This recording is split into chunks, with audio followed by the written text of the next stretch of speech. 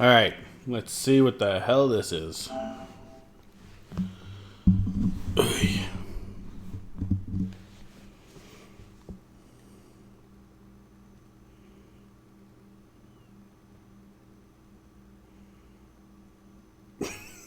That's... What? What are you guys making me play? This game is not suitable for children or those who are easily disturbed. I do not appreciate the game having to tell me that everyone in the game is 18 or over. Oh, Lord. What do you guys got me playing? What is this? Okay, here we go.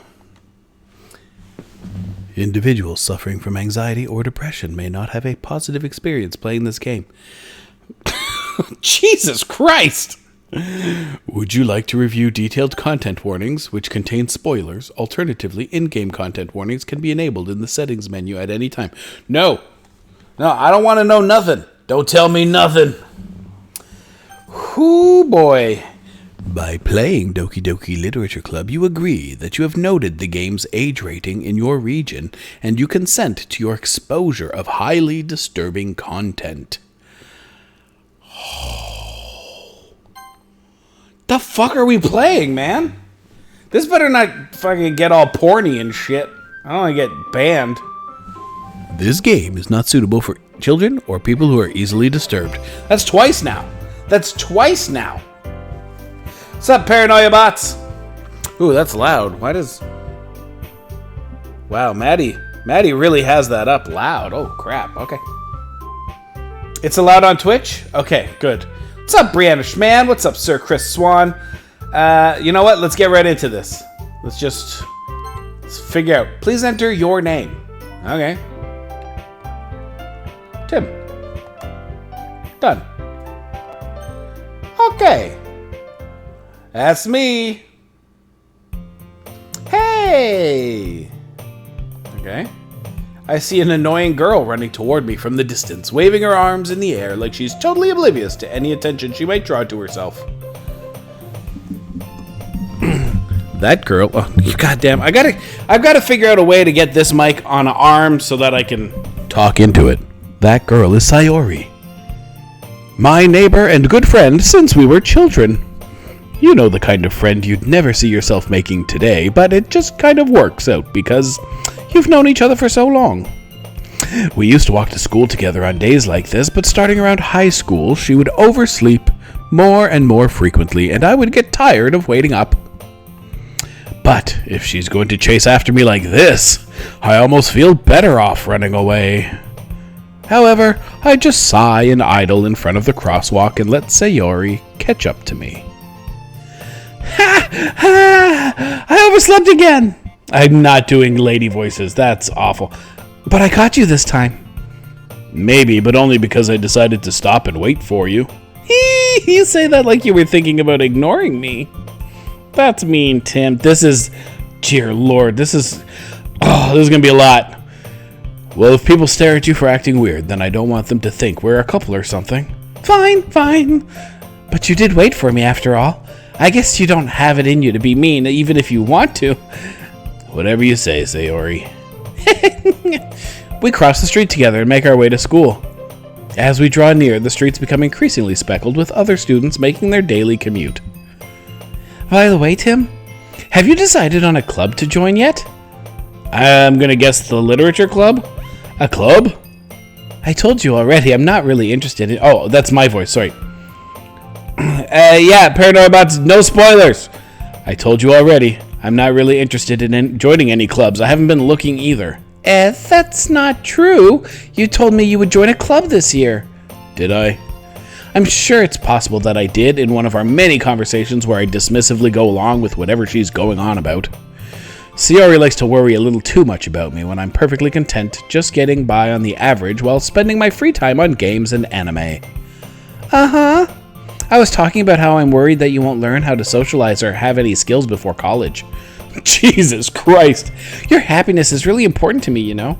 And I know you're happy now, but I die at the thought of you becoming a NEET in a few years because you're not used to the real world. You trust me, right? Don't make me keep worrying about you. All right. I'll look at a few clubs if it makes you happy. No promises, though. Will you at least promise you'll try a little? Yeah, I guess I'll promise you that. Yay! Why do I let myself get lectured by such a carefree girl? More than that, I'm surprised I even let myself relent to her. I guess seeing her worry so much about me makes me want to ease her mind at least a little bit, even if she does exaggerate everything inside of her head. I am not liking me, by the way. I fucking suck. The school day is as ordinary as ever, and it's over before I know it. We're just skipping school?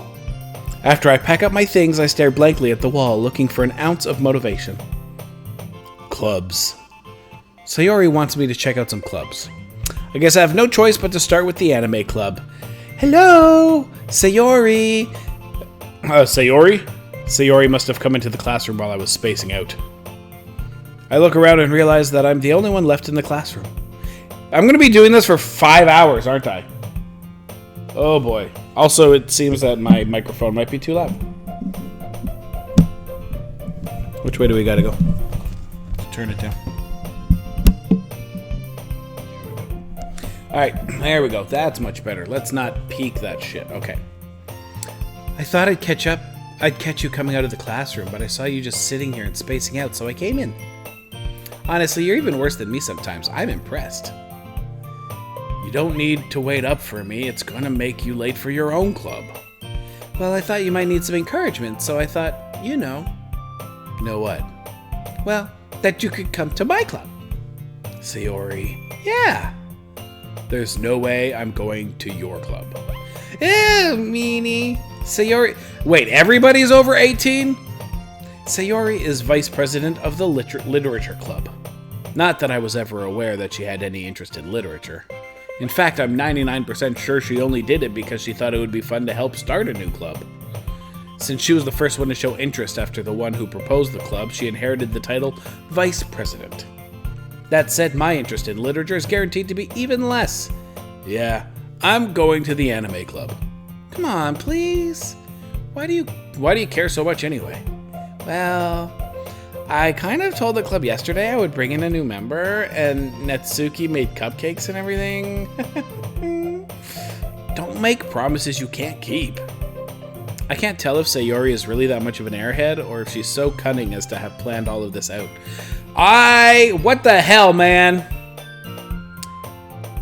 I let out a long sigh. I am the worst. Fine, I'll stop by for a cupcake, okay? Yes, let's go. And thus, today marks the day I sold my soul for a cupcake. I dejectedly follow Sayori across the school and upstairs, a section of the school I rarely visit. Sayori, full of energy, swings open the classroom door. Everyone, the new member is here. I told you, don't call me a new member. Yeah, I glance around the room. Girl 1. Welcome to the Literature Club. It's a pleasure meeting you. Sayori always says nice things about you. Seriously, you brought a boy? Way to kill the atmosphere. Ah, Tim, what a nice surprise. I do not know why she got that voice. Welcome to the club. All words escape me in this situation. This club is full of incredibly cute girls. Shoot me. What are you looking at? If you want to say something, say it. Sorry. Natsuki. The girl with the sour attitude, whose name is apparently Natsuki, is one I don't recognize. Her small figure makes her look like a first-year student.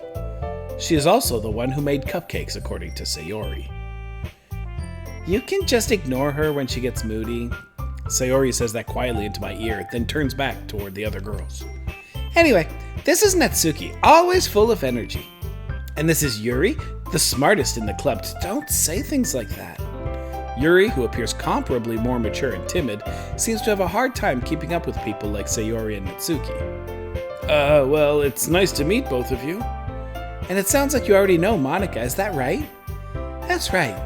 Oh wait, she got the weird voice. It's great to see you again, Tim. Monica smiles sweetly. By the way, that's the mom in the Dumb Bunnies book when I read it to my kids. We do know each other. Well, we rarely talked, but we were in the same class last year.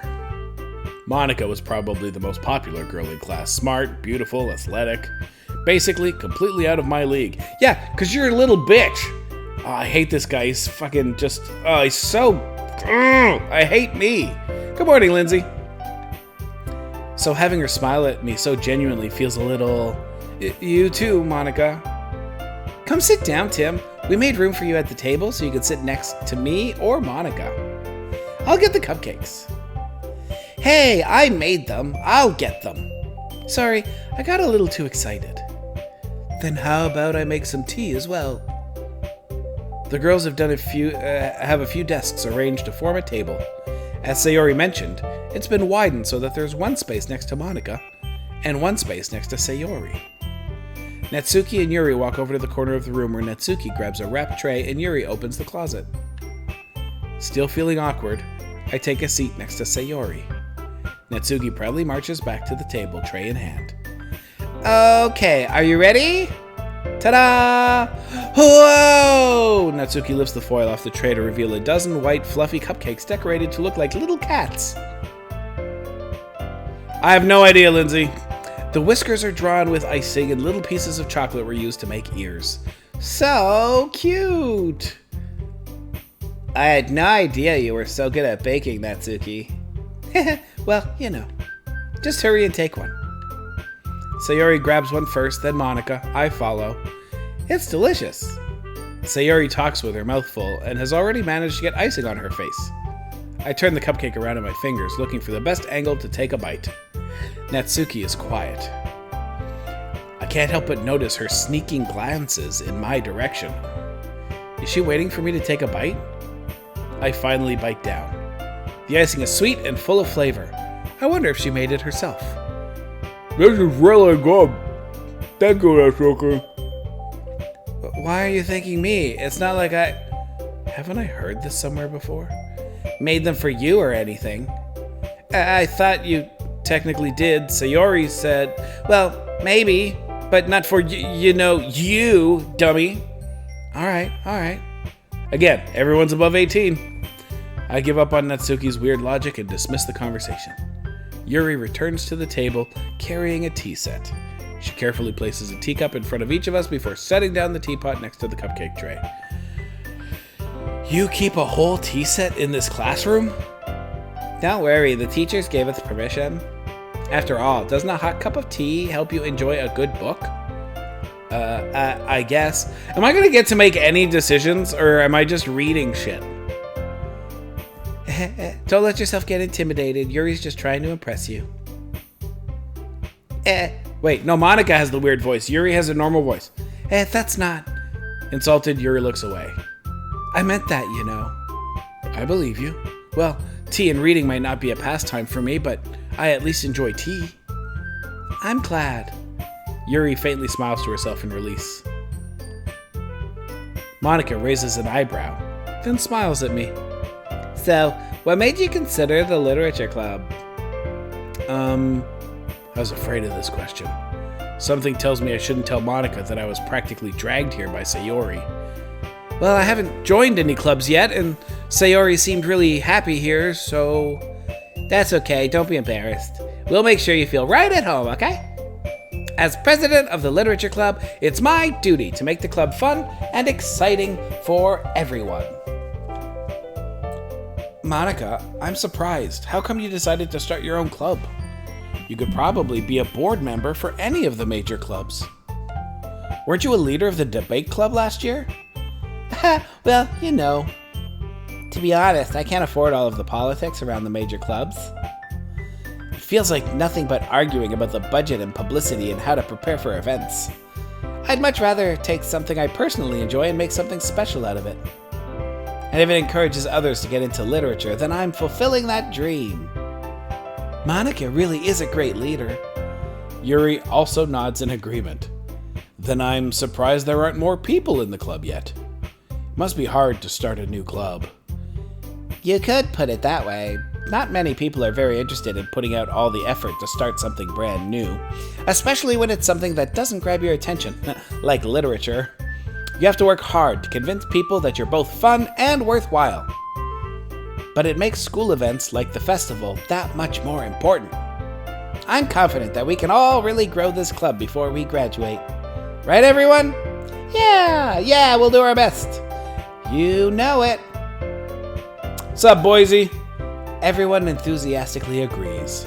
Yeah, I know. I just read them enthusiastically agreeing. Can't the writing be better if all I'm going to do is goddamn read? Such different girls, all interested in the same goal.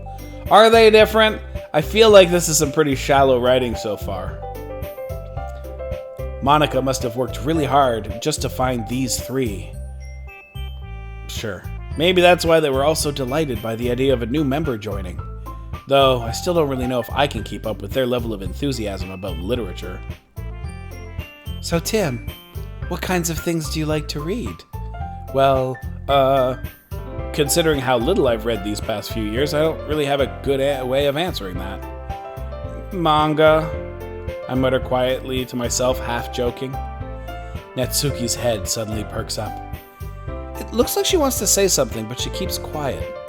Not much of a reader, I guess. Well, that can change. What am I saying? I spoke without thinking after seeing Yuri's sad smile. Anyway, what about you, Yuri? Let's see. Yuri traces the rim of her teacup with her finger. The fuck am I playing? My favorites are usually novels that build deep and complex fantasy worlds. The level of creativity and craftsmanship behind them is amazing to me. Oh no. And telling a good story in such a foreign world is equally impressive. Yuri goes on, clearly passionate about her reading. She seemed so reserved and timid since the moment I walked in, but it's obvious by the way her eyes light up that she finds her comfort in the world of books, not people.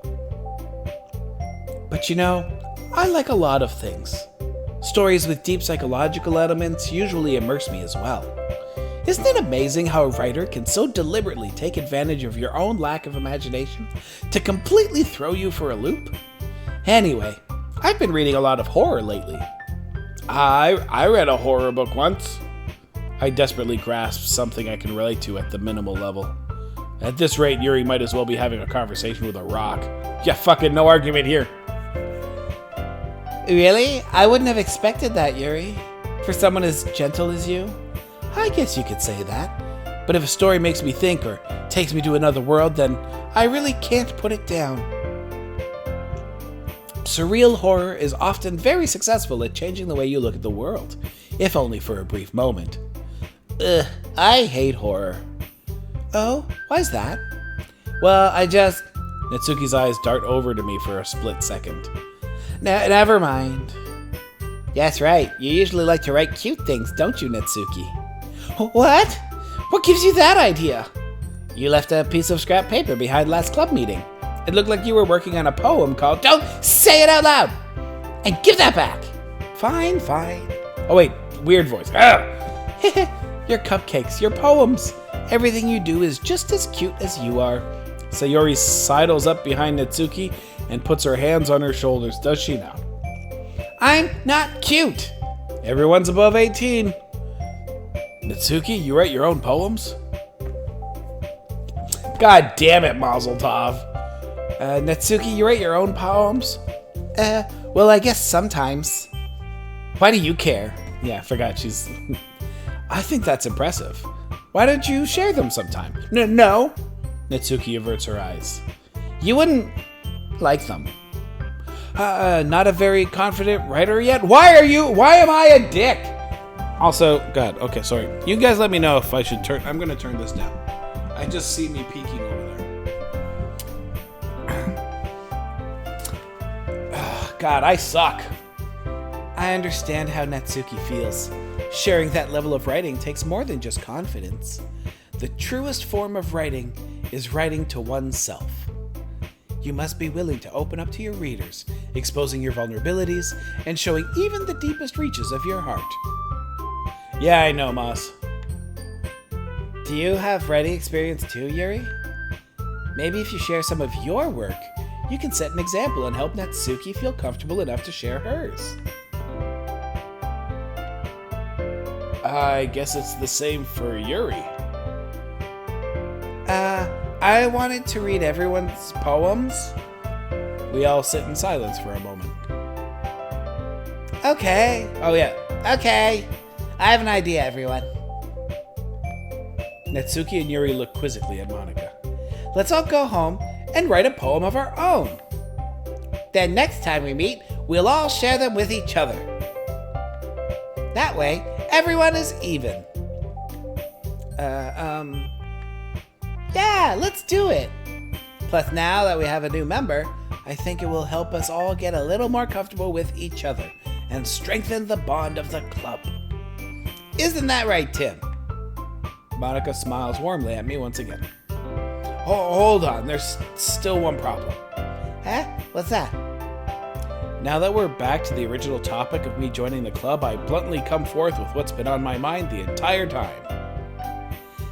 I never said I would join this club.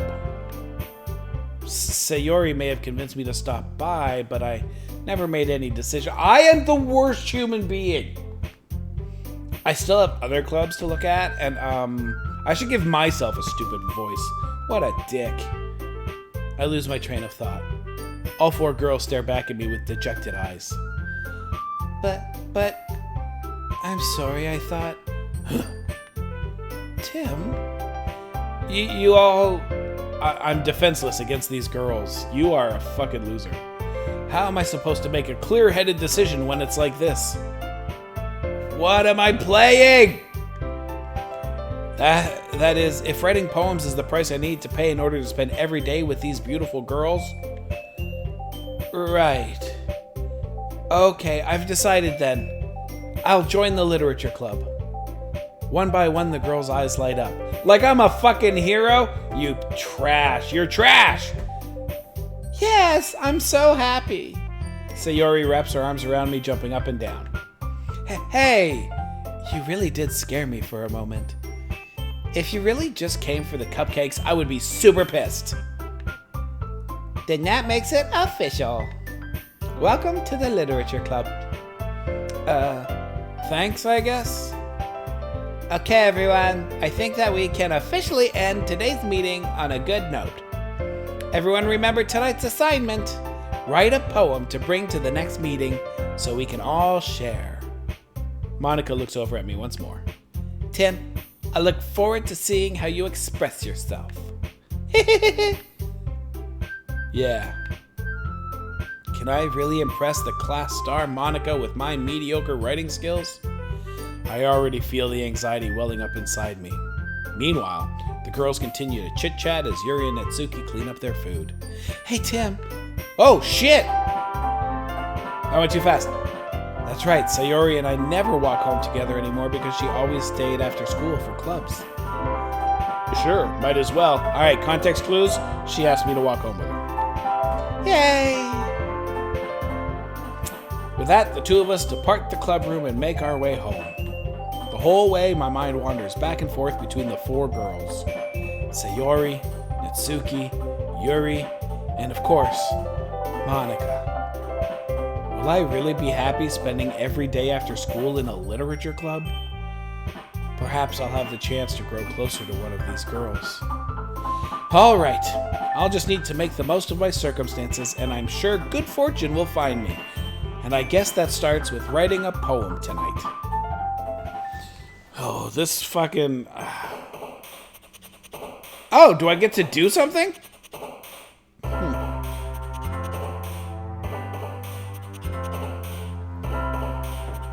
Alright. It's time to write a poem. Pick words you think your favorite club member will like. Something good might happen with whoever likes your poem the most. Okay.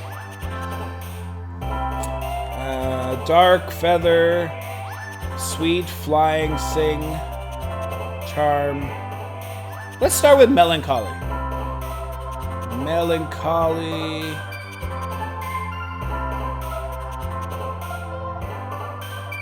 Let's do a melancholy adventure of Unrequited happiness.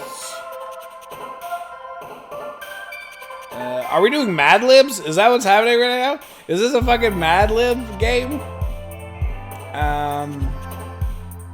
Excitement. Swimsuit.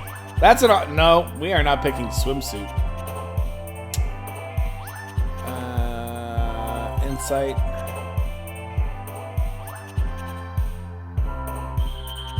Hope.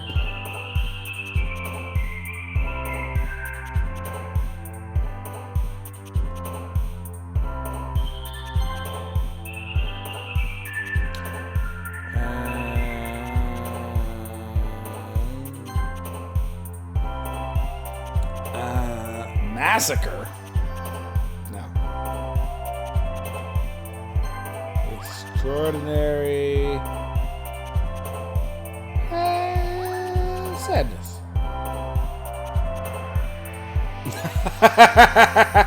I am not picking swimsuit.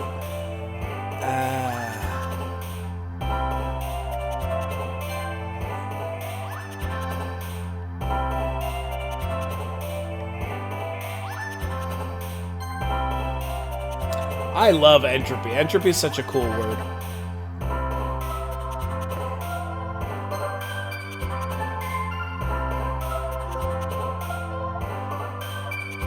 Oh, I just earned a trophy. Cool.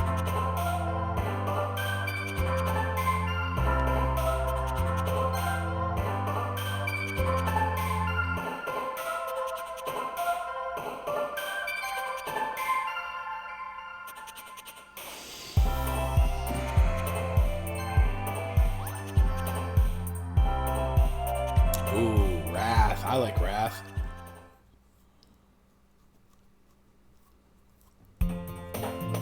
Hi again, Tim. Glad to see you didn't run away on us. Nah, don't worry. This might be a little strange for me, but I at least keep my word. Well, I am back at the Literature Club. I was the last to come in, so everyone else is already hanging out. Thanks for keeping your promise, Tim. I hope this isn't too overwhelming of a commitment for you. Making you dive headfirst into literature when you're not accustomed to it. Oh, come on, like he deserves any slack. Sayori told me you didn't even want to join any clubs this year. And last year, too. I don't know if you plan to just come here and hang out or what, but if you don't take us seriously, then you won't see the end of it. Natsuki, you certainly have a big mouth for someone who keeps her manga collection in the club room. Natsuki finds herself stuck between saying Monica and manga. Manga is literature! Swiftly defeated, Natsuki plops back into her seat. Don't worry, guys. Tim always gives it his best as long as he's having fun. He helps me with busy work without me even asking.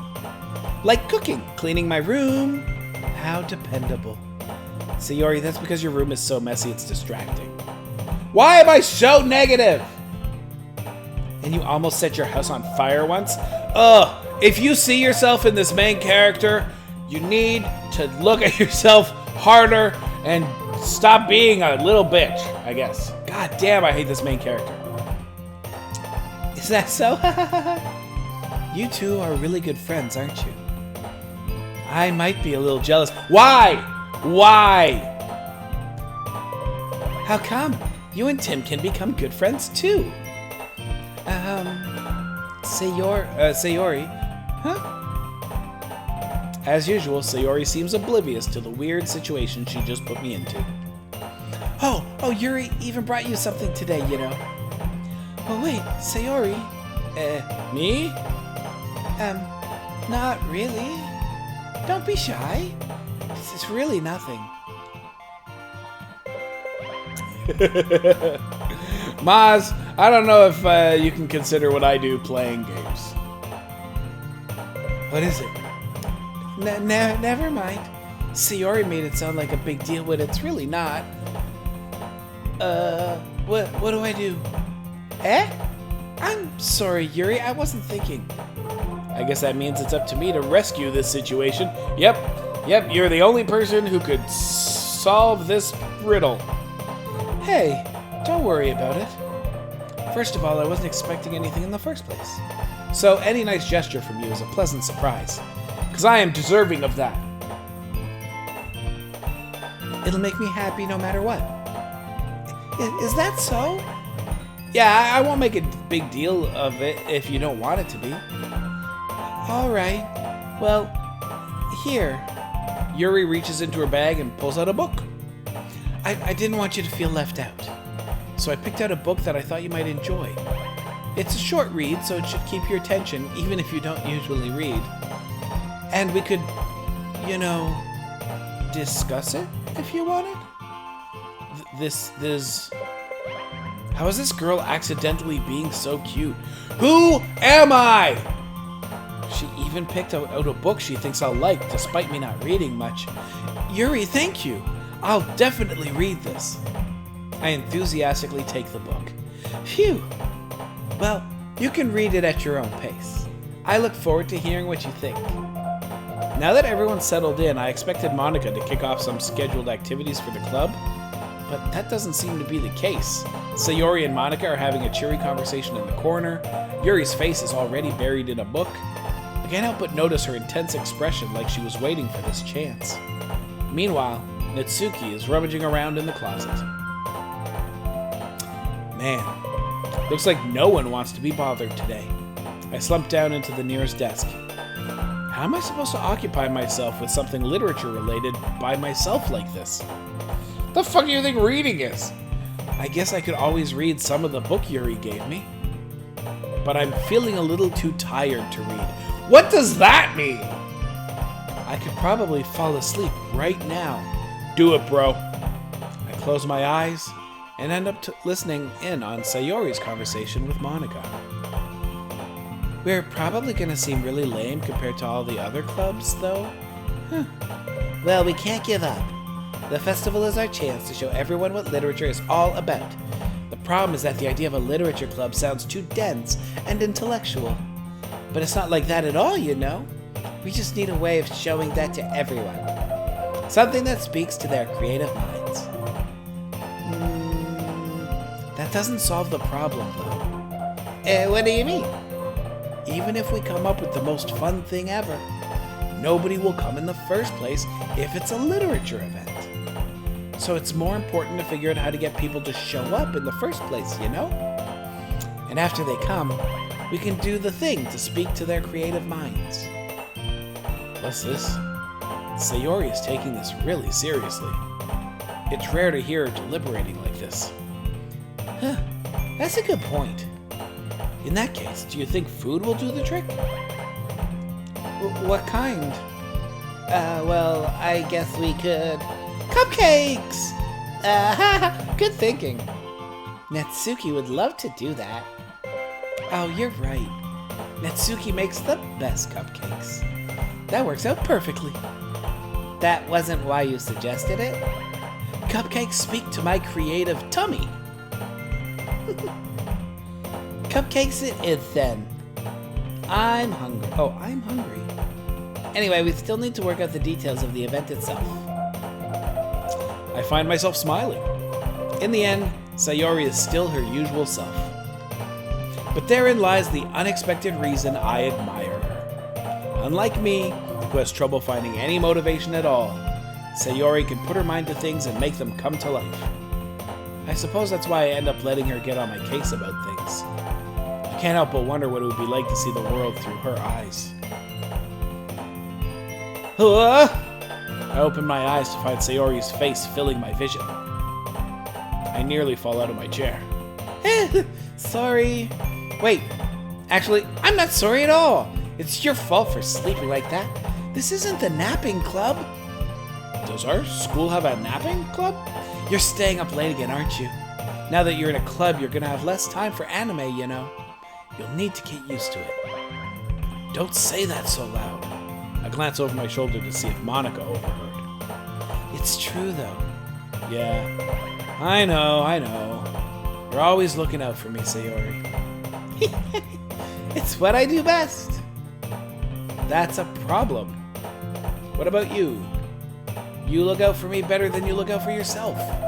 You're still oversleeping every day, aren't you? Not every day. That's not very convincing. How many days this past week have you gotten up on time? It's a secret. I knew it. Come on. At least give me the benefit of the doubt. I can't even do that. Look, Sayori, it's written all over you. Eh? Sayori glances around at herself. How is it written all over me? You were clearly in a rush this morning. Look, your hair is sticking out all around here. I run my fingertips down the side of saying, fuck you, trying to straighten it out. Man, you really need a brush for this. My hair is just really hard to get right. I won't fall for that. There's more than just your hair. Look, your bow isn't straight either. Who am I? Why am I playing this? And there's toothpaste stain on your collar right here. I try to wipe off the stain with my finger. But nobody would ever notice that. Of course they would. Nobody's going to tell you about it because they don't want to embarrass you. Fortunately, I really don't care about that. You meanie. And you don't even keep your blazer buttoned up. Seriously, Sayori. Why do you think you don't have a boyfriend yet? That's super mean. Sorry, but you'll thank me later. No, she fucking won't. What is happening? I start to button her blazer from the bottom. Once you see how much better it looks, you'll change your mind. I hate everything that's happening right now. This is so funny. What is? Well, I was just thinking how weird it is to have a friend who does these kinds of things. Huh? Don't say that. You'll make me feel weird about it, stupid. It's okay, though. I'm happy we're like this. Aren't you? I guess. Hey, be careful. That button might come off. Why is this one so hard to close? I struggle to fully close the button near her chest. What am I doing? Does this thing even fit you properly? It did when I bought it. If you ever buttoned it, you would have noticed sooner that it doesn't fit you anymore. What are you smiling about? It means my boobs got bigger again. Don't say that out loud. Anyway, you look much better now, so, why does it feel strange to see Sayori's blazer buttoned up like that? But it's so stuffy. It's not worth it at all. Sayori hastily unbuttons her blazer once more. Phew! That's so much better. Yeah, no shit. Sayori puts her arms out and twirls around. So if I keep it unbuttoned, then I won't get a boyfriend, right? What kind of logic is that? Why are you saying that like it's a good thing?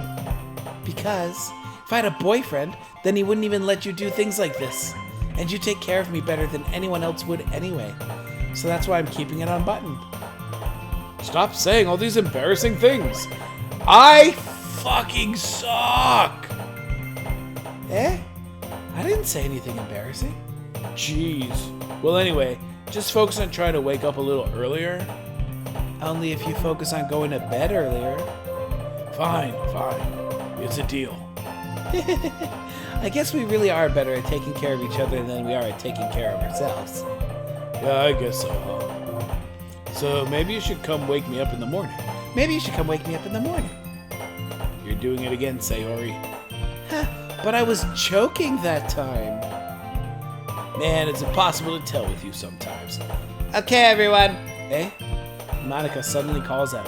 Why don't we share the poems we wrote now? Yay! Tim, I can't wait to read yours. Yeah, same. I fail to sound enthusiastic, but Sayori still trots away to retrieve her poem. By the way, did you remember to write a poem last night? Yeah. My relaxation ends. I can't believe I agreed to do something so embarrassing. I couldn't really find much inspiration since I've never really done this before. Well, now that everyone's ready, why don't you find someone to share with? I can't wait! Sayori and Monica enthusiastically pull out their poems. Sayori's is on a wrinkled sheet of loose leaf torn from a spiral notebook. On On the other hand, Monica wrote hers in a composition notebook. I can already see Monica's pristine handwriting from where I sit. Natsuki and Yuri reluctantly comply as well, reaching into their bags. I do the same myself. Who should I show my poem to first? Okay, do I play with this shitty-ass character, or do I play with me? Let's go with Sayori. She's my good friend, after all.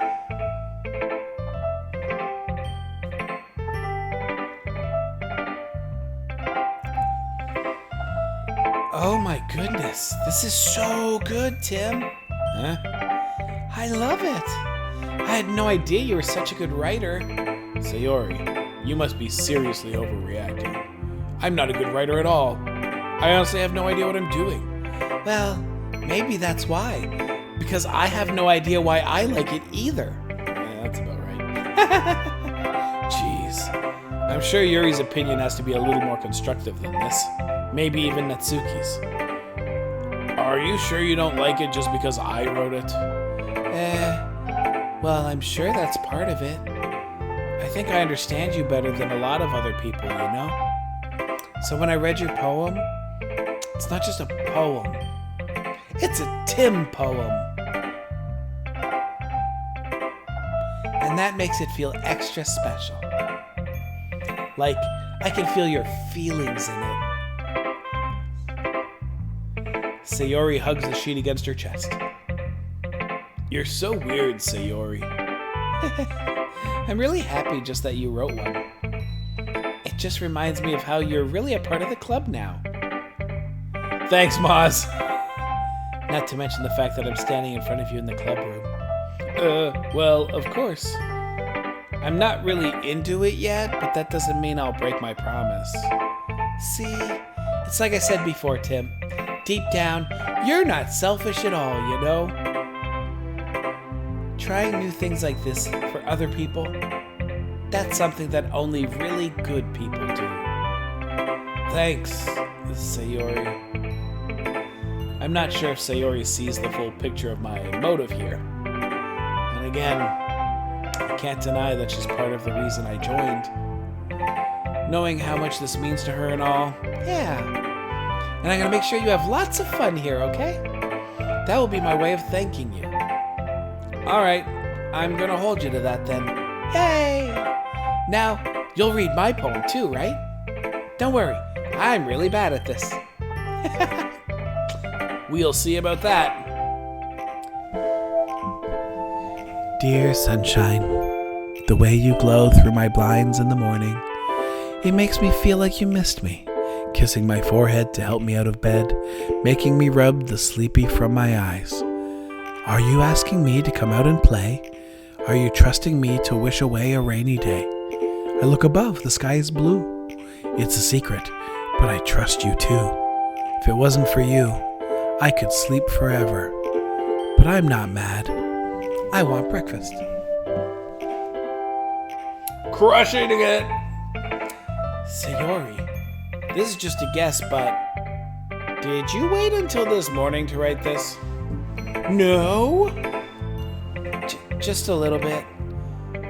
You can't answer just a little bit to a yes or no question. I forgot to do it last night. Well, at least that makes me feel a little better about myself. Don't be mean. I still tried my best. Yeah. I didn't mean to say that it was a bad poem. It came out nice, or how should I put it? It sounds just like you.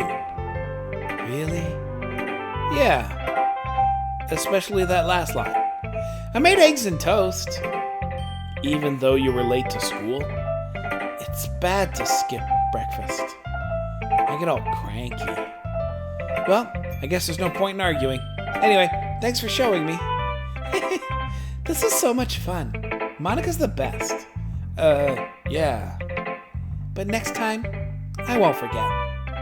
And I'm gonna write the best poem ever. Well, I guess I look forward to it too. Who should I show my poem to next? You know who hates me? Natsuki. Let's go to Natsuki.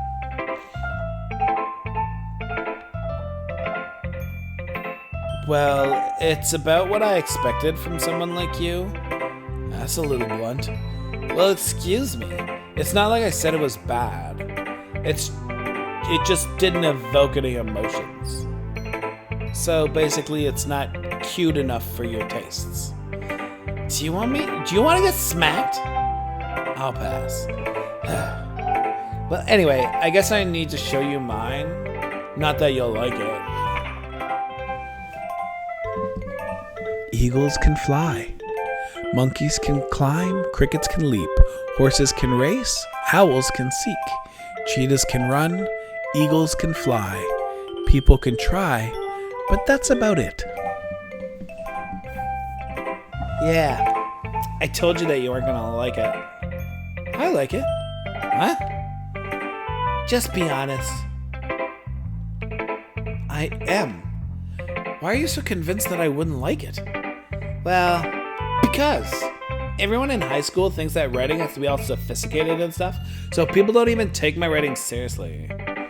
But isn't the point of poems for people to express themselves? Your writing style wouldn't make your message any less valid. Yeah, exactly. I like when it's easy to read, but hits you hard. Like in this poem.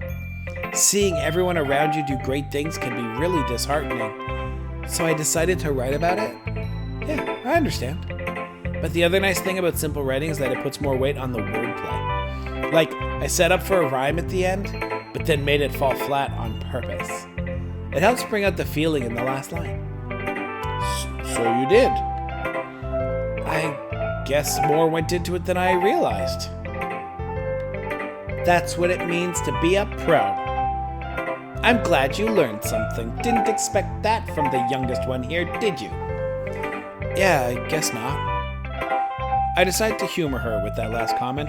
I don't really care how old everyone is, but if Natsuki is feeling proud, then I won't take that away from her. Really? That seems out of character, you son of a bitch. Let's go with Monica. Hi, Tim. Having a good time so far? Yeah. Good, glad to hear it. By the way, since you're new and everything, if you ever have any suggestions for the club, like new activities or things we can do better, I'm always listening. Don't be afraid to bring things up, okay? Alright, I'll keep that in mind. Of course I'll be afraid to bring things up. I'm much better off just going with the flow until I'm more settled in. Anyway, want to share your poem with me? It's kind of embarrassing, but I guess I have to. Don't worry, Tim. We're all a little embarrassed today, you know. But it's that sort of barrier that we'll all learn to get past soon. Yeah, that's true. I hand Monica my poem. I like this one. It makes me think of something Sayori would like. Is that so? You and Sayori are really good friends, right? I wouldn't be surprised if you had those sorts of things in common. Well, we may be good friends, but Sayori and I are actually really different. Well, that may be the case, but maybe there are also some similarities that you wouldn't expect.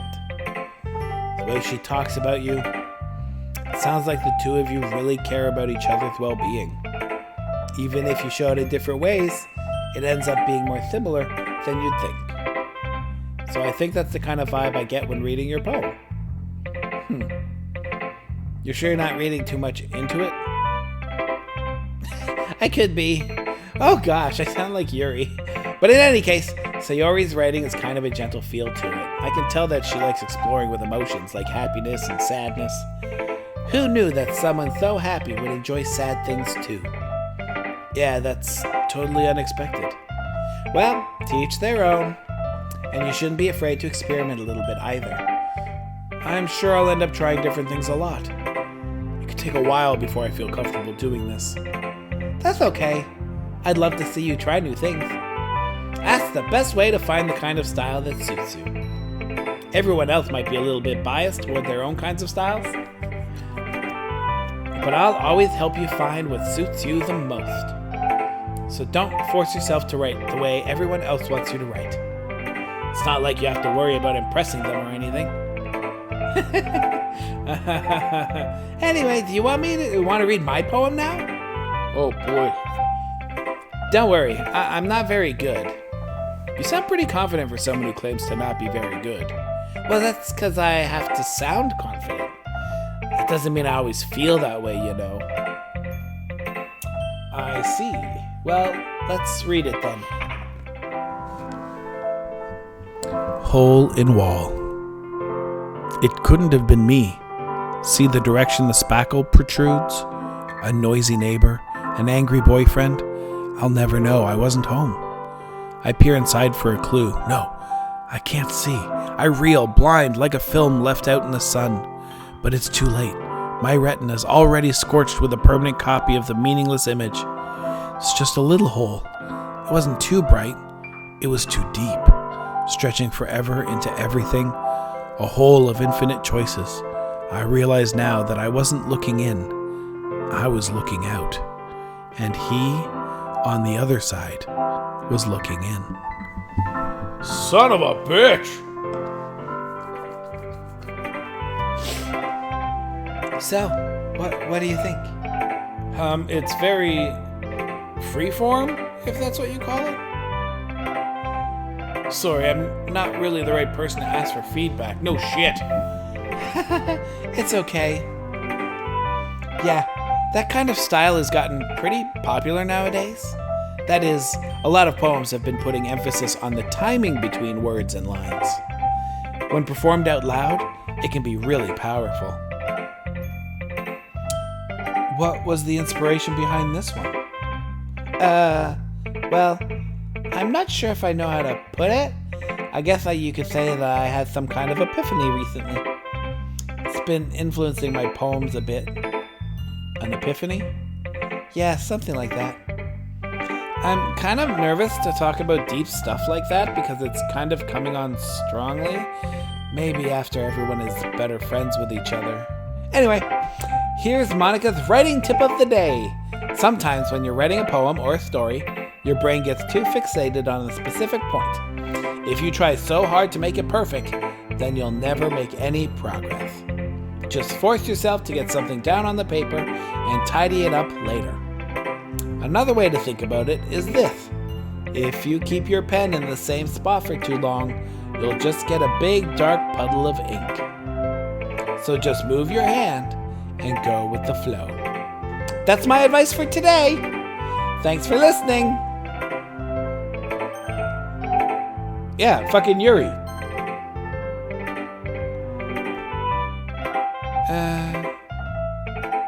Yuri stares at the poem. A minute passes. More than enough time for her to finish reading.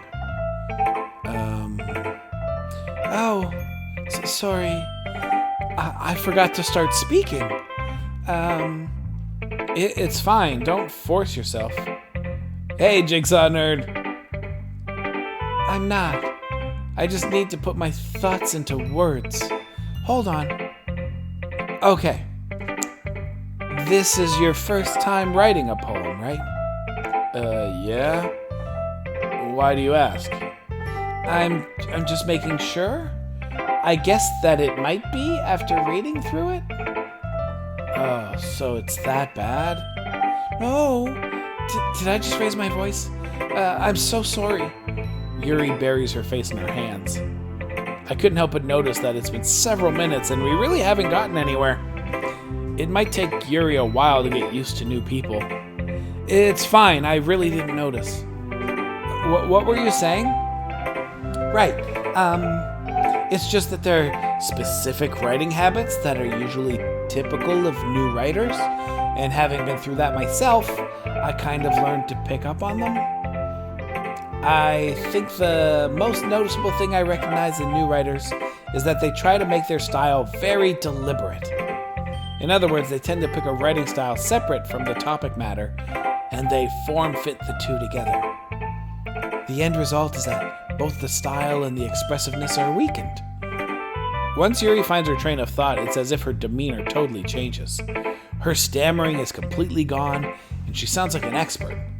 Of course, That's not something you can be blamed for. There are so many different skills and techniques that go into writing even a simple poem. Not just finding them and building them, but getting them to work together is probably the most challenging part. It might take you some time, but it all comes with practice and learning by example and trying new things. I also hope that everyone else in the club gives you valuable feedback. Netsuki can be a little bit biased, though. Biased? How? Never mind. I shouldn't be talking about people like that. Sorry. It's fine. I'm not sure if Yuri is apologizing to herself, to me, or to Natsuki. Do you mind if I read your poem now? Please do. I'd love to share my thought process behind it. Yuri smiles dreamily as if that's a rare opportunity for her. Which itself is kind of funny. After all, isn't this supposed to be a literature club? Ghost under the light.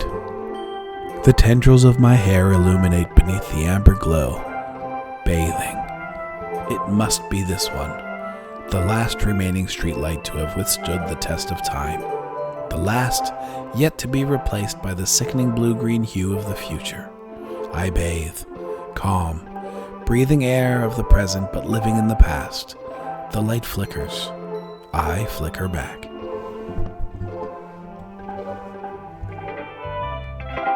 I'm sorry I have such terrible handwriting. What? I wasn't thinking that at all. But it took you a long time to read. I just don't read script very often. I actually think your handwriting is pretty. That's a relief. Also, I liked the poem. Even though it's short, it was really descriptive. It wasn't too short? I usually write longer poems. Not at all. I'm really glad you like it. I'll be honest, since it's our first time sharing, I wanted to write something a little more mild. Something easy to digest, I suppose. Are you into ghosts, Yuri? Actually, the story isn't about a ghost at all, Tim. Really? I must have totally missed the point. Well, I suppose you did only glance over it after all. But remember that poets often express their own thoughts, feelings, and experiences in their work. They usually do more than tell a simple story or paint a picture. In this case, perhaps the subject of the poem is only being symbolically compared to a ghost. Lingering in her last remaining place of comfort, unable to let go of the past, and soon to be left with nothing. That's a lot more solemn, putting it that way. I hadn't even thought of that. That's impressive. It's nothing really. Well, it makes me happy that you think that. Just remember that it won't be long before you pick up on these things too. Yeah, maybe you're right. I guess I'll have to keep trying. I'm counting on you. I guess that's everyone. I glance around the room. That was a little more stressful than I anticipated. It's as if everyone is judging me for my mediocre writing abilities. Even if they're just being nice, there's no way my poems can stand up to theirs. This is a literature club after all. I sigh. I guess that's what I ended up getting myself into. Across the room, Sayori and Monica are happily chatting. My eyes land on Yuri and Natsuki. They gingerly exchange sheets of paper, sharing their respective poems. As they read in tandem, I watch each of their expressions change. Natsuki's eyebrows furrow in frustration. Meanwhile, Yuri smiles sadly. What's with this language? Did you say something? Oh, it's nothing. Natsuki dismissively returns the poem to the desk with one hand. I guess you could say it's fancy. Thanks. Yours is cute. Cute? Did you completely miss the symbolism or something? It's clearly about the feeling of giving up. How can that be cute? I know that. I just meant the language, I guess. I was trying to say something nice. You mean you have to try that hard to come up with something nice to say? Thanks, but it really didn't come out nice at all. Well, I do have a couple suggestions. If I was looking for suggestions, I would have asked someone who actually liked it. Which people did, by the way. Sayori liked it, and Tim did too. So based on that, I'll gladly give you some suggestions of my own. First of all, excuse me, I appreciate the offer, but I've spent a long time establishing my writing style. I don't expect it to change anytime soon, unless of course I come across something particularly inspiring. Which I haven't yet. And Tim liked my poem too, you know. He even told me he was impressed by it. Natsuki suddenly stands up. Oh? I didn't realize you were so invested in trying to impress our new member, Yuri. That's not what you're just... Yuri stands up as well. Maybe you're just jealous that Tim appreciates my advice more than he appreciated yours. Wrong voice. And how do you know he didn't appreciate my advice more? Are you that full of yourself? No. If I was full of myself, I would deliberately go out of my way to make everything I do overly cutesy. Is everyone okay? Well, you know what? I wasn't the one whose boobs magically grew a size bigger as soon as Tim started showing up. Natsuki! Natsuki, that's a little... This doesn't involve you! I don't like fighting, guys. Suddenly, both girls turned towards me as if they just noticed I was standing there. Tim, she's just trying to make me look bad. That's not true. She started it. If she could get over herself and learn to appreciate that simple writing is more effective, then this wouldn't have happened in the first place. What's the point in making your poems all convoluted for no reason? The meaning should jump out at the reader, not force them to have to figure it out. Help me explain that to her, Tim. Wait, there's a reason we have so many deep and expressive words in our language. It's the only way to convey complex feelings and meaning the most effectively. Avoiding them is not unnecessarily limiting yourself. It's also a waste. You understand that, right, Tim? Well... How did I get dragged into this in the first place? It's not like I know anything about writing. But whomever I agree with, they'll probably think more highly of me. So of course that's going to be...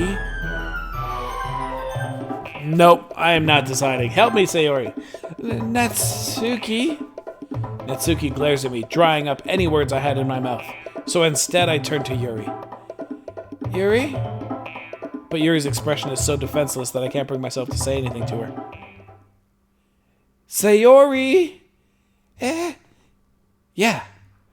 Everyone's fighting is making Sayori uncomfortable.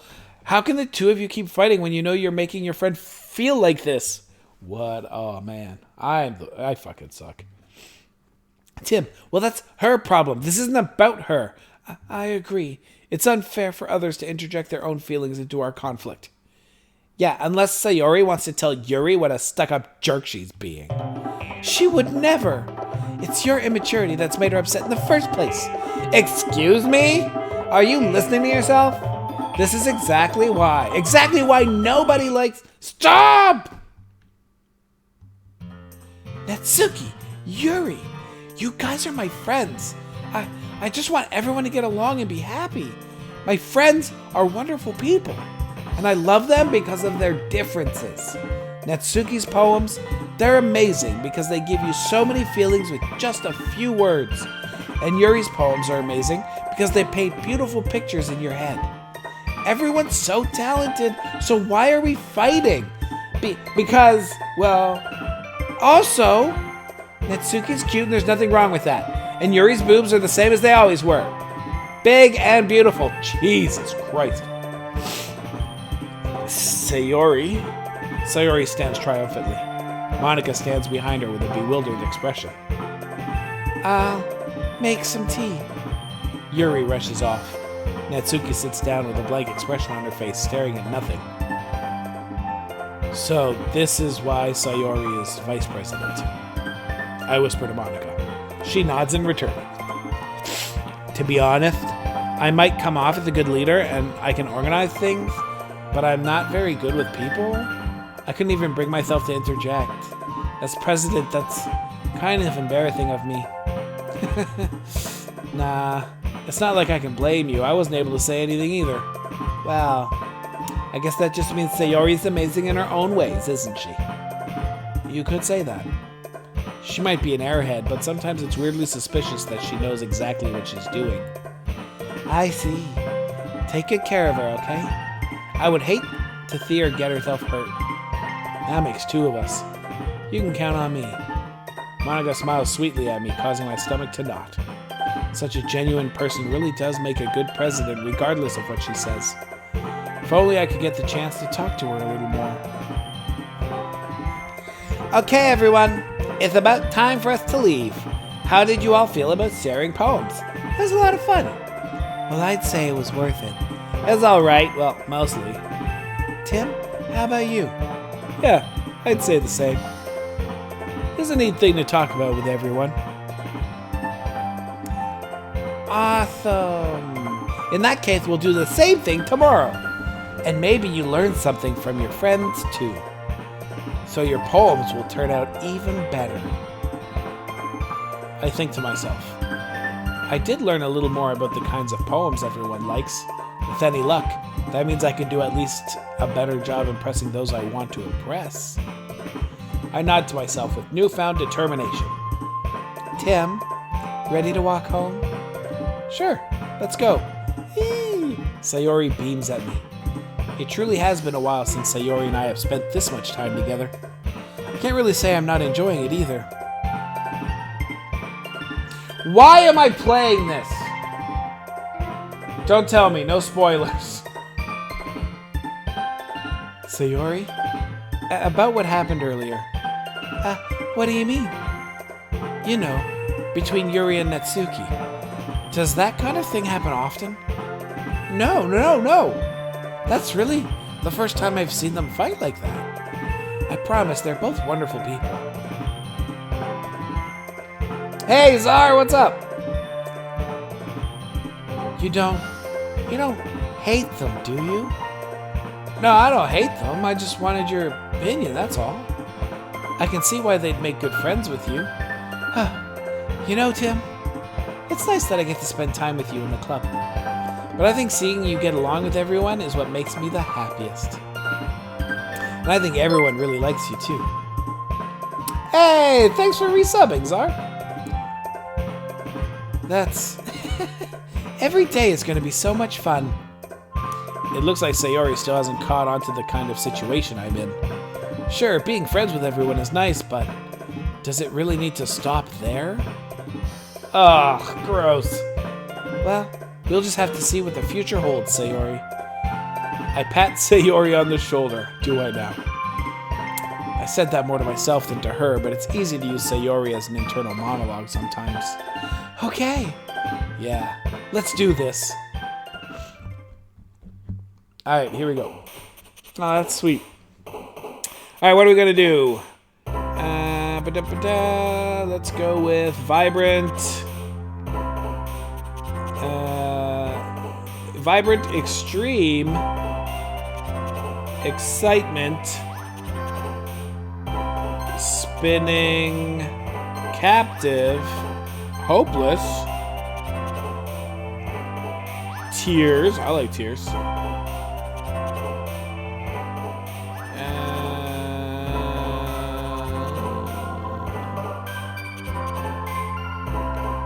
Entropy is my favorite word.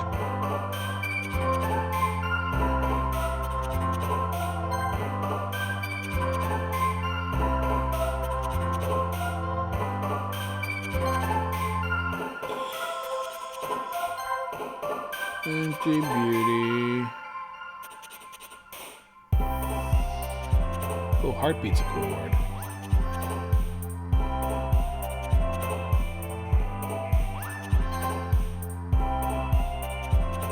There's swimsuit again.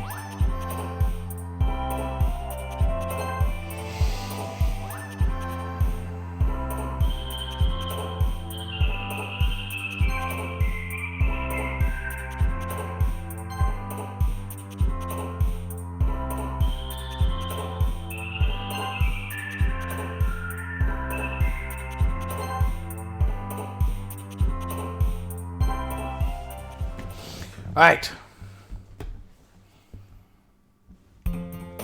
Another day passes and it's time for the club meeting already. I've gotten a little more comfortable here over the past couple days. Entering the club room, the usual scene greets me. Hi, Tim. Yo, Sayori. Looks like you're in a good mood today. I'm just still not used to being in the club, that's all. I see. That's a pretty simple thing to get you in a good mood, but I guess it's always the simple things with you anyway. Speaking of which, I'm kinda hungry. Will you come with me to buy a snack? No, thanks. That's not like you at all. I have my reasons. Why don't we take a look at your purse, Sayori? Why that, all of a sudden? No reason, really. I just wanted to look at it. The fuck am I playing, guys?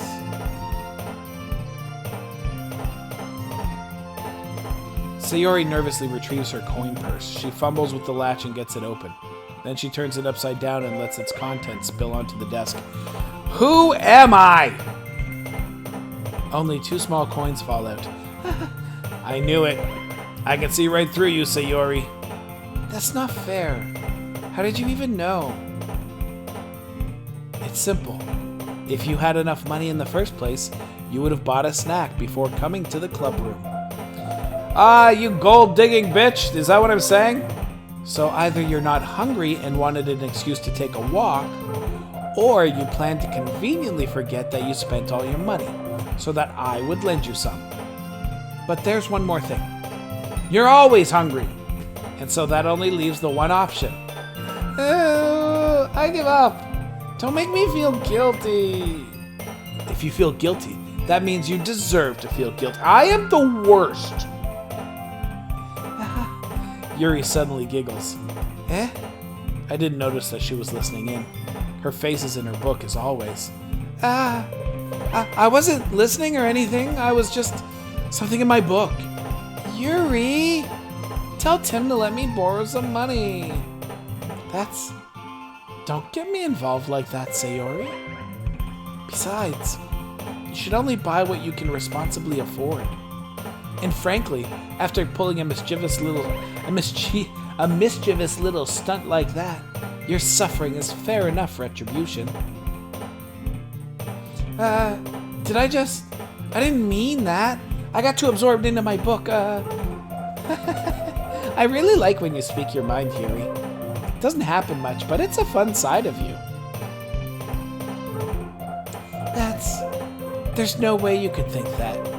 You were right, though. I did something bad, and now I have to accept the retribution. That! Still, coming from you, Sayori, I guess there's a little devil inside all of us, isn't there? Don't let her fool you. Sayori knows exactly what she's doing. After all, she told you guys she was bringing me to the club before she even told me. But you wouldn't have come if it weren't for the cupcakes. So I had to trick Natsuki into making them. Come on, give me more credit than that, Sayori. Out of nowhere, something smacks Sayori in the face and tumbles onto the desk. Yeah! Ow! What was... A cookie? Sure enough, it's a giant cookie wrapped in plastic. Sayori glances around. Is this a miracle? It's because I paid my restitution. Retribution. Actually, that one almost worked. I was just gonna give it to you, but then I heard you blab about the cupcakes. It's totally worth seeing your reaction, though. Natsuki, that's so nice of you. I'm so happy. Sayori hugs the cookie. Jeez, just eat it. Sayori rapidly tears open the wrapper and takes a big bite. So good. Sayori suddenly clasped her hands over her mouth. I bit my tongue. You're going through a lot over just one cookie. Natsuki takes a bite of her own cookie. Oh, yours looks really good too, Natsuki. Can I try it? Jeez. Beggars can't be choosers. But yours is chocolate. Yeah. Why do you think I gave you that one? Fine. Still, I'm really happy you shared this one with me. Sayori gets out of her seat and goes behind Natsuki, then wraps her arms around her.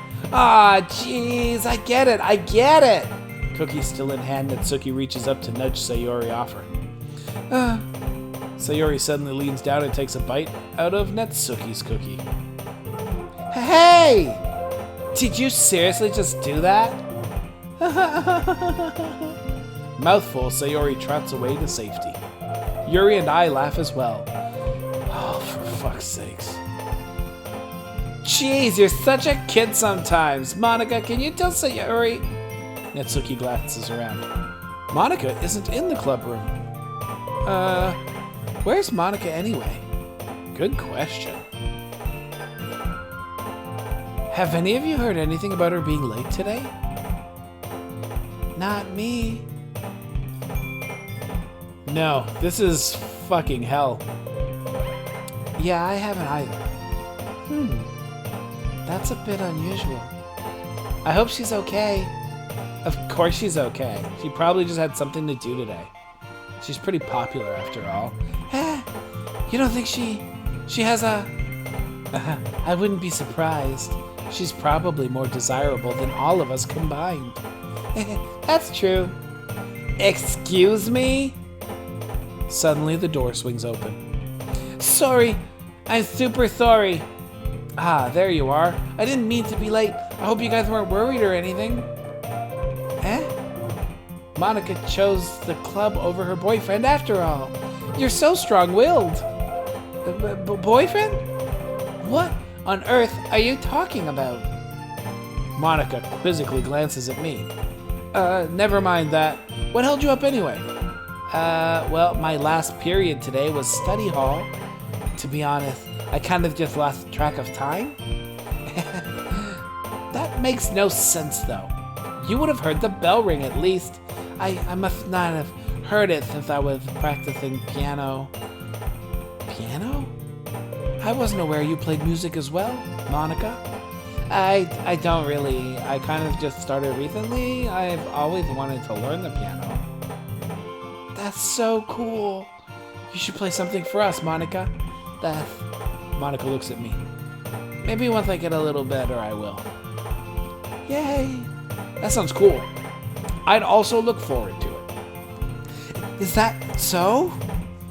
In that case, I won't let you down, Tim. Who the fuck do these people think I am? Monika smiles sweetly. I didn't mean any pressure or anything like that. Don't worry. I've been practicing a whole lot recently, and I'd really love the chance to share once I'm ready. I see. In that case, best of luck. Thanks. So, I didn't miss anything, did I? No, not really. I choose to leave out Sayori's mischievous escapade. I'm sure Natsuki will end up complaining to her anyway. Looks like everyone has already settled down. Sayori somehow already finished her entire cookie. Yuri is back to her book and Natsuki disappeared into the closet. I'm really curious to talk to Yuri a little bit more, but at the same time I would feel bad for distracting her from reading. I catch a glimpse of the cover of her book. Looks like the same book she lent to me.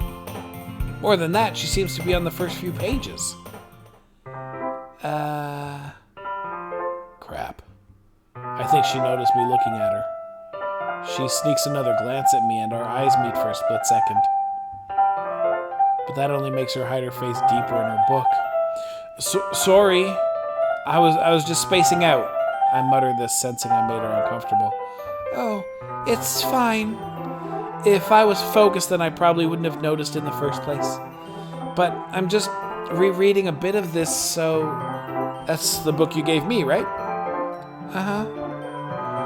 I wanted to reread some of it. Not for any particular reason. Just curious how come you have two copies of the same book. Well, when I stopped at the bookstore yesterday... that's not what I meant. I mean, I just happened to buy two of them. Oh, I see. There's something fairly obvious here that Yuri isn't telling me, but I decide to let it go. I'll definitely start reading it soon. I'm glad to hear. Once it starts to pick up, you might have a hard time putting it down. It's a very engaging and relatable story. Is that so? What's it about, anyway? Well, Yuri closes the book and scans her eyes over the back. The book is titled Portrait of Markov. There's an ominous-looking eye symbol on the front cover. Alright, I just wanted to make sure I don't accidentally give anything away. Basically, it's about this girl in high school who moves in with her long-lost younger sister, but as soon as she does, her life gets really strange. She gets targeted by these people who escaped from a human experiment prison, and while her life is in danger, she needs to desperately choose who to trust. No matter what she does, she ends up destroying most of her relationships, and her life starts to fall apart. It's kind of dark, isn't it? Yuri made it sound like it was going to be a nice story, so that dark turn came from nowhere. Yuri gently giggles all of a sudden. Are you not a fan of that sort of thing, Tim? No, it's not that. I mean, I can definitely enjoy those kinds of stories, so don't worry. I hope so. Yeah, I totally forgot that Yuri is into those things. She's so shy and reclusive on the outside, but her mind seems to be completely different. It's just that those kinds of stories, they challenge you to look at life from a strange new perspective. When horrible things happen, not just because someone wants to be evil, but because they have their own goals or their own philosophy that they believe in. Then suddenly, when you thought you related to the protagonist, they're made out to be the naive one for letting their one-sided morals interfere with the villain's plans. I'm rambling, aren't I? Not again. I'm sorry. Hey, don't apologize. I haven't lost interest or anything. Well, I guess it's alright then. But I feel like I should let you know that I have this problem when I let things like books and writing fill my thoughts. I kind of forget to pay attention to other people, so I'm sorry if I end up saying something strange. And please stop me if I start talking too much. I really don't think you need to worry. That just means you're passionate about reading. The least I can do is listen. It is a literature club after all. Yeah, that's true. In fact, I might as well get started reading it, right? You don't have to. What are you saying? Just a moment ago, you said you were looking forward to it. Let me just get the book. I quickly retrieved the book that I had put into my bag. All right, it's fine if I sit here, right? I slip into the seat next to Yuri's. Yeah. Are you sure? You seem a little apprehensive. I'm sorry. It's not that I don't want you to. It's just something I'm not very used to. That is, reading in the company of others. I see. Well, just tell me if I end up distracting you or anything. All right. I open the book and start the prologue. I soon understand what Yuri means about reading in company. It's as if I can feel her presence over my shoulder as I read. It's not a particularly bad thing. Maybe a little distracting, but the feeling is somewhat comforting. Yuri is in the corner of my eye. I realize that she's not actually looking at her own book. I glance over. It looks like she's reading from my book instead. So sorry, I was just... Yuri, you really apologize a lot, don't you? I do? I don't really mean to, sorry. I mean... this should work, right? I slide my desk until it's up against Yuri's, then hold my book more between the two of them. I suppose so. Yuri timidly closes her own copy. Once we each lean in a bit, our shoulders are almost touching. It feels like my left arm is in the way, so instead I use my right hand to hold the book open. I guess that makes it kind of difficult to turn the page. Here. Yuri takes her left arm and holds the left side of the book between her thumb and forefinger. I do the same with my right arm on the right side of the book.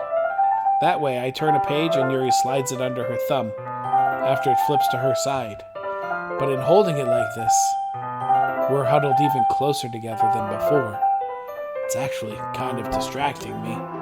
It's as if I can feel the warmth of Yuri's face and she's in the corner of my vision. Are you ready? To turn the page. Sorry. I think I got a bit distracted for a second. I glance over at Yuri's face again and our eyes meet. I don't know how I'll be able to keep up with her. That's okay.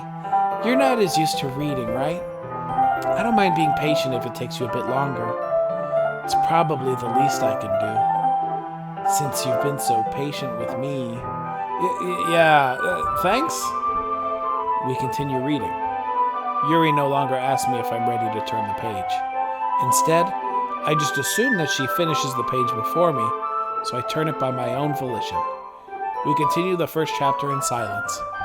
Even so, turning each page almost feels like an intimate exchange.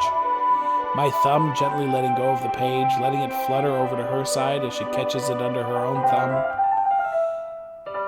Hey, Yuri, this might be a silly thought, but the main character kind of reminds me of you a little bit. You think so? How does she?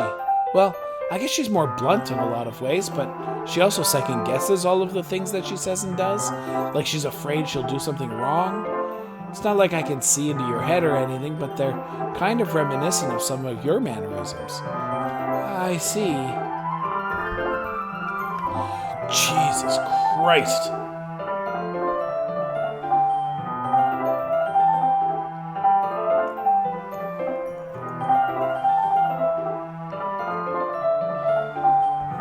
Yuri remains silent for a moment. But Tim, that's probably a terrible thing to have in common with her. Oh, that's so embarrassing that you think that. Wait, I didn't mean it in a bad way or anything. Sorry, I really didn't know you were self-conscious about that sort of thing. I guess I more meant that it's kind of cute. What are you saying all of a sudden? Okay, everyone. I think it's about time we share today's poems with each other. We might not have enough time if we wait too long.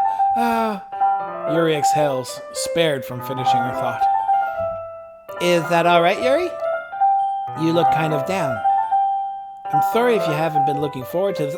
It's not. It's fine. Yuri releases her hand from the book, causing it to close on top of my thumb. All right. I guess I'll do some more reading tonight. Or would you prefer I only read it with you? I guess I don't have too much of a preference either way. In that case, I'll read a little more tonight. It'll be more fun to read with you after it picks up a bit, you know? That's good reasoning. In that case, feel free to finish the first 2 chapters in your own time. All right. I stand up. I make a mental note of where I left off in the book, then slip it back into my bag. Well, we got a thing going with Yuri, so let's go with Yuri. Let's see what you've written for today. Yuri stares at the poem with a surprised expression on her face. Do you like it? Tim, how did you pick up on this so quickly? Just yesterday I was telling you the kind of techniques worth practicing. Maybe that's why. You did a good job explaining. I really wanted to try giving it more imagery. Yuri visibly swallows. Even her hands appear sweaty. I'm not used to this. Used to what? I don't know. It's fine, take your time. Yuri breathes and collects her thoughts. I know that Yuri likes to think before she speaks, so I offer that patience to her. Yeah, just being appreciated like this, I guess.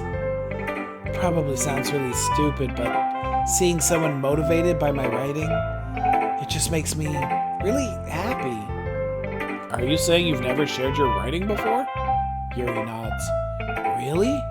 I don't believe it. I really only write for myself, and besides, people would just laugh at me. Do you really think that? Again, Yuri nods. Huh. Even your close friends? Yuri doesn't respond to that. I wonder why. Anyway, do you want to share the poem you wrote today? Yeah, I do. If it's with you.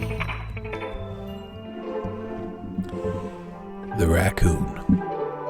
It happened in the dead of night while I was slicing bread for a guilty snack. My attention was caught by the scuttering of a raccoon outside my window. That was, I believe, the first time I noticed my strange tendencies as an unordinary human. I gave the raccoon a piece of bread. my subconscious well aware of the consequences. Well aware that a raccoon that is fed will always come back for more. The enticing beauty of my cutting knife was the symptom. The bread, my hungry curiosity. The raccoon, an urge.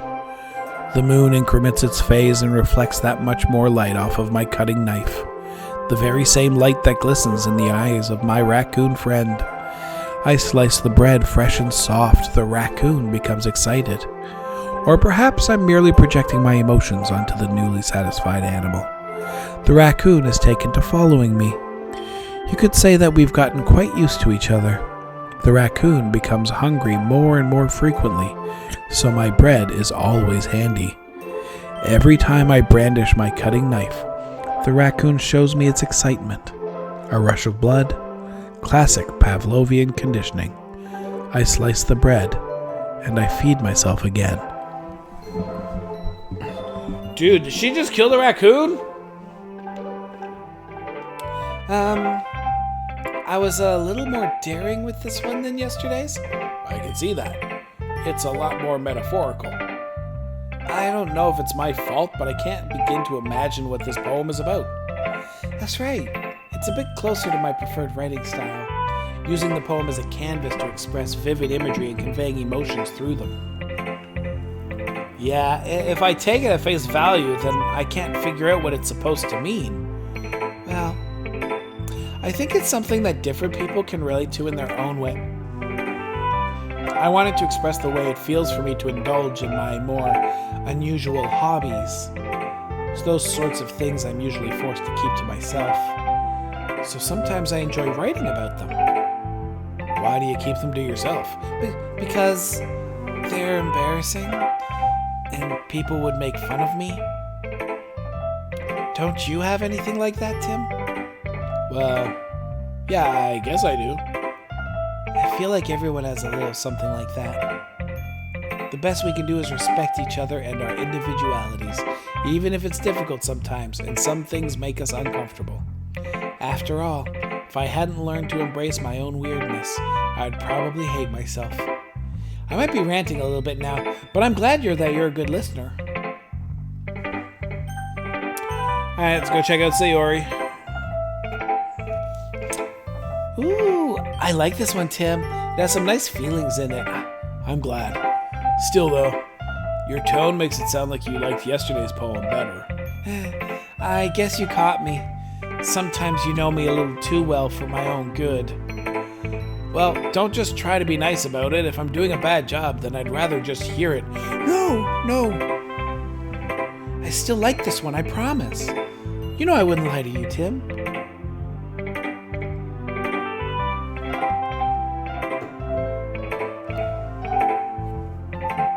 Never ever. Yeah, I guess so. What made yesterday's poem so great compared to this one, then?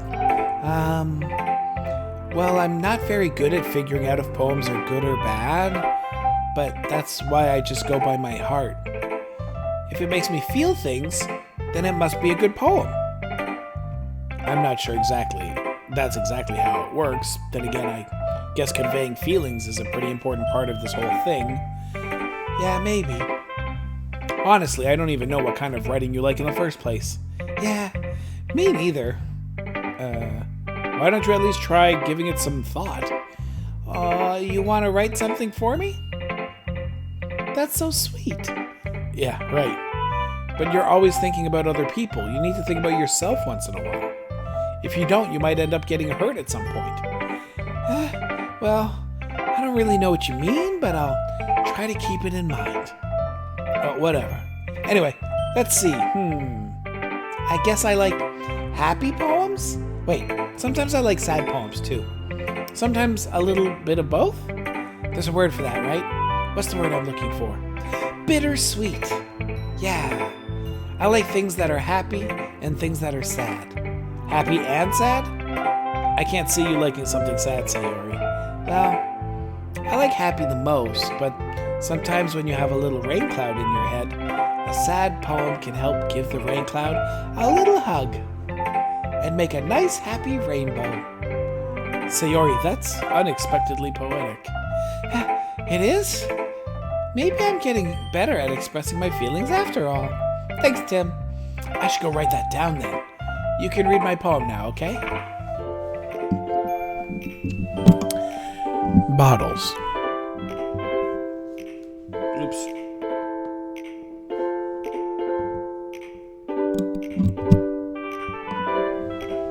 It's so weird.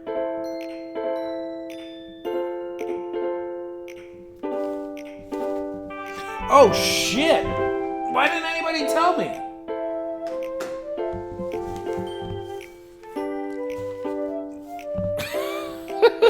You guys could have told me! What? Oh, for Christ's sake. I didn't realize the sound was coming out of my TV. Alright, here we go. Bottles. I pop off my scalp like the lid of a cookie jar. It's the secret place where I keep all my dreams. Little balls of sunshine all rubbing together like a bundle of kittens. I reach inside with my thumb and forefinger and pluck one out. It's warm and tingly, but there's no time to waste. I put it in a bottle to keep it safe, and I put the bottle on the shelf with all of the other bottles. Happy thoughts, happy thoughts, happy thoughts and bottles all in a row. My collection makes me lots of friends, each bottle a starlight to make amends. Sometimes my friend feels a certain way. Down comes a bottle to save the day. Night after night, more dreams. Friend after friend, more bottles. Deeper and deeper my fingers go, like exploring a dark cave, discovering the secrets hiding in the nooks and crannies. Digging and digging, scraping and scraping. I blow dust off my bottle caps. It doesn't feel like time elapsed. My empty shelf could use some more. My friends look through my locked front door. Finally, all done, I opened up and in come my friends. In they come in such a hurry. Do they want my bottles that much? I frantically pull them from the shelf one after the other, holding them out to each and every friend, each and every bottle. But every time I let one go, it shatters against the tile between my feet. Happy thoughts, happy thoughts, happy thoughts in shards all over the floor. They were supposed to be for my friends who aren't smiling. They're all shouting, pleading, something. But all I hear is echo, echo, echo, echo inside my head. Jesus Christ!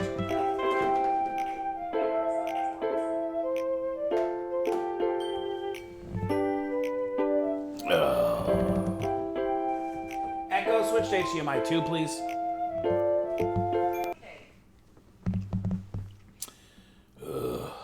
Give me a second. We're dealing with some shit here. Alright. But that poem was dope. I like that poem. I feel at home in that poem. Holy crap. Sayori, did you really write this? Of course I did. Didn't I tell you yesterday I was going to write the best poem ever?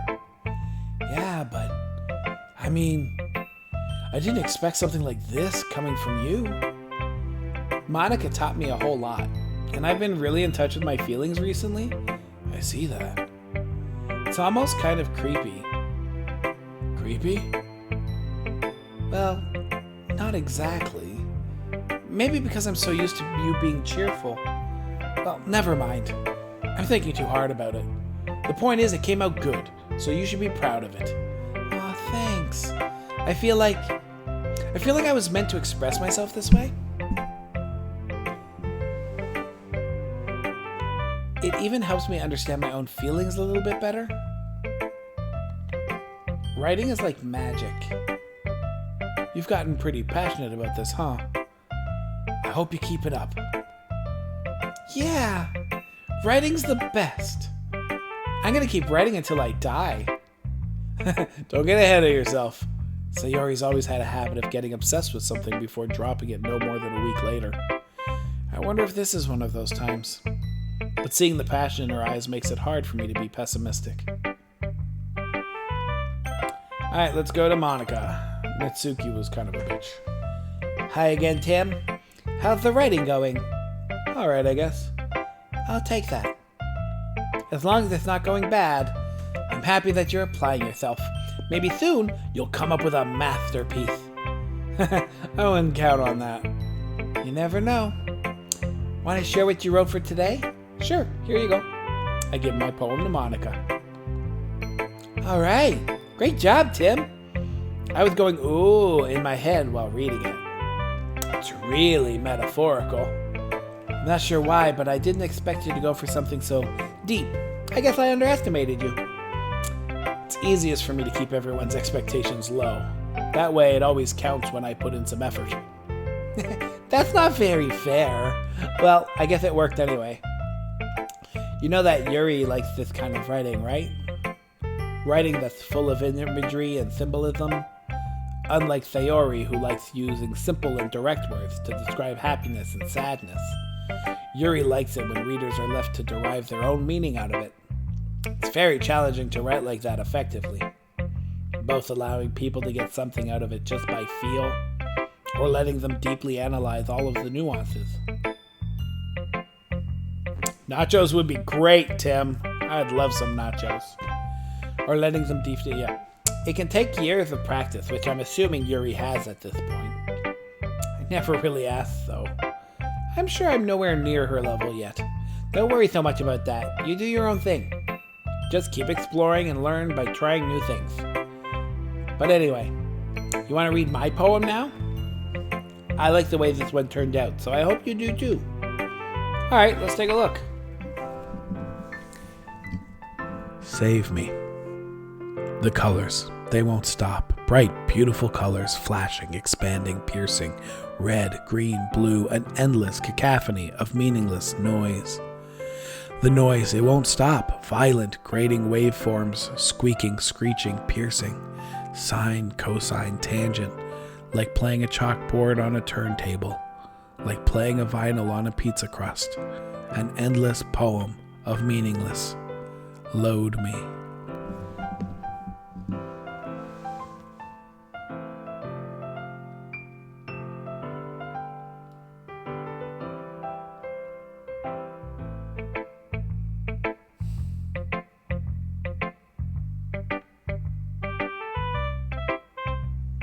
I feel like I should save and then load.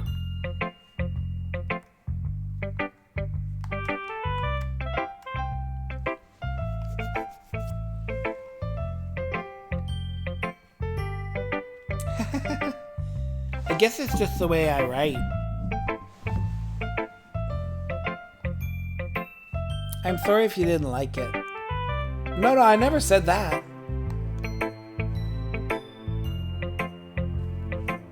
How do I get to that menu down there?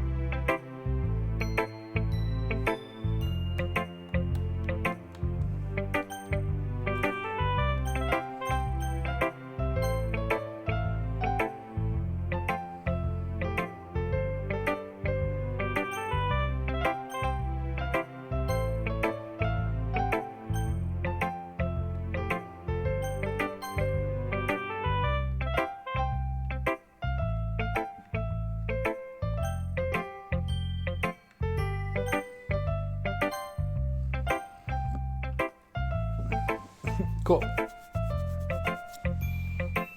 I don't know if it will be interesting to watch later, Stupid Monkey, because I don't even know what the hell's going on right now.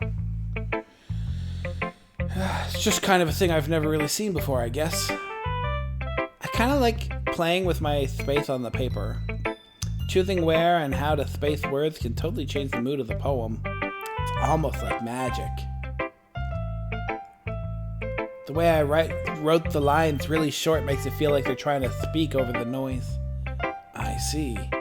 It's still hard for me to tell what it's about, though. Sometimes asking what a poem is about isn't the right question. A poem can be as abstract as a physical expression of a feeling, or a conversation with the reader.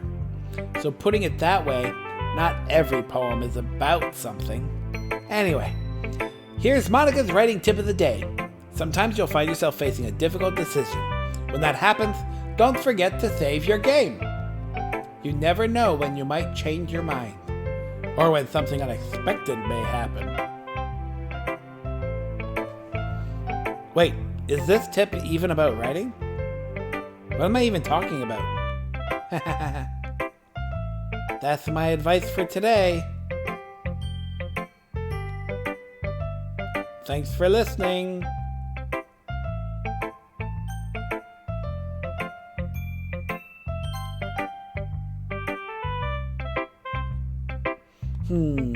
Well, it's not really any worse than your last one, but I can't really say it's any better either. Huh? What? Well, anything that isn't a train wreck I'll take as a win. And I get the feeling you're probably the most critical. Hey, what makes you... Maybe that was a compliment? Glad to see someone recognizes my experience. Well then, keep practicing and maybe you'll be as good as me someday. That's, something tells me Natsuki completely missed the point. Come to think of it, this kind of reminds me of Sayori's poem from yesterday. You think so? Yeah, well, I guess you've been friends with her for so long, you might be on the same wavelength. But she never really struck me as her type. Sayori has a type all of a sudden? Well, I don't know, but honestly, how can someone so, fluffy spend so much time with someone like you? That's a fucking excellent question, Natsuki. Cutting to the heart of things. It's like she's dragging around a dead weight. 100%! Natsuki, you're so right! That was a little unnecessary. But think of it this way, if it weren't for me, she would probably just fly away like letting go of a balloon. You could say we each take care of each other in our own way. Whatever it is, I don't get it. Oh, yeah, I guess I'm supposed to show you my poem. Here. Amy likes spiders. You know what I heard about Amy? Amy likes spiders. Icky, wriggly, hairy, ugly spiders. That's why I'm not friends with her. Amy has a cute singing voice. I heard her singing my favorite love song. Every time she sang the chorus, my heart would pound to the rhythm of the words. But she likes spiders, that's why I'm not friends with her. One time I hurt my leg really bad. Amy helped me up and took me to the nurse. I tried not to let her touch me. She likes spiders, so her hands are probably gross. That's why I'm not friends with her. Amy has a lot of friends. I always see her talking to people. She probably talks about spiders. One of her friends start to like spiders too. That's why I'm not friends with her. It doesn't matter if she has other hobbies. It doesn't matter if she keeps it private. It doesn't matter if it doesn't hurt anyone. It's gross. She's gross. The world is better off without spider lovers. And I'm gonna tell everyone. I'm not gonna lie, I really enjoyed that. That one was good. Not bad, right? It's quite a bit longer than yesterday's. Yesterday's was way too short. I was just warming up. I hope you didn't think that was the best I could do. No, of course not. Anyway, the message is pretty straightforward in this poem. I doubt I have to explain it. Sometimes you can explain complicated issues with much simpler analogies, and it helps people realize how stupid they're being. Like, anyone would agree that the subject of this poem is an ignorant jerk. Do you know people like that? Of course! It's about how everyone thinks That doesn't matter. It can be about anything. I wrote it to be easy to relate to. Everyone has some kind of weird hobby or guilty pleasure. Something that you're afraid of people find out they'd make fun of you or think less of you. That just makes people stupid. Who cares what someone likes as long as they're not hurting anyone and it makes them happy? I think people really need to learn to respect others for liking weird things. That's funny. Droplet, I am not gonna lie, so far, I don't know why I'm playing it. I was told to play it. I don't know, man. Huh, that's funny. Yuri wrote about something similar today. Huh? Did you say Yuri? Yeah. She said her poem was about an unusual hobby of hers. I didn't really get it, but she said something similar to you. That people shouldn't make each other feel insecure about those things. Really? Well, I mean, Yuri's pretty weird, so I wouldn't doubt that she has some weird hobbies. Not that there's anything wrong with that. It's not like I would judge her or anything. Natsuki has trouble finding words. I guess I should try not to be so mean to her if she feels insecure about her weird behaviors and stuff. I mean, I always hate people who make me feel insecure, and Yuri made me feel insecure yesterday. But the way you put it, it sounds like she's learned her lesson. Well, I would say so. Even if her writing style is really different, I'm sure she'll appreciate the message in your poem. It's what I do best, after all. I don't like writing unless there's a good message to take away from it. Like, conveying emotions is important, but I want to make people think, not just feel. Remember that. I'm gonna write a good one for tomorrow, too, so look forward to it. Okay, everyone. We're all done reading each other's poems, right? I have something extra planned today, so if everyone could come sit at the front of the room. Is this about the festival? Well, sort of. Do we really have to do something for the festival? It's not like we can put together anything good in just a few days. We'll just end up embarrassing ourselves instead of getting any new members. That's a concern of mine as well. I don't really do well with last-minute preparations. Don't worry so much. We're going to keep it simple, okay? We won't need much more than a few decorations. Sayori has been working on posters, and I've designed some pamphlets we can give out during the event. Okay, that's great and all, but that doesn't tell us what we're actually going to be doing for the event. Sorry, I thought you heard about it already. We're going to be performing. Performing? Monica? Yeah, we're going to have a poetry performance. Each of us are going to choose a poem to recite during the event. But the cool part is, we're also going to let anyone else come up and recite poems too. Hey, welcome to the chat, Fishy Mason. Welcome to the whatever the fuck we're doing today.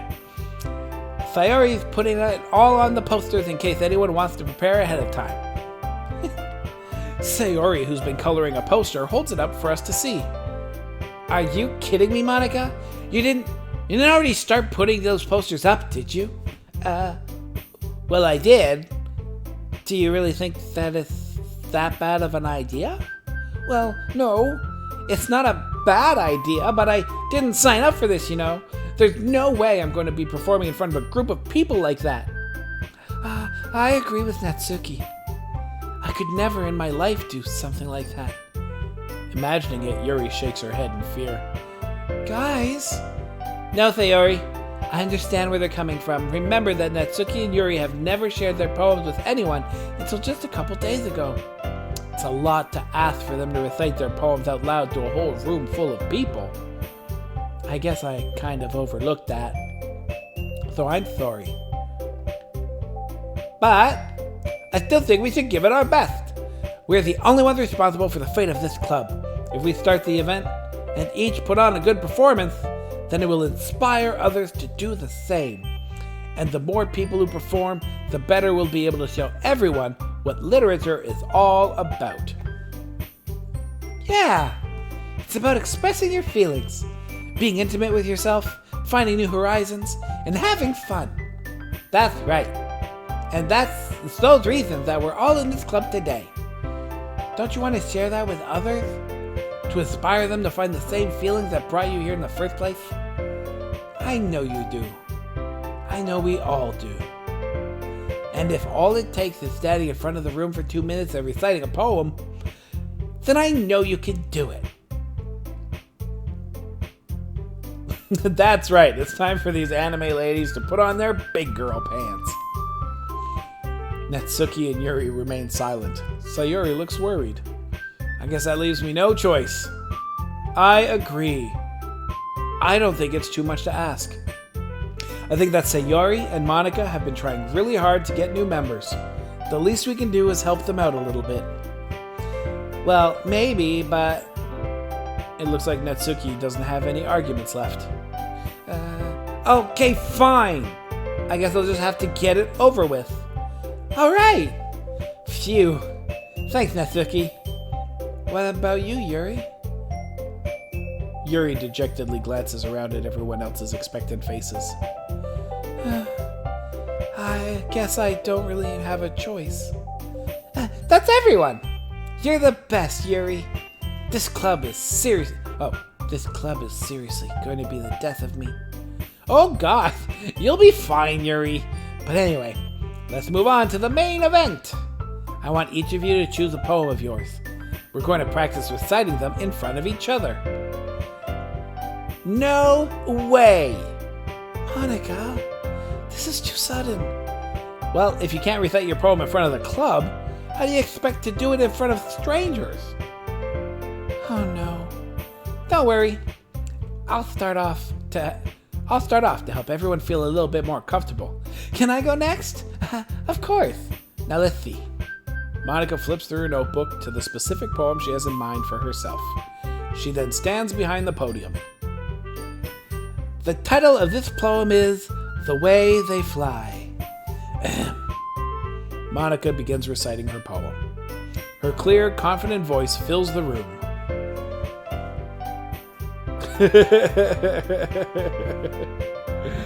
Yeah, both terrifying in different ways. More than that, her inflection is pristine. She knows exactly how to apply emotion behind each line she recites, bringing the words to life. Is this something she's done before, or is she simply a natural? I glance around me. Everyone has their eyes on Monica. Sayori looks amazed. Yuri has an intense expression on her face that I don't understand. And finally, Monica finishes the recitation. The four of us applaud. Monica takes a breath and smiles. That was so good, Monica! Thank you very much. I was just hoping to set a good example. Are you ready to go next, Sayori? I'll go next. What? Yuri's fired up all of a sudden.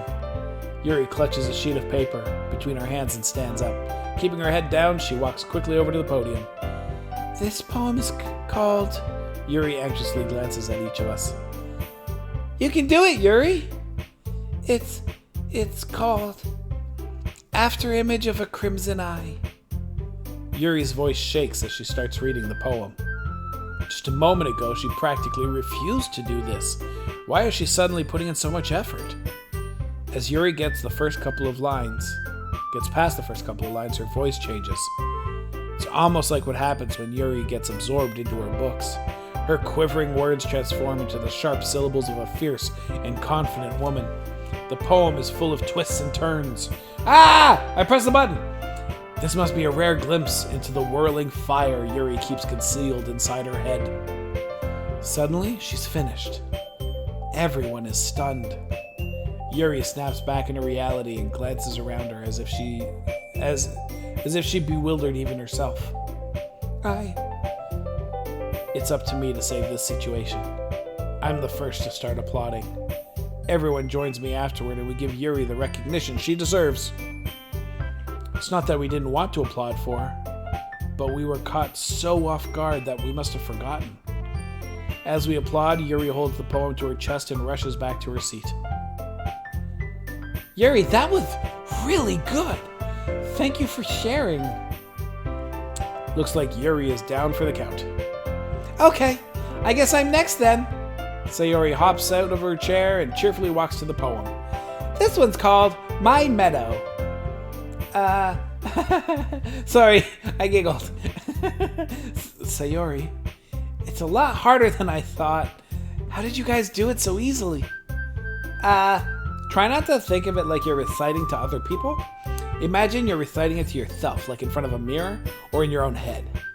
It's your poem, so it'll come out the best that way. I see. Okay then. Sayori begins her poem. Somehow, it feels like her soft voice was made as a perfect match. The poem isn't aimlessly cheery like Sayori is. It's serene and bittersweet. If I were to read this on paper, I probably wouldn't think much of it. But hearing it come from Sayori's voice almost gives it a whole new meaning. Maybe this is what Sayori meant when she said she likes my poems. It's like I get to reach more deeply into someone I thought I knew through and through. Sayori finishes and we applaud. I did it! Good job, Sayori! Even Tim liked it. I guess that's a good sign. What does that even mean? It came out nicely, Sayori. The atmosphere of the poem fits you really nicely, but it might be that other poems wouldn't work quite as well with that kind of delivery. I don't really understand. In other words, I've seen poems of yours where that sort of gentle delivery wouldn't work as well. They might need a little more force behind them, depending on what you're reading. Oh, I know what you mean. Well, I've been practicing that kind of thing. It's just embarrassing to do in front of everyone. Then, next time, I'm going to make you pick a poem that challenges you a little more. We don't have much time before the festival, you know. Okay. Now, who's next? Natsuki? Don't make me go before Tim. It's not like I can compare to you guys anyway. Might as well let Tim lower everyone's standards a little before I have to do it.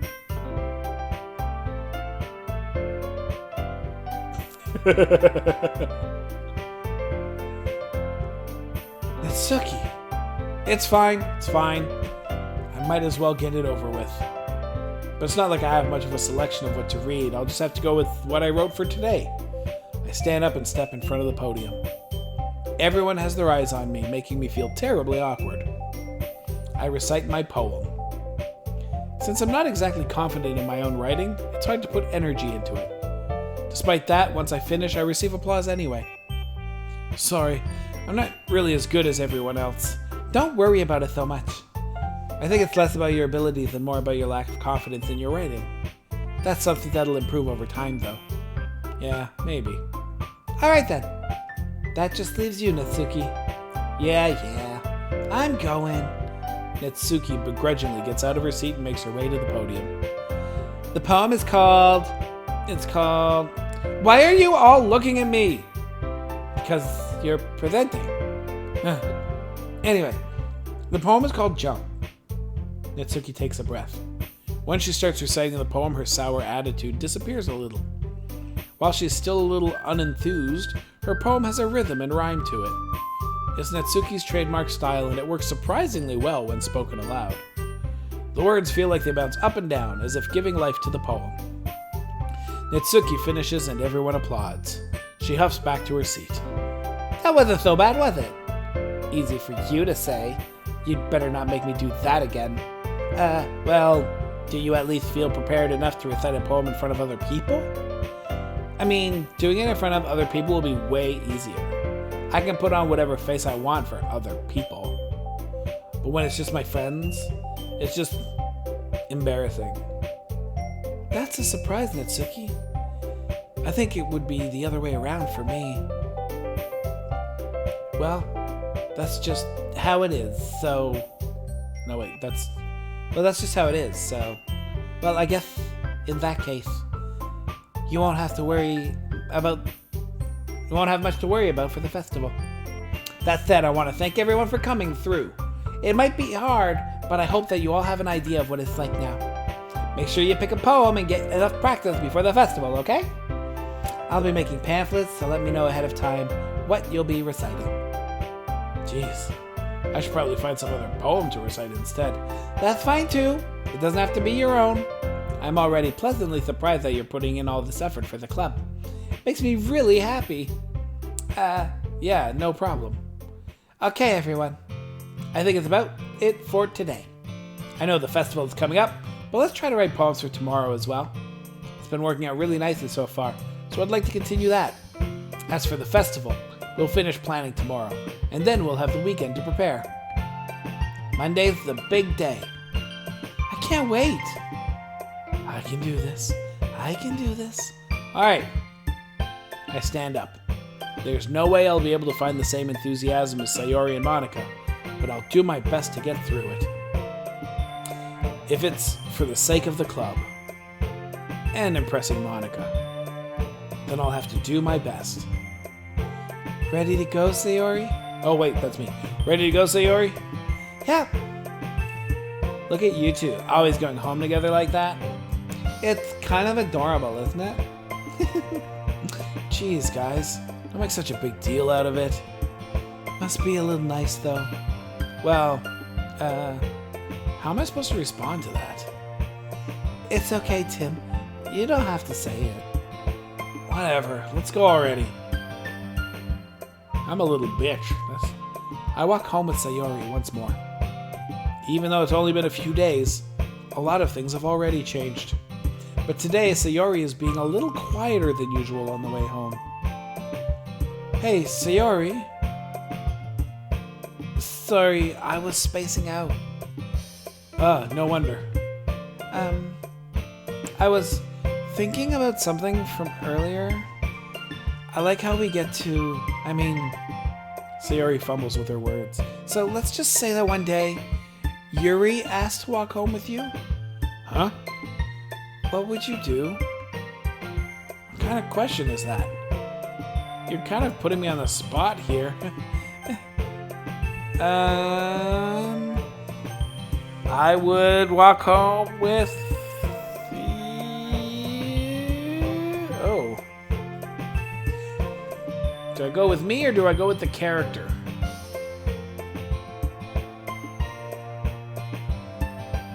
Let's go with the character. Walking home with Yuri, huh? Why does the thought of that make my heart pound? Is it supposed to, Sam? Because no, this is... I'm gonna have to call up my buddy and find out what the fuck he was... given how hard it is for her to socialize, I would feel awful turning her down, so... Isn't she so beautiful and smart? That has nothing to do with what I just said. You admitted it. Jeez. There's not even any point in speculating something that's never going to happen. Well, maybe. But I just like to think about it. It's not long before you won't need me anymore, you know? Need you? Sayori, I can't figure out how you're seeing things in your head right now. Sorry. Everyone is different. Nobody in the club is a replacement for you. If you say so. The conversation trails off and I'm left feeling awkward. But it was kind of her fault for trapping me with such a weird question. I can't just lie to her. But if there's something that makes her happy, I would hate to take that away from her. That's why I said there's no point in speculating. Then again, the festival is only a few days away. Who knows what will happen in that time?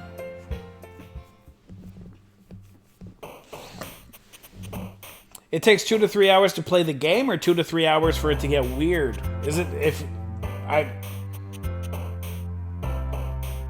I'm regretting not looking into what's supposed to happen, because right now I'm just... kind of annoyed.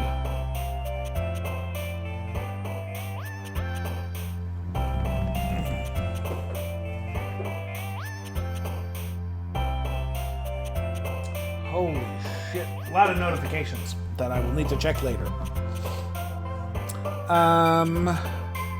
What are my favorite words here? I like unending. I like peaceful.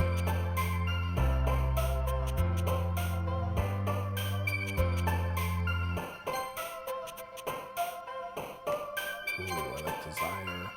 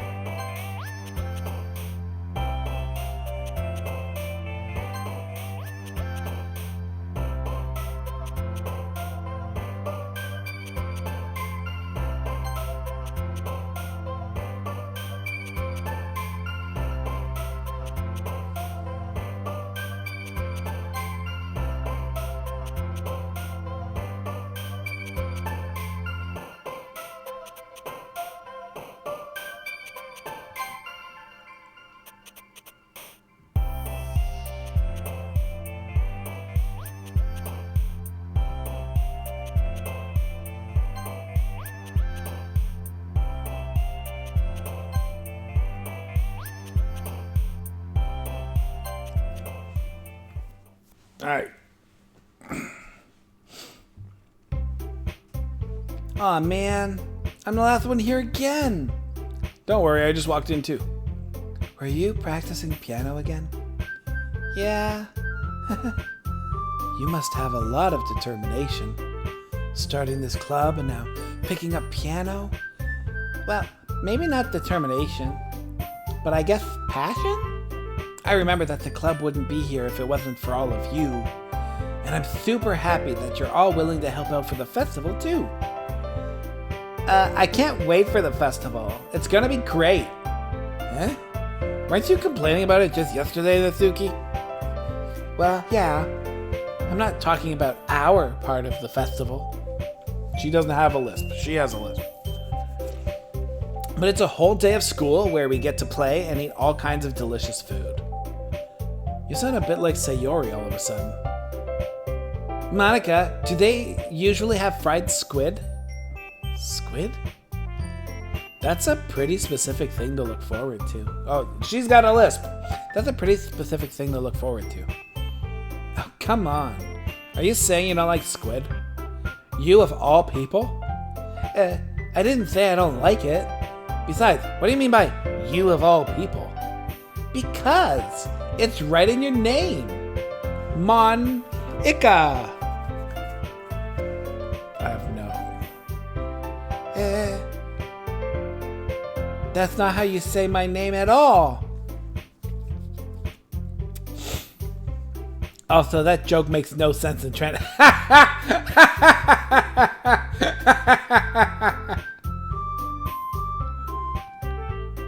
Never mind. Let's just focus on our own event for now, okay? Fine. Your reactions aren't as fun as Yuri's or Sayori's anyway. Excuse me? Where is Sayori anyway? Oh, there you are! Sayori is sitting at a desk in the corner of the room looking down at nothing. Who knows, man? I walk over to her. Hey, Sayori. I wave my hand in front of her face. You're spacing out again. Sorry. Don't mind me. You can go talk to everyone else. Huh? Is everything alright? Of course. Why wouldn't it be? It just feels like you're a little off. Sorry for assuming things. Jeez, you worry too much about me. I'm fine. See? Sayori shows me a big smile. Don't let me distract you from having fun with everyone. Well, alright. If you say so. I worriedly glance at Sayori before turning back toward everyone else. But the conversation is already dispersed with everyone back at their usual activities. Maybe I should ask Monica if she's noticed anything about Sayori recently. Since they've been preparing for the festival, they must be spending a lot of time together. I timidly approach Monica, who is shuffling through some papers at her desk. Tim, what's up? Hey, this might sound a little strange, but have you noticed anything up with Sayori recently? Anything up with her? In what way do you mean? Maybe I'm reading into it a little too much, but she seems a bit downcast today. Oh, you think so? I can't say I've noticed anything about her. Monica peers across the room at Sayori, who is idly dragging a rubber eraser up and down her desk. Maybe there is something on her mind. But I'm surprised I'm not the one asking you, Tim. You certainly know her a lot better than I do. Yeah, but she's never really like this. She's always talked to me about things that bothered her, but this time, when I asked her, she was really dismissive. Sorry, I know it's not your problem. I just wanted to ask if you knew anything, so I'll drop it now. No, it's important to me too. I mean, I'm also friends with her. And I also care about the well-being of my club members, you know? Maybe I'll try talking to her myself. Are you sure about that? She seemed like she wanted to be left alone. Are you sure? Maybe she just has a hard time bringing it up with the person of interest? Person of interest? What do you mean by that? I'm saying that maybe the thing on her mind is you, Tim. Me? How on earth would you come to that conclusion? Well, I probably shouldn't say too much, but Sayori talks about you more than anything else you know. Huh? She's been so much happier ever since you've joined the club. It's like an extra light was turned on inside her. Huh? No way. Sayori is always like that. She's always been full of sunshine. It's not any different now than it always been. You're so funny, Tim. Have you thought that maybe you've always seen her so cheerful? Because that's just how she is when she's around you? I said too much. I'm sorry. What do I know anyway? I didn't mean to jump to conclusions, so you should just forget about what I said. I'll try to talk to her, so try not to think about it for now. All right. Monica smiles meaningfully. I know she said to forget about it, but I already know that I won't be able to get her words out of my head. Monica stands up from her desk and walks across the room to where Sayori is sitting. I watch her kneel down next to Sayori and gently talk to her. But she's keeping her voice so quiet that I can't hear her from here. I sigh and sit myself down. I know Sayori told me not to worry about her and to have fun with everyone else. But that's impossible to do when she's behaving like this. Exactly how much do I care about her, that I'm letting this weigh me down so much? Now it feels like I'm the one behaving out of the ordinary. But there's nothing I can do besides wait for Monica. Why does it feel like I'm being watched? I glance around the room. Suddenly, I notice Yuri peering at me from over her book. But she looks away just as quickly with a flustered look on her face. I realize that she won't get anywhere like this. I've never really seen Yuri approach anyone or start a conversation on her own accord. So I have no choice but to approach her myself. By now, it's a little easier for me to do that. I stand up from my desk and sit in one next to her own. I didn't mean to bother you or anything. Relax, you didn't even do anything. But I could tell that you wanted to be alone with your thoughts. Alone with my thoughts? How are you even able to tell that I was thinking like that? Well, it's something that I do a lot. So it wasn't hard for me to spot based on your posture and expression. Not that I was staring or anything. I didn't do anything creepy like that. In any case, I guess you were right. I'm sorry if I caused you any concern. Don't apologize. Your troubles are only the concern of those who willingly share in that concern. Of course, there are certainly those who find the most comfort in keeping to themselves. But if you would prefer to share what's on your mind, then I would be glad to listen. It's not really that big of a deal. I was just feeling a bit uneasy about Sayori. Sayori? Yeah, she seems a little off today, but when I asked her about it, she didn't want to admit it to me. So I can't help but wonder if something happened to her. Oh, that's quite romantic. Huh? Sorry. I didn't mean to say something stupid. It's not that. I just didn't want you to misunderstand. Sayori and I have just been friends for a long time, that's all. Ah, I see. Then perhaps it is unusual for he to be dismissive to you about her feelings. Or maybe I'm just reading into it a little too much. Tim, the world is full of meaning, often hidden deep beneath plain sight. And there are many untold mysteries behind every person, no matter how well you may know them. So you think there might be something behind it after all? I think that Sayori is a very complex person. Her mannerisms on the outside don't always match what may be going on inside her head. And she may not always know what she wants. I noticed her strange behavior today too. And I also feel some concern for her. But in your case, it looked like she was fully occupying your thoughts, wasn't she? Well, I guess that was the case.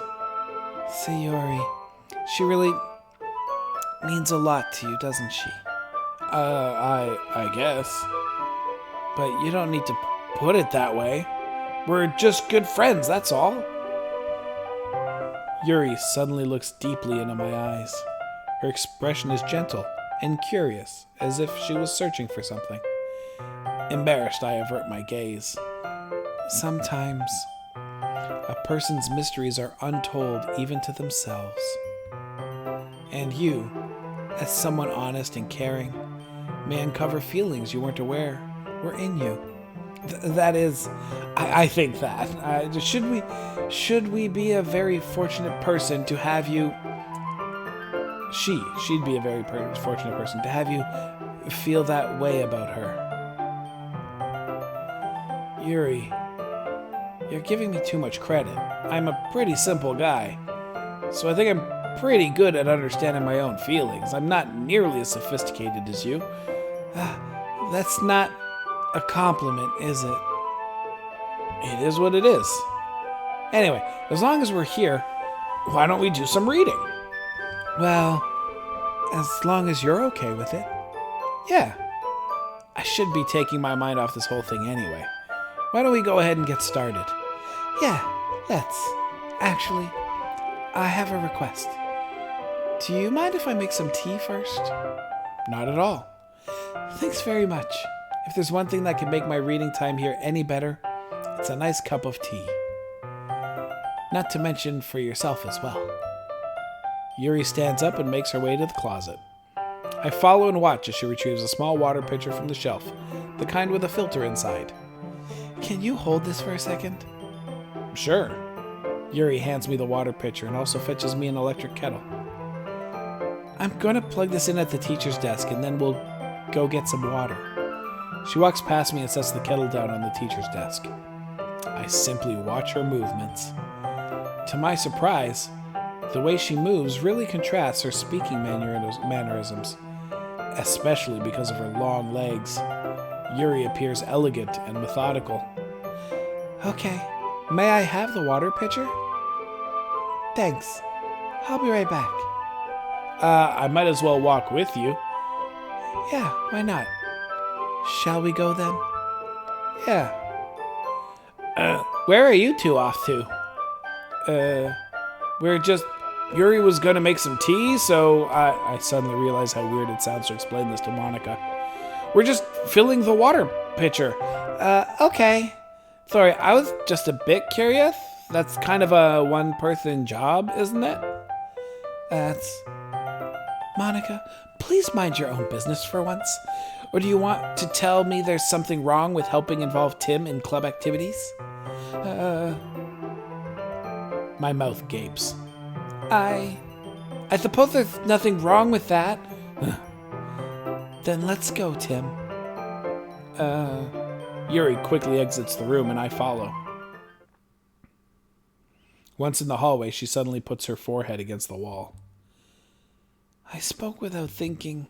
How could I say something like that? Yuri, something about the way she said that made me feel so irritated. What's wrong with me? No, Yuri, I think you did the right thing. I wasn't expecting it, but it's also not right for Monica to judge people like that. Tim, how come even when I do something bad, you're being nice to me? Because nothing that you do is as bad as you make it seem in your head. Nobody's perfect. We have emotions and we can't always hide them away. But you always amplify things in your head. Your mind turns a light rain shower into a hurricane. No. Wouldn't you hate me for something as terrible as that? Why would I hate you? I can't hate someone for having emotions. What kind of friend would do that? Friend, you say? Yuri lifts her head. Tim, I really like being friends with you. Thanks, Yuri. I like being friends with you too. I feel kind of awkward saying something like that, but I'm doing my best to help Yuri feel better. Anyway, yeah. Shall we go? Yeah, Yuri and I walk to the nearest water fountain. Once we fill up the water pitcher, we return to the classroom. Tim, do you like oolong tea? Yeah. Anything is fine. Very well. Yuri sets the temperature on the kettle to 200 degrees. Now it's time to get the teapot. You really do this properly, don't you? Of course. I shouldn't do any less when I'm making tea for others. Even if I'm not an expert on tea or anything? In that case, you'll only be even more impressed. Perhaps I will. Yuri fetches the teapot and begins measuring the tea leaves. To my surprise, she even starts humming a little to herself. You must be in a good mood now. Is that so? I was letting it show, and you noticed. I was doing a bit of thinking, and I decided that I would try expressing myself a little bit more. Turns out it's not very hard for me to do when it's you who's around anyway. That's great, Yuri. Just don't push yourself too much. You're always worrying about me, Tim. It's very endearing. Yuri wasn't kidding. I don't even know if I can keep up with this. I watch Yuri pour a cup of tea for each of us. Tim, I have another request. Do you mind if we sit on the floor today? Why is that? It's a little bit easier on my back. I can read with my back against the wall rather than bending over at my desk. Sorry, I didn't realize. No worries. I just have back pain fairly regularly, so I do my best to manage it. Is that so? I wonder why that is. It's most likely because your posture, right? Always hunched over like that while reading? Yes, I have terrible reading posture, so that's why we should sit on the floor. Fair enough. I'll go ahead and get the book. I retrieve the book from my bag. I have some chocolates as well. It's a bag of small chocolate candies that I kept hidden from Sayori's candy radar. I take it since it'll go well with tea. Yuri and I then sit against the wall, teacups at our sides. As if in sync, we assume the same reading positions last time, each holding one half of the book. Except this time, our bodies are even closer to each other. I can't see too well. Yuri slides closer until our shoulders are touching. How am I supposed to focus on reading like this? Yuri was always kind of cute, but when she's being less apprehensive, it's almost more than I can handle. Your teacup. Yuri hands me my teacup. Holding it with my hand that's not holding the book, I end up in a position that makes it even harder to focus. Because now I need to worry about making sure I don't accidentally touch her chest. Meanwhile, Yuri hasn't noticed a single thing. She wears her intense reading expression, and I can only presume the world around her has faded away. I use all of my willpower to focus on reading.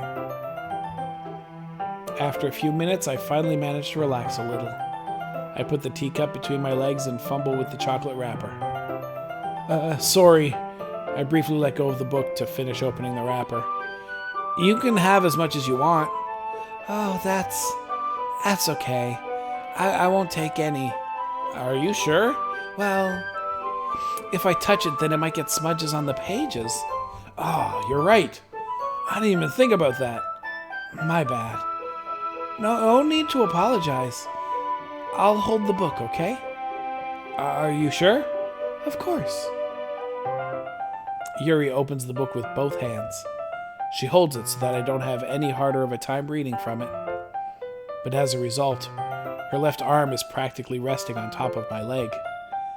Well, in that case, Yuri is already totally focused on reading again. I take a chocolate candy and pop it into my mouth. Then I take another chocolate, and I hold it up to Yuri. She doesn't even look away from the book. She simply parts her lips, as if the situation was completely natural. But that means I can't stop here. I apprehensively place the chocolate in her mouth. Just like that, Yuri closes her lips over it. Yuri's expression suddenly breaks. Did I just... Yuri looks at me like she needs to confirm what just happened. Tim? Sorry. I guess I shouldn't have done that. Well, you were just helping. That's something that friends do, right? I mean, not really in this kind of context, but yeah. That's all it was. Yeah. Then you don't need to stop or anything. I see. The situation has gotten really tense. Yuri tries to return to the book, but I can tell just by her expression that even she can't focus now. My heart is pounding. I nervously take another chocolate between my fingers, but this time, Yuri's eyes meet mine. How did it even come to this? Yuri doesn't avert her gaze. I notice her chest rising and falling to the rhythm of her breaths. I raise my arm. Like before, Yuri parts her lips, but it's different this time. I take the chocolate and place it in her mouth. I feel her hot breath on my fingers. Okay, everyone! Yuri jolts back. It's time to share poems! Tim, can you help Yuri put away the tea stuff, right? Yeah, of course. Okay, thanks. The spell is abruptly broken. I'll take care of the cups. Yeah. Yuri picks up the teacups from the floor. I pick up the bag of chocolates. In the end, we hastily clean up without so much as a word between us. I get the feeling that this is something neither of us will have the courage to bring up.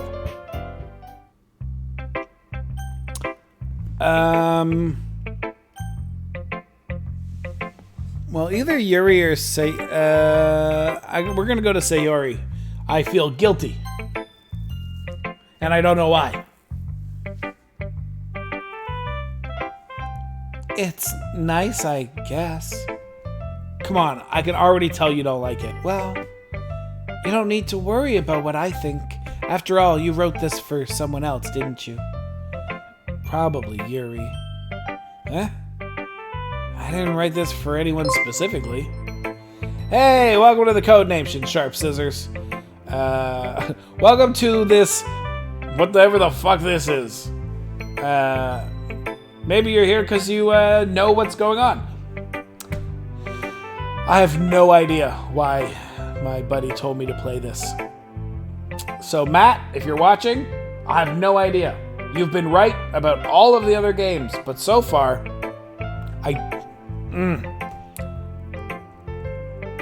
Maybe. That's not really what I meant, though. But it's okay.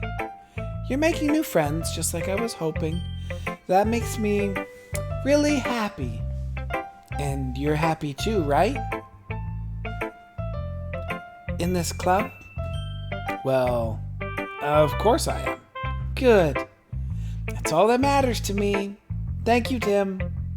Sayori, is there something wrong? Huh? No, nothing. I'm just a little tired today. All right. Just tell me if you need anything. I will. Don't worry about me, okay? You can go play with everyone else now. If you insist. Yay! I'm gonna go home a little bit early today. Sayori, tell Monica I wasn't feeling well, okay? I'll see you tomorrow. Before I can say anything else, Sayori cheerfully walks out of the classroom humming to herself. I didn't get to read her poem. Alright, well let's go to Monica to let her know. Hi, Tim. Have you thought about what you want to submit to perform at the festival? Well, being in this club is one thing, but performing in front of a bunch of people, I'll have to give it some more thought. Okay, no pressure.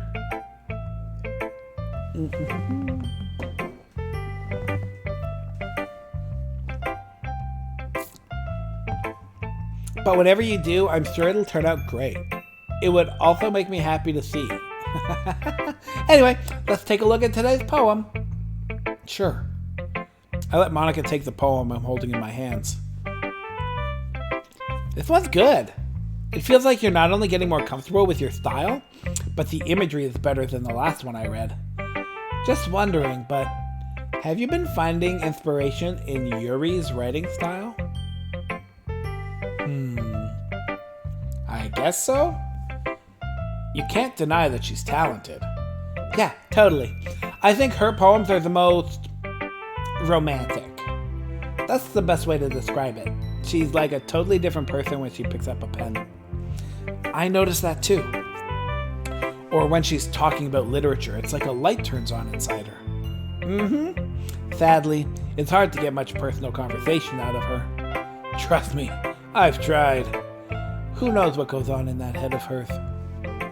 I hope you don't mean that in a bad way.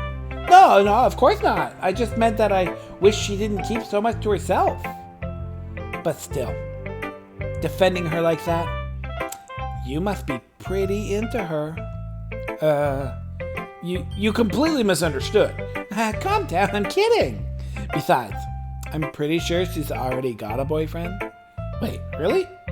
Yeah, a fictional one anyway. Monica kind of whispers that last part to me. It's just a hunch, but, well, there's not really anything wrong with that. Oh, well, I know. I was just saying. Anyway, I'll share my poem with you now, alright? Alright. Hey. The Lady Who Knows Everything. An old tale tells of a lady who wanders the earth. The lady who knows everything. A beautiful lady who has found every answer, all meaning, all purpose, and all that was ever sought. And here I am, a feather, lost adrift the sky, victim of the currents of the wind. Day after day I search with little hope, knowing legends don't exist. But when all else has failed me, when all others have turned away, the legend is all that remains, the last dim star glimmering in the twilit sky, until one day the wind ceases to blow. I fall. And I fall and fall and fall even more, gentle as a feather, a dry quill, expressionless. But a hand catches me between the thumb and forefinger, the hand of a beautiful lady. I look at her eyes and find no end to her gaze. The lady who knows everything knows what I am thinking. Before I can speak, she responds in a hollow voice. I have found every answer, all of which amount to nothing. There's no meaning, there is no purpose, and we seek only the impossible. I am not your legend. Your legend does not exist. And with a breath, she blows me back afloat, and I pick up a gust of wind.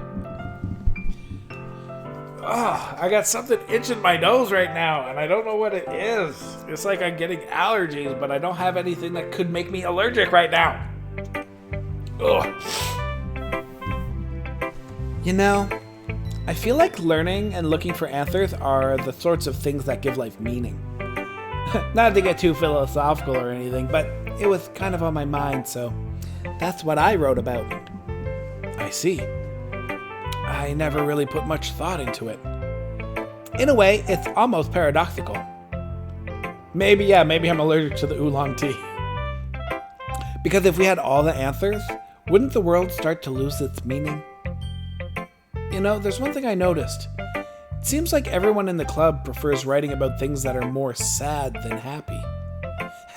Are you surprised? I mean, if everything was okay, we wouldn't really have anything to write about, would we?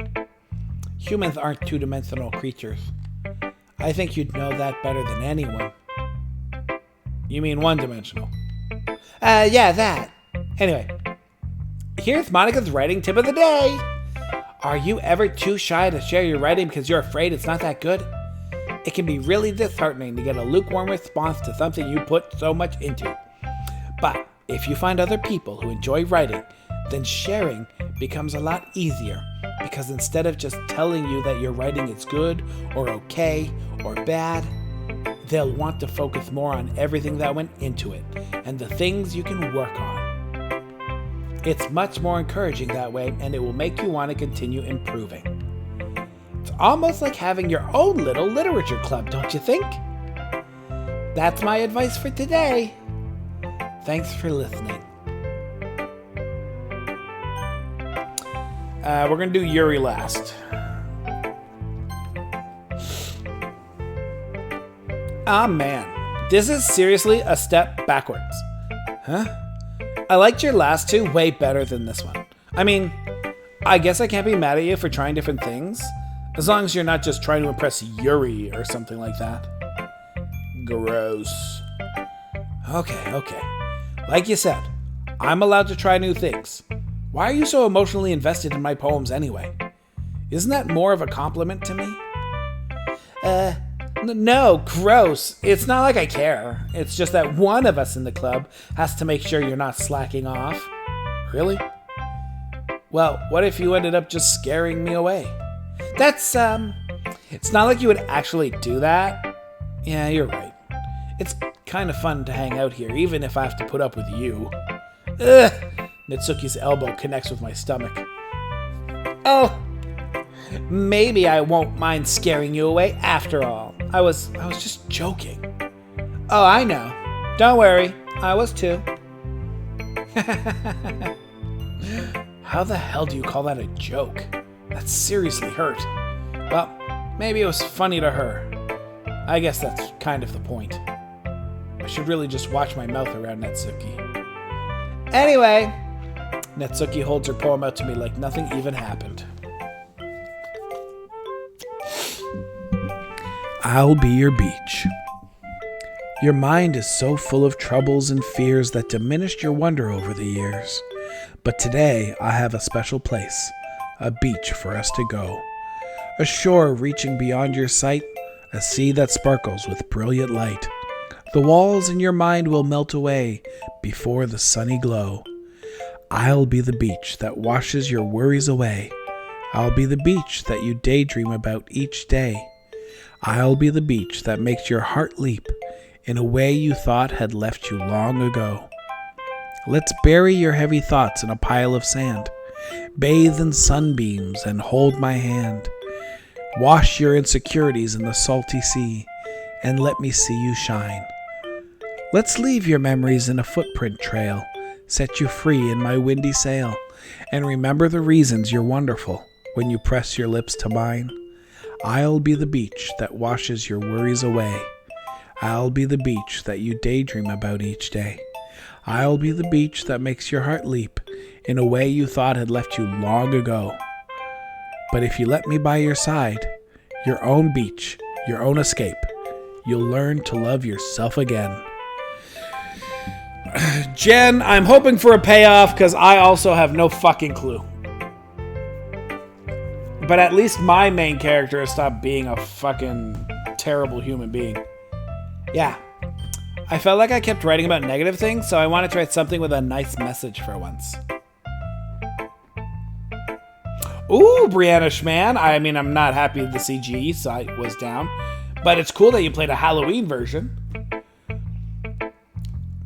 Besides, the beach is awesome. Kind of hard to write anything negative about the beach.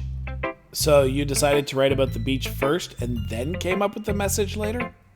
Yeah, well, it's only because of what happened yesterday. I mean, after Yuri and I realized we kind of wrote about the same thing, she wanted to pick a topic and have us both write about it or whatever. Ugh. You can really see her doing that too. Making us write about a simple topic, then trying to impress me by coming up with something all fancy. Well, it's not like I care. I just did it anyway. I mean, I guess mine ended up being kind of metaphorical too, but there's nothing wrong with doing that once in a while. At the very least, it was good practice. And I guess we're showing it to Yuri. Guys, no spoilers! Tim, your writing has only improved in these last few days. Every poem you've shown me has been nothing short of spectacular. I can really feel the emotions. I'm a little envious even. I don't think it ever came to me this naturally. Yuri, that's the wrong way to put it. This never did come naturally to me. But I've been able to improvise so much thanks to you. You're really the example I was chasing after. Is that so? Yuri gently smiles to herself. This feeling. I'm so glad I got the chance to share my writing. I never thought it would feel like this. I remember you mentioning that yesterday.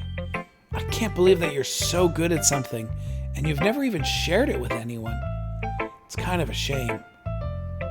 Maybe, but it's not like I really had a choice. What do you mean? Well, Yuri smiles sadly. Tim, during lunchtime, I eat by myself. Did you know that? It's a great time to find a quiet spot and do some reading. In fact, I always have some books with me. You could say I really enjoy reading. Well, that's one way to put it anyway, but books are so full of amazing and inspiring people. People you want to fall in love with, or people you just know would make really good friends.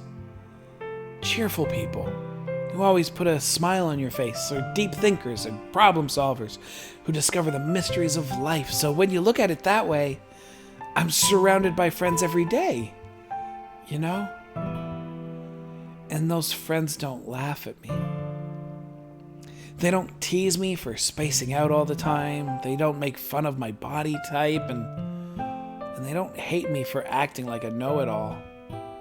People say that about you? I'm not a know-it-all, Tim. It's the opposite. I don't know anything. I don't know how to talk to people. I don't know how to make people see me as normal. I don't even know how to make myself happy. I have all these feelings, and all I can do with them is read and write. But it wasn't until now that I started sharing it with you that I really understood what was missing all this time. But I haven't really done anything. No, that's wrong. Just being patient and respectful, that's really important to me. I know I'm a difficult person, Tim. I speak too slowly. I second guess myself all the time. I read too deeply into things. But every time, you've always treated me just like anyone else. It's so rare that I feel comfortable with myself when I talk to others, but that's why every time I talk to you, I just feel really happy. I see. Well, I treat you how you deserve to be treated, Yuri. And if other people don't see it that way, then screw them. I mean, I joined this club hoping I would make friends, and I would say I've had at least one success. Wouldn't you? If you put it that way, yeah. We really are friends now, aren't we? Yuri puts her head in her hands. But this time, she's smiling as she does it. Do you want to show me your poem? Yeah, I do. Let me get it for you.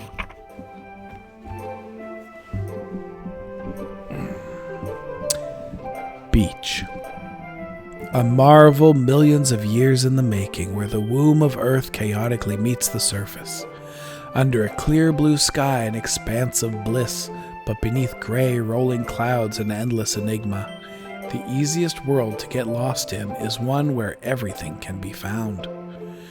One can only build a sand castle where the sand is wet, but where the sand is wet, the tide comes. Will it gently lick at your foundations until you give in? Or will a sudden wave send you crashing down in the blink of an eye? Either way, the outcome is the same.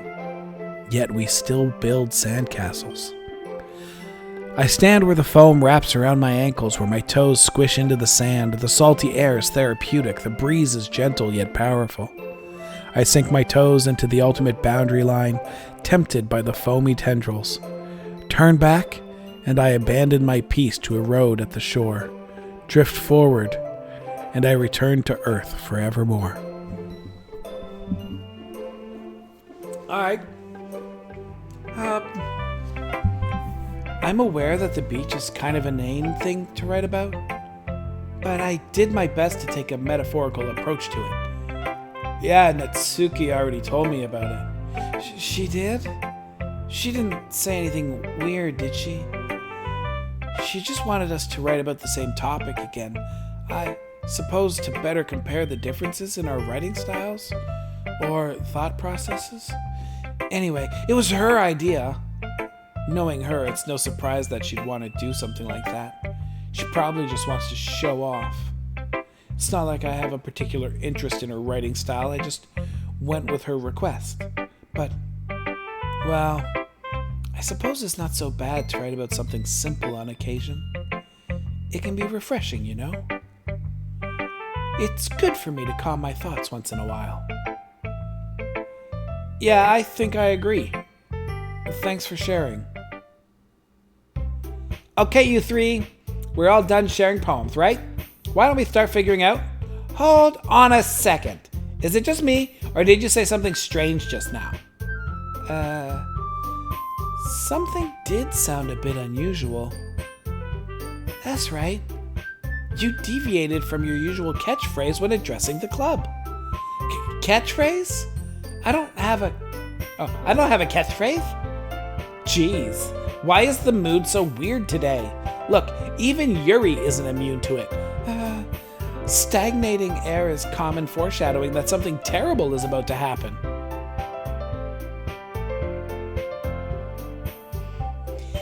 In your books, maybe. Look, the only thing different is that Sayori isn't here. It seems you're right. Sayori always helps lighten the mood a little bit, doesn't she? It's almost like everyone's balance is thrown off a little when she's not around. Where the heck did she run off to anyway? I thought she just went to pee. Natsuki, please show some decency. Oh, come on. She actually wasn't feeling too well and went home early. Is that so? I hope she's alright. Seriously? No, that's not her. Seriously? Of all the times to not go home with her, you pick the time she's not feeling well? So much for you two being all lovey-dovey. No. First of all, stop misunderstanding my friendship with Sayori. And second, she's kind of been avoiding me today, and I didn't want to force it. Oh? That curious expression coming from Yuri of all people? Calm down, guys. I talked to her earlier and everything is fine. What did she say? Anyway, we need to figure out the rest of the festival preparation, so let's decide what everyone will be doing this weekend. I already know what I'm doing. That's right. Natsuki will be making cupcakes. But we might need a lot of them and different flavors. Can you handle that all by yourself, Natsuki? Challenge accepted. And as for myself, I'm going to be printing and assembling all the poetry pamphlets. Sayori will be helping me design them. And as for Yuri, you can, guys, can you help me come up with something for Yuri? I'm useless. No, that's not it at all. You're the most talented person here, you know. Now Natsuki's pouting too? Jeez, even I can tell now. I guess I never gave Sayori enough credit, but I can tell things are even harder on you when she's not around. That may be the case, but if I can't also be a leader on my own, then I won't grow as a person. So, Yuri, you have beautiful handwriting, you know. So you should make some banners and decorations to help set the atmosphere. Atmosphere? How about that? I love atmosphere. Yuri's expression suddenly changes as she stares at her desk in focus and starts nodding to herself. Your mind is already racing, I see. That's great! You'll be wonderful help, Yuri. But anyway, that just leaves you, Tim. The one who is truly useless. Don't say that. In fact, both Natsuki and Yuri have some pretty heavy tasks to handle. It would probably go a long way to give them a hand. Oh, fuck. You could always help me out as well. I would be really appreciative of that. That's... Is Monica suggesting I spend the weekend with one of my club members? How on earth are they going to respond to a suggestion like that? I suppose I wouldn't mind a bit of help. Well, even if you don't know how to bake, there's always some dirty work I could give to you. It's not like Monica's going to give me a choice, and you shouldn't be sitting on your butt anyway. Natsuki tries to mumble a bunch of excuses like that. If I recall, Natsuki, you mentioned that you would like to handle the baking on your own? Tim may not like to be around if you only make him out to be a nuisance. So therefore, he may be more suited to assisting with decorations. Hold on, I never said that. How hard could it be to make a few decorations anyway? Sounds more like you're just making excuses for Tim too. Well, what are you saying? It will be extremely meticulous work. And baking isn't? Just what do you think, guys? Guys? Let's settle down for a moment. In the end, I think it's up to Tim to decide how he'd like to contribute. Besides, he hasn't really gotten the chance to spend any time with me yet, you know. So I'm sure he's interested in... You literally just said. I'm surprised as well. Sorry. I was just saying though. Jeez. Can we just settle this already? Yeah. Tim, you're okay with this, right? In the end, it's up to you. Of course. Very well. In that case, everyone looks straight at me. But of course, I'm going to go with...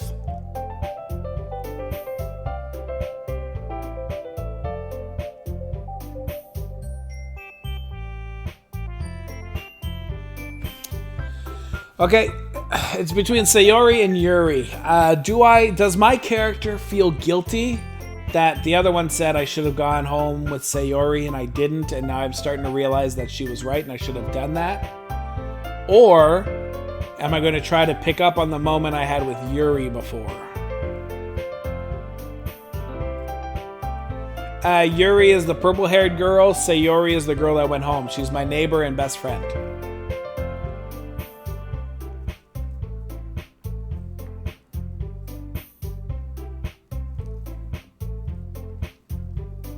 I'm not going with Natsuki. She's a bitch. That's not true. I'm sure she's nice. Bye, Dosi. I love you, brother. Thanks for coming by. I think we need to go back and check on Sayori. If it's gonna be anyone, I prefer helping Sayori. I mean, we're already neighbors and... But Monica said that Sayori was helping her. Jeez. Do you really hate us that much? No. Sorry, I didn't mean for this to be difficult. Just think of the club, okay? Alright then. Let's go see if we can start making out with Yuri, I guess. Well, I'll probably be most useful helping out Yuri. Me? Are you serious? Why would you... Natsuki, I can already tell you're about to say something mean. No, I was just saying. So you'll be helping Yuri then, Tim? Yeah, that's what I'm going to do. I'm glad. I have a bad habit of overthinking these sorts of things, so I think your assistance will be very useful. That's great to hear. Natsuki, will you be able to handle the baking yourself? I mean, yeah. I already said I would be fine. Okay. Everyone can tell that Natsuki is feeling a little sour. So, is that everything we needed to go over? Yeah, that should be about it. Are you guys excited? Well, excited may not be the right word, but I suppose I'm looking forward to it a little bit. Do you feel the same way, Tim? Me? I guess you could say I'm interested to see how it'll turn out. That's good enough for me. What about you, Natsuki? Natsuki? What? Why is everyone yelling at me? I didn't even do anything. No, that's not what I meant at all. Yuri anxiously glances between everyone in the room. I'm sorry for this. I don't really know why Tim picked me. And also, Your cupcakes are the best cupcakes I've ever had. They go really well with my tea. And nothing that I do for the event will compare to that, so... I get it. I'm kind of surprised, though. Why? Well, I'm the one acting immature. I already know that, but you're trying to cheer me up all of a sudden. I know I'm not very good at it. I'm sorry if I said something bad. Nitsuki isn't the only one surprised. Monica and I are also taken aback by Yuri's words. When she already has trouble with words, trying to cheer someone up must be far out of her own comfort zone. But I begin to understand. Yuri was trying to sound like Sayori. Even if it didn't work perfectly, I can tell that she tried to say something Sayori would say at a time like this. Because Sayori always helps everyone smile and feel good about themselves. No, I kinda appreciated it. I'm sorry for making a big deal out of nothing. But I'm going to say this. You better bet that my cupcakes are going to be the best part of the whole event. I believe you. Yeah, I hope to see everyone do their best. But with that, there's nothing more for today. So I guess it's time for us to head out. Alright, let's get out of here then. Everyone packs up their things. I start to follow Monica and Natsuki out the door as they chat between each other. I turn around. Sorry. I realize that I don't have any way of contacting you this weekend. Oh, yeah, you're right. I can't believe that slipped my mind. Should I give you my phone number? I think that would be best, yeah. Alright then. Yuri and I exchange phone numbers. Okay. Then I'll be stopping by your house on Sunday. Huh? My house? Is that a problem?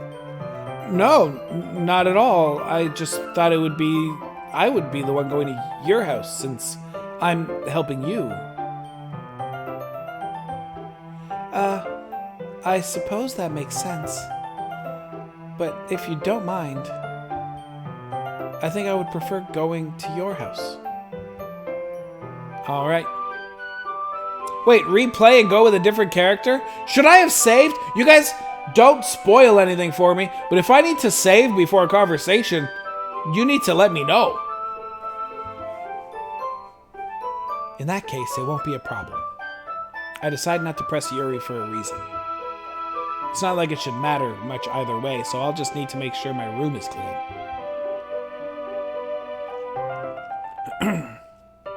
No, I'm gonna... Oh, even from the beginning?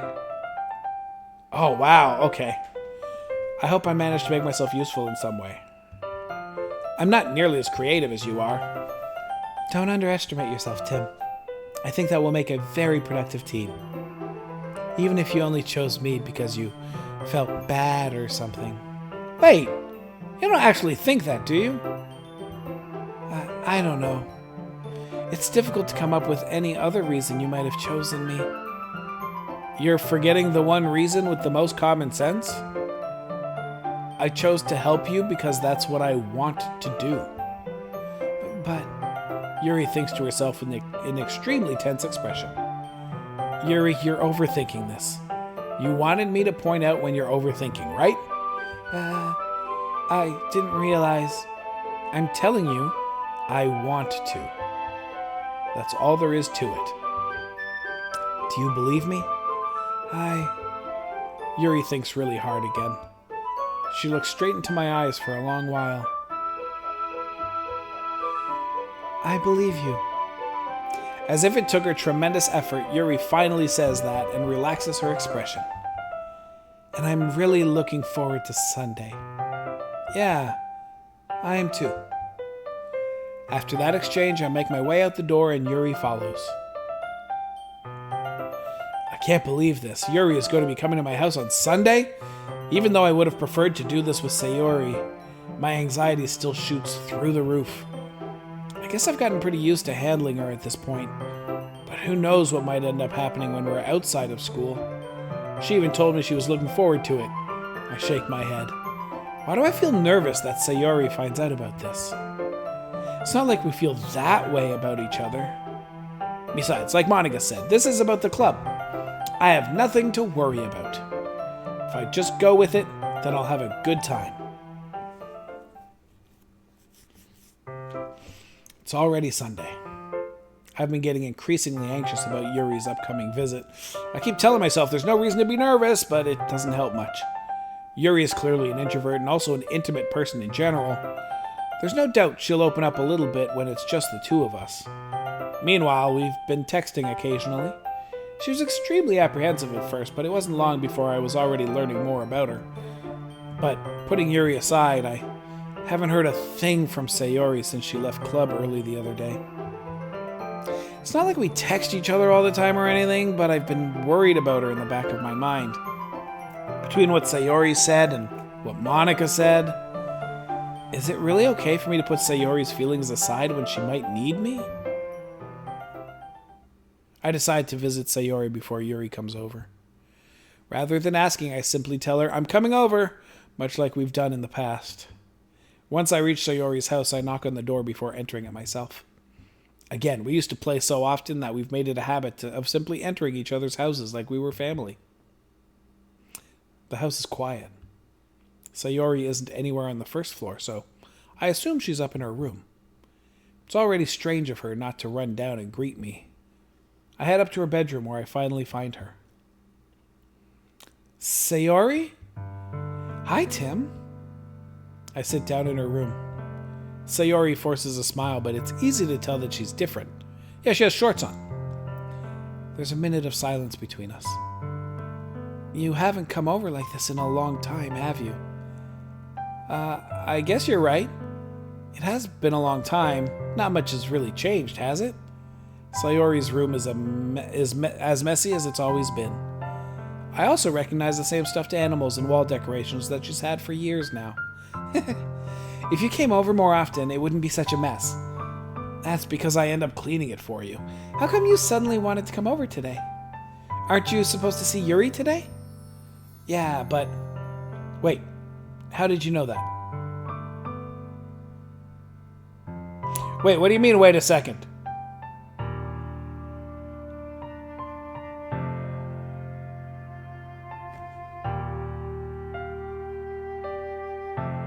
Should I be saving? Or is it too late to save? What am I waiting a second? Okay, cool. Wait, how did you know that? Sayori had already left by the time we decided that last meeting. Monica told me. It's only natural for her to keep me informed about the festival preparations, right? Ah, that's true. But what about you? Aren't you going to be helping Monica today? Of course. But I'm just helping her online. We didn't plan to meet up or anything. Ah, so it's just me and Yuri then. Yep. There's more silence between us. Sayori stares in a random direction. Everything about her behavior is really uncharacteristic. I finally get to the point. I just wanted to see how you were doing after you left on Friday. When something's wrong, you can't hide it from me. I know you too well, so... Sayori smiles, shaking her head. That's no good, Tim. Huh? Why can't it just be like it's always been? This is all my fault. If I didn't get so weak and accidentally express my feelings... If I didn't make that stupid mistake, then you wouldn't have been worried about me at all. You wouldn't have come here. You wouldn't have even been thinking about me right now. But this is just my punishment, isn't it? I'm getting punished for being so selfish. I think that's why the world decided to have you come over today. The fuck is happening? It just wants to torture me. Sayori? I grabbed Sayori by the shoulders. What on earth are you saying? Are you listening to yourself right now? I know something happened to you. There's no other explanation for you to be like this. So tell me already. Until I know, I won't be able to stop thinking about it. Sayori gives me an empty smile. You really put me in a trap, Tim. But you're wrong. Nothing happened to me. I've always been like this. You're just seeing it for the first time. Seeing what? What are you talking about, Sayori? You're really just gonna make me say it, aren't you, Tim? I guess I have no choice this time. The thing is, I've had really bad depression my whole life. Did you know that? Why do you think I'm late to school every day? Because most days I can't even find a reason to get out of bed.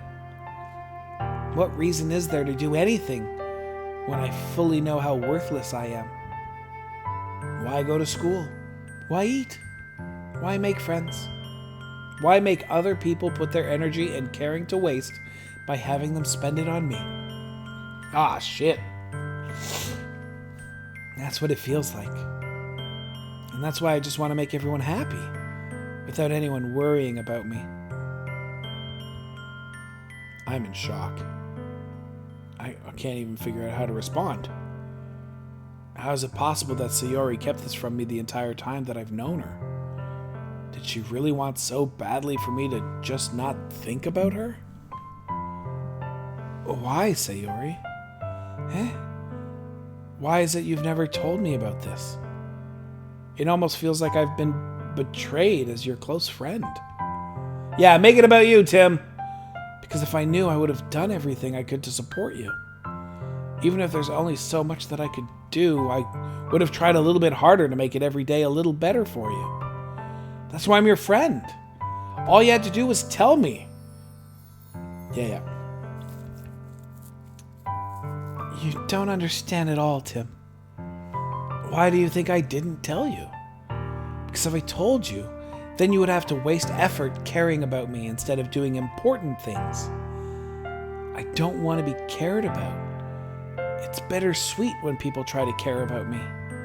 It feels nice sometimes, but it also feels like a bat being swung against my head. That's why I wanted so badly for you to make friends with everyone else. Helping everyone be happy together is the best thing for me. But then, I discovered something else, too. Seeing you make friends and get closer with everyone in the club, it feels like a spear going through my heart. So that's why. That's why I decided the world just wants to torture me. Every path leads to nothing but hurt. You're right that I don't understand. I don't understand your feelings at all, Sayori. But I don't need to understand. Whatever it takes for me to help you stop hurting, that's what I'll do. No, Tim, there's nothing. Nothing at all. The only thing that could have helped is if everything could be like it always was. But I was selfish. I finally showed you what a horrible person I am. Tears streaked down Sayori's face. I made you join the literature club because I was selfish. And I was punished by my heart hurting in a way that I couldn't understand. And now you came here, and I made you hurt too. I'm just weak and selfish. That's all I am.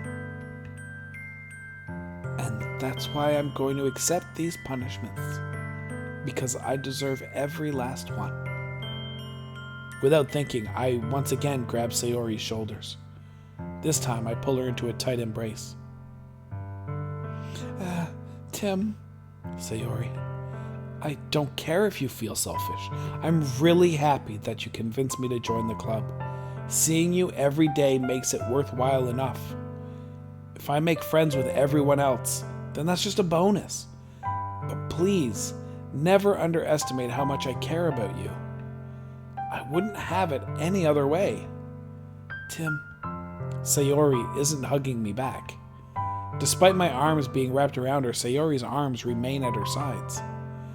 She starts sobbing next to my ear. No, don't do this to me. Please don't do this, Tim.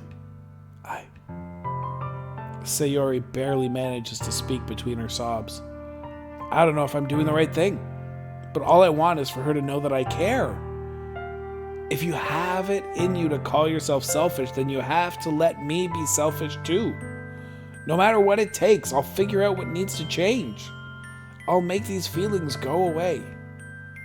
And if there's anything you need me to do, then you'd better tell me.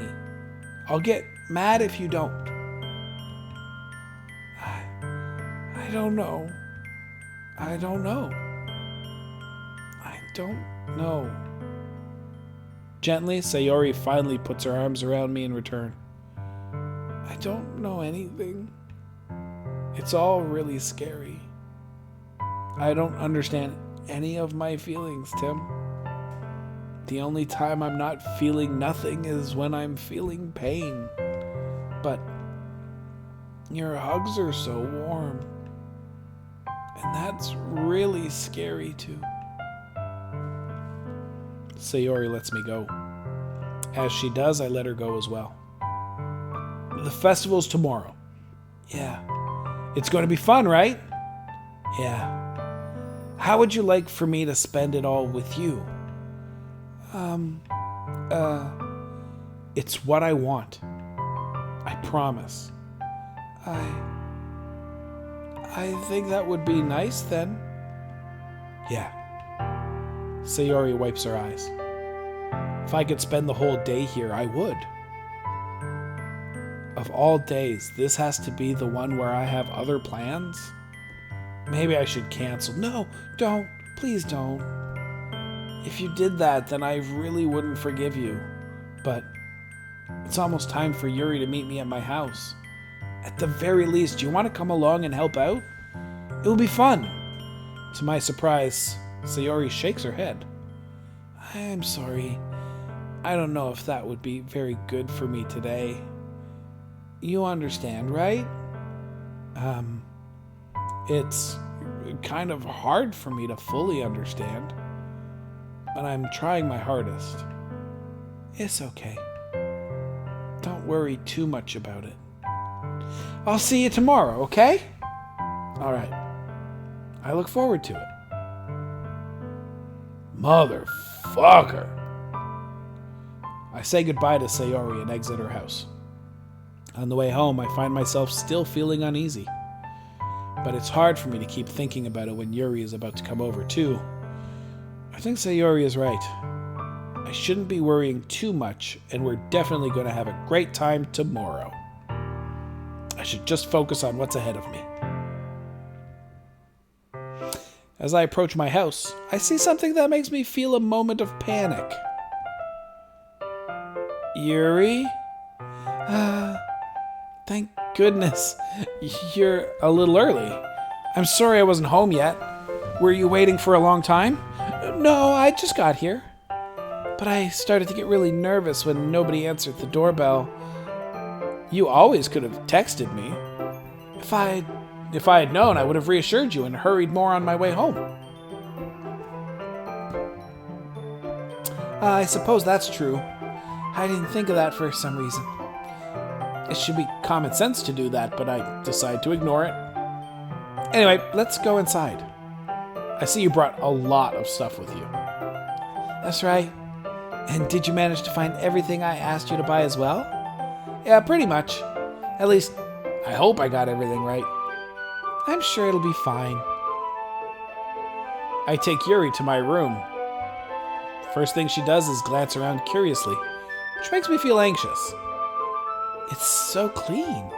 I cleaned it before you came over, so that's very considerate of you to do. No, I would be really embarrassed for my room to be a mess while you were here. Well, I do enjoy cleaning. I would have gladly helped you clean. That would be even more embarrassing? Wait, don't look in there! I snatched Yuri's wrist, which was in the process of opening a desk drawer of mine. I'm sorry. I wasn't thinking for some reason. I was just spacing out. It's fine, it's fine. I let go of Yuri's wrist. She puts both her hands firmly in her lap, as if making sure she's keeping track of them. So, should we get started? Yeah. I have a few things planned that you can help with. decorations and other atmospheric enhancements. Atmospheric enhancements? You know, mood lighting, aromatherapy candles. Oh, wow. I didn't know you plan on taking it that far. Of course. I want to help our guests take our guests to a faraway place. Although many will stop by just out of curiosity. And for cupcakes, I guess. I'm determined to provide an experience that will leave them wanting more. That's great. It's easy to forget that you're a pretty intense person. Intense? I guess that's the best way to put it. Is that a bad thing? No, not at all. It's something that I like about you, actually. Is that so? That makes me feel relieved. And kind of happy. Yeah, no need to be so anxious. You can relax a little. Relax. I brought some things for relaxation. I was going to use them during the poetry event. Oh yeah? Like what? Are we doing drugs? Let's see. Yuri rummages through her bag. She pulls out a few candles and a wooden cylinder-shaped object. I did some shopping on the way here, so I happen to have these in my bag. I planned to cover the windows in black paper and use the candles to light the room. I think that would be amazing, don't you? Yeah, that would be really neat. What's that wooden thing, though? Oh, this? It's a diffuser for essential oils. How familiar are you with aromatherapy? Not familiar at all. Ah, is that so? It's one of my favorite contributors to a positive atmosphere.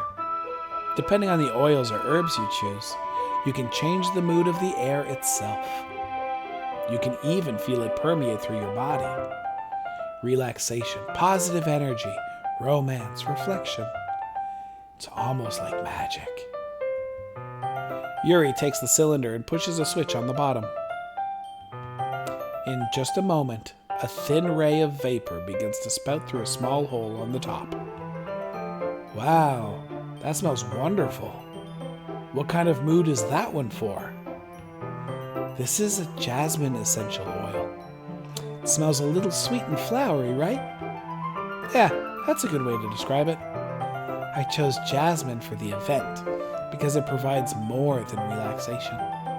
Jasmine enhances your emotions and helps you feel them flow through your body. You feel warmer and your heart pounds more heavily. Don't you think that will be perfect for sharing our poems? It does sound suitable, but you seem to know a lot about this, so I'll trust your opinion with anything. Yuri smiles gently, clearly enjoying herself. She again reaches into her bag and pulls out several spools of thin ribbon. What are those for? Well, did you purchase the origami paper I asked you to get? Origami. Am I in focus? I think so. Yeah, I have it over here. We won't be using the paper for folding origami. What I'd like to do is write a different word on each paper. We'll need about 100 of them. Oh yeah? What will those be used for? Well, I'm going to cut pieces of ribbon to hang from the doorway of the classroom. Then, we can fasten the paper onto the ribbon to create a doorway curtain. Wouldn't that be beautiful? It would also catch the eye of those passing by the room. It may attract some to peek inside. That's really creative. I had no idea you'd be so good at this, Yuri. Is that so? Well, I suppose I do get a little intense, as you'd put it. Yuri giggles with red cheeks. Is it just me? Or is she more relaxed when it's just the two of us? Or maybe it's the excitement she feels from sharing something that she enjoys. Here's a marker, Tim. You can write any characters you want. I'll help you once I finish cutting the ribbons. All right. Sitting on the floor together, the two of us get to work. I carefully draw a different character on each paper, doing my best to manage my bad handwriting. Yuri unravels a long strand of red ribbon to her desired length. Then she reaches into her bag once more and pulls out a pocket knife. The knife is strangely beautiful. The silver handle has an intricate pattern of waves etched into it, The blade itself is gently tinted blue. That's no ordinary pocket knife. It looks really fancy. Well... Embarrassed, Yuri looks away. What is it?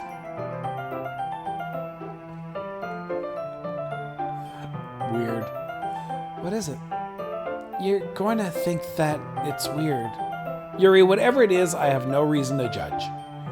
To each their own, you know? If you promise you won't be weirded out. Yeah, I promise. All right. The thing is, I'm kind of into knives. They're just so pretty. I can't help it. I don't know what it is. The combination of craftsmanship and feeling of danger, maybe? What am I saying? Please don't think I'm weird for this. You're laughing at me. No, I'm not laughing at you. It's just funny how nervous you got about sharing. It's an interesting thing to be into, I guess, but I think it kind of suits you. Suits me? Yeah. It's kind of intense. Besides, it's a really cool looking knife. I can't deny that.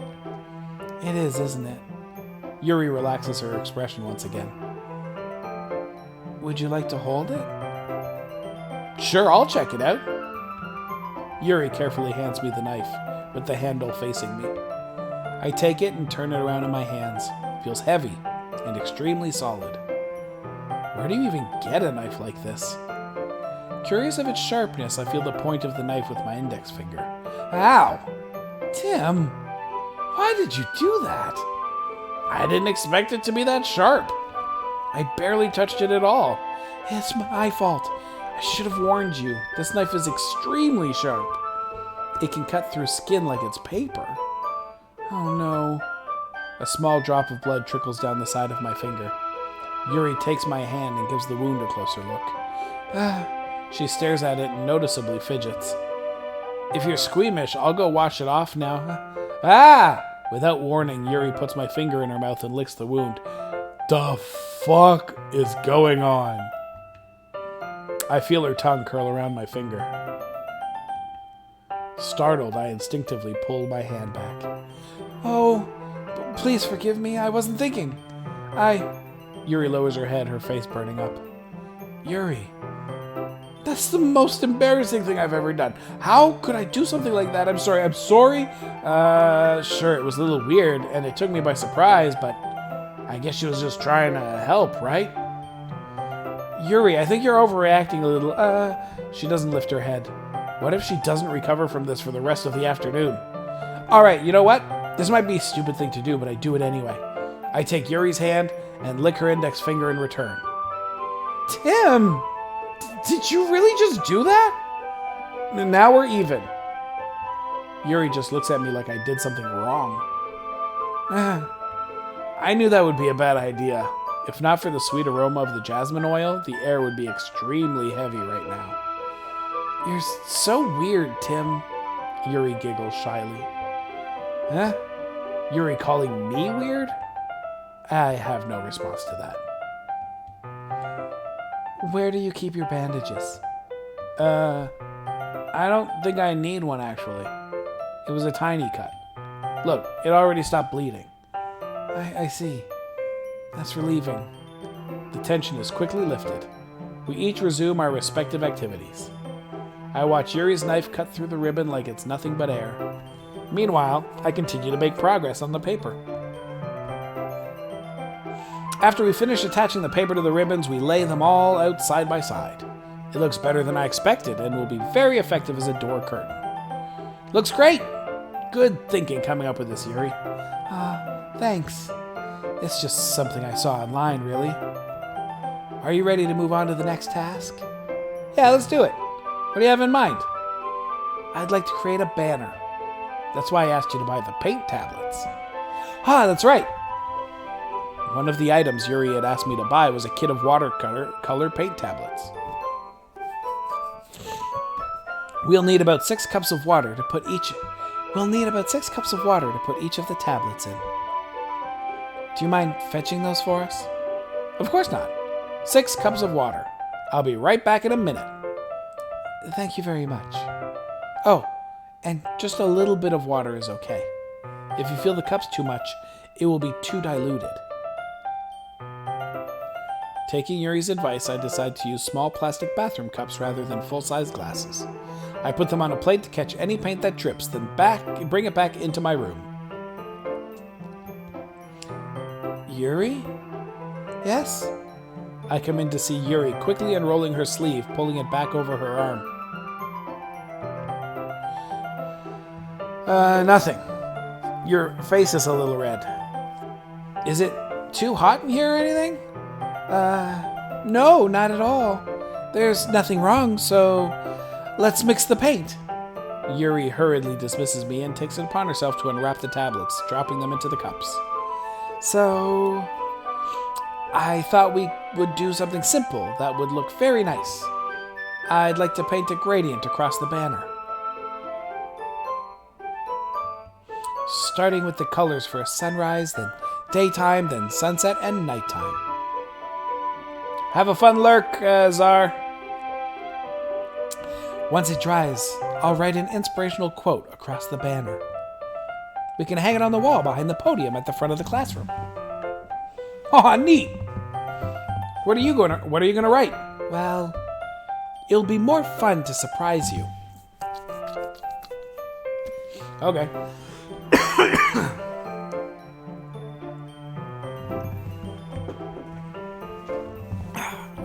Alright. God damn. What is going on today? I never get allergic in my house. Yuri smiles at me. If you say so. After rolling out the banner, Yuri and I kneel on opposite sides so we don't get in the way of each other.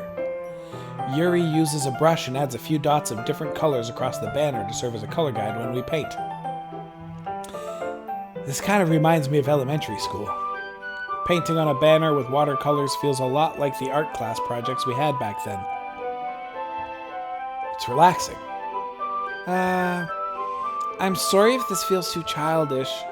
No, I didn't mean that at all. It's kind of fun, you know? Yeah, it is fun. I'm glad you feel that way too. I didn't know I had spoken out loud. Yuri stops painting for a moment, thinking to herself. For me, I don't need to go out and do crazy things to have fun. In fact, I usually don't even want to. I just like when I can spend time with one other person. Even if it's something simple like reading. It doesn't even matter if we don't talk much. Just having a friend next to me makes things feel a little bit nicer. I think that's all it takes for me to be happy. Is that so? Even if Yuri and I are quite different, I can understand where she's coming from. I feel that way about things like anime and games, where simply sharing the experience with someone can make me happy. I think I feel the same way. Yuri smiles gently. I knew you'd understand. Yuri leans over the banner to grab an unused paintbrush. But I move at the same time, causing my head to bump into hers. Ah! Sorry. Yuri reels back and I quickly lift my hands in surprise. Are you hurt? No, I'm not hurt. It just startled me, that's all. Sorry, I should have asked you to get it for me. It's not your fault. Your face. There are droplets of paint on Yuri's face and neck. Is there something on my face? Yeah, I accidentally got paint on you. Sorry, it's totally my fault. God damn it! What the I'll get a towel right away. I rush out and fetch a small towel, then I dampen it with hot water. I return to my room and kneel back down in front of her. Here. I pat down Yuri's face and neck with the towel. Is something wrong? It's hot. I just didn't expect it. Sorry, I didn't want to use cold water. Having finished, I start to retract my hand, but Yuri suddenly holds my wrist. Wait.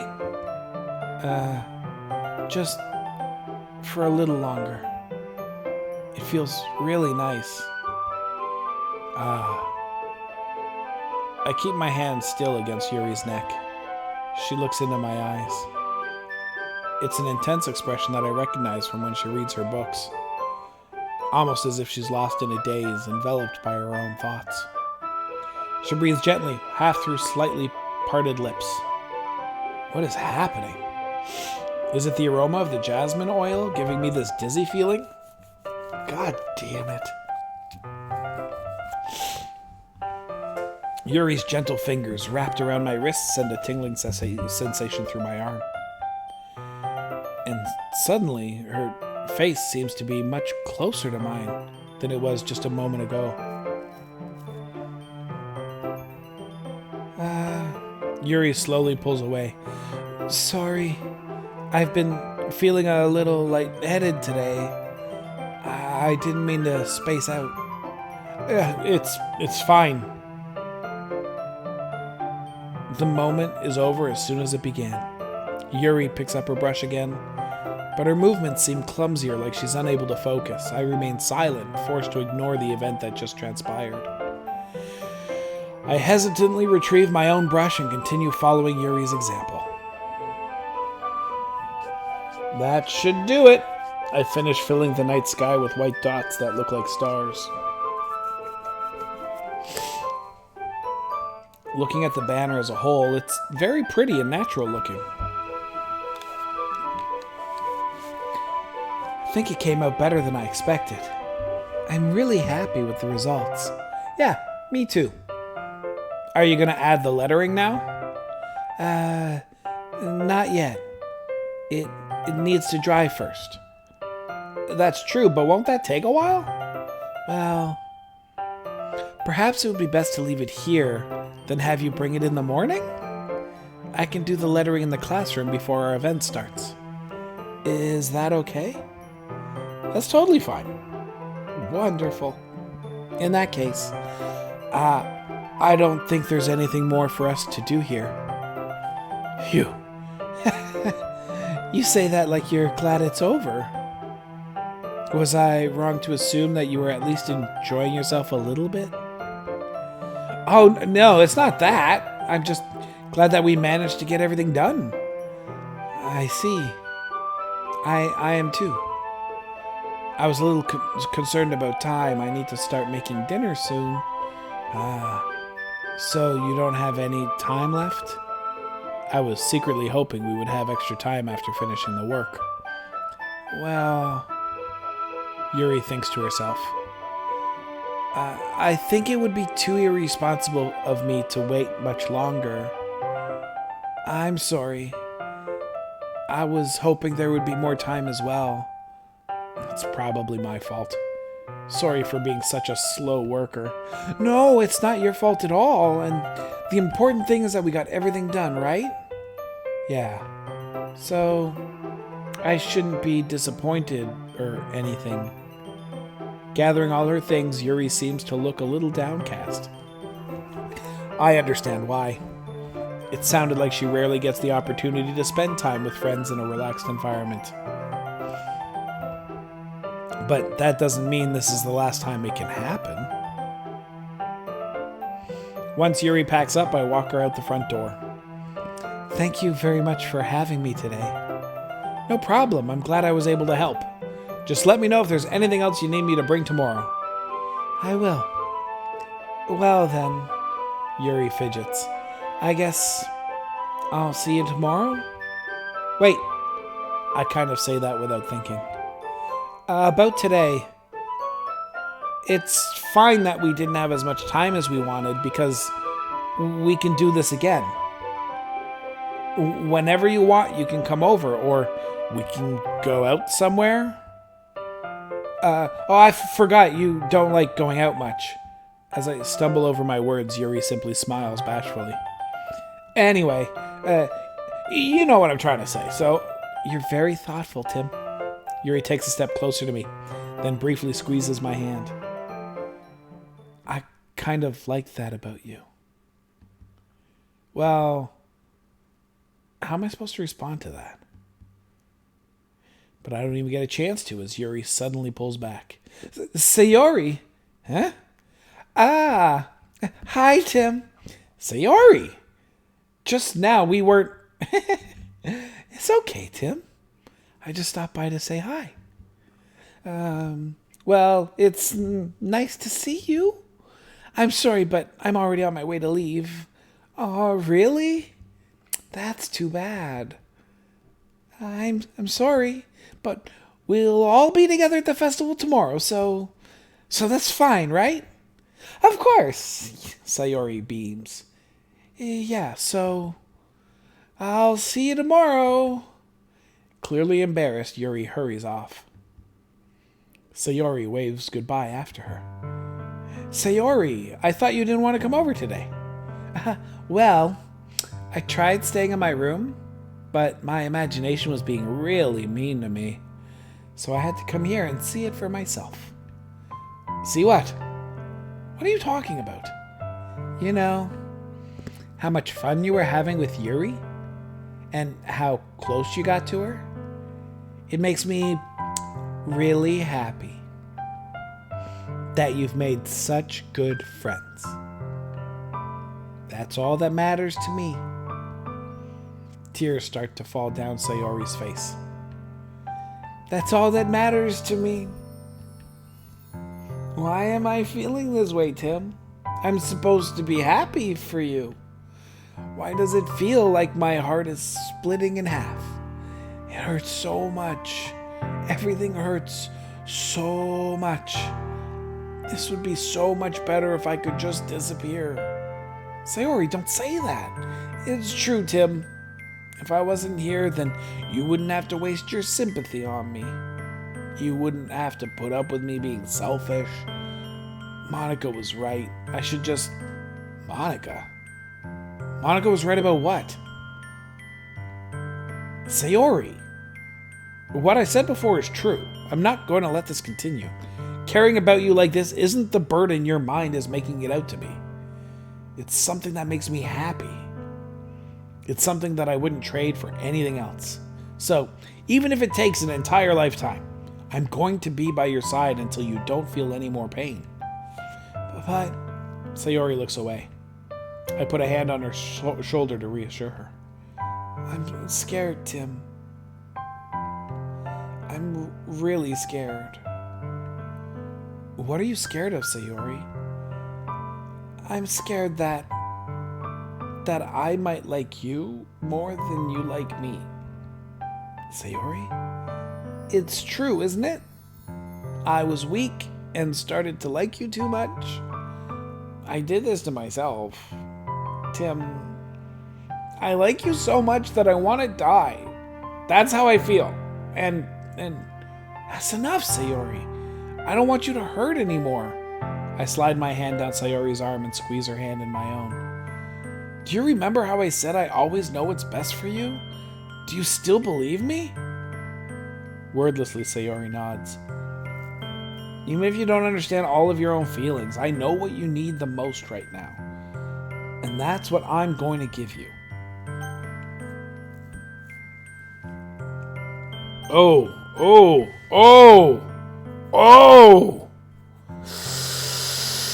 Whew.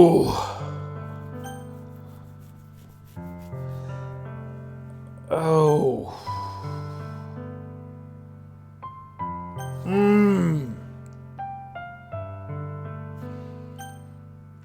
This will crush her, and this will lead her on, and will crush her later. Ugh. God damn it! Okay, what do I do in this situation?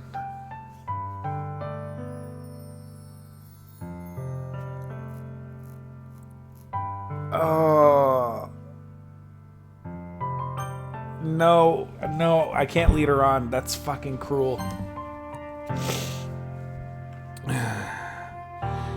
You'll always be my dearest friend.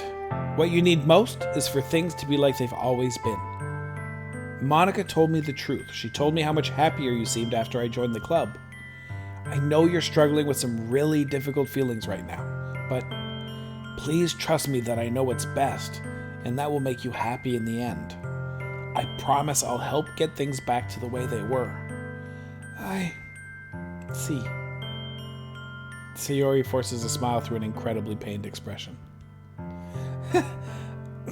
Is this what it feels like to get stabbed in the chest? I should write a poem about this. Sayori, it's okay. This is just my punishment, remember? For being so selfish.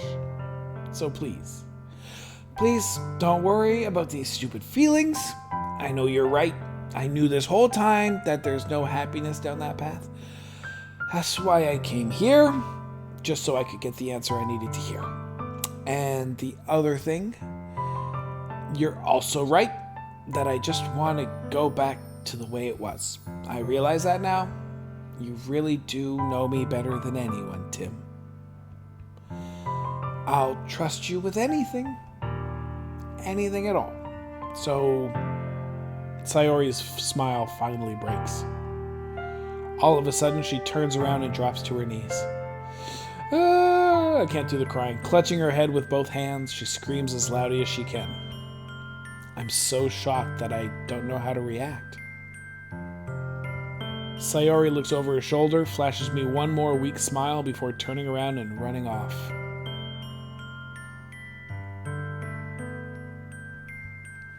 Sayori! I'm left helplessly standing in front of the house. Why am I feeling so horrible about this? There's nothing more that I could have done. The most I can do is support Sayori through her feelings and help her on the path that's right. But I'm having as much trouble understanding Sayori's feelings as she is. Even though I can comfort her, I keep wondering if I should be doing something more or something different. I know these thoughts will continue to plague me until things are back to the way they were. I'm going to give it everything I've got.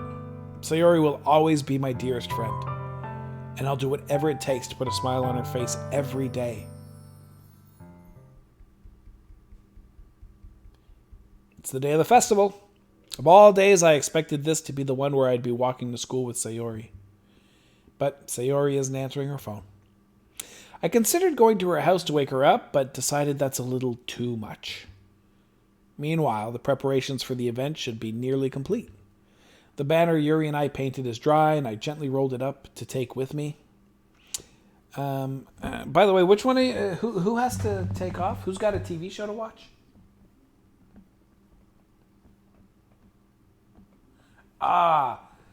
Lydosha. Well, so you let me know. You let me know if you're leaving.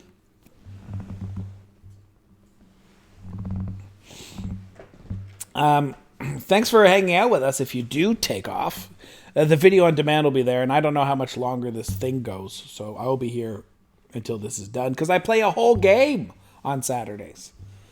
The banner Yuri and I painted is dry, and I gently rolled it up to take it with me.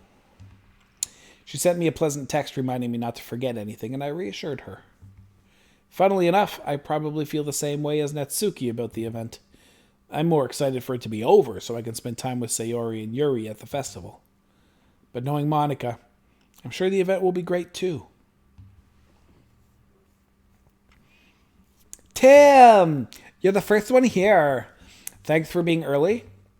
That's funny, I thought at least Yuri would be here by now. Monica is placing little booklets on each of the desks in the classroom. They must be the ones she prepared that have all the poems we're performing. In the end, I found a random poem online that I thought Monica would like, and I submitted it. So that's the one I'll be performing. I'm surprised you didn't bring Sayori with you. Yeah, she overslept again. That dummy. You'd think that on days this important, she'd try a little harder.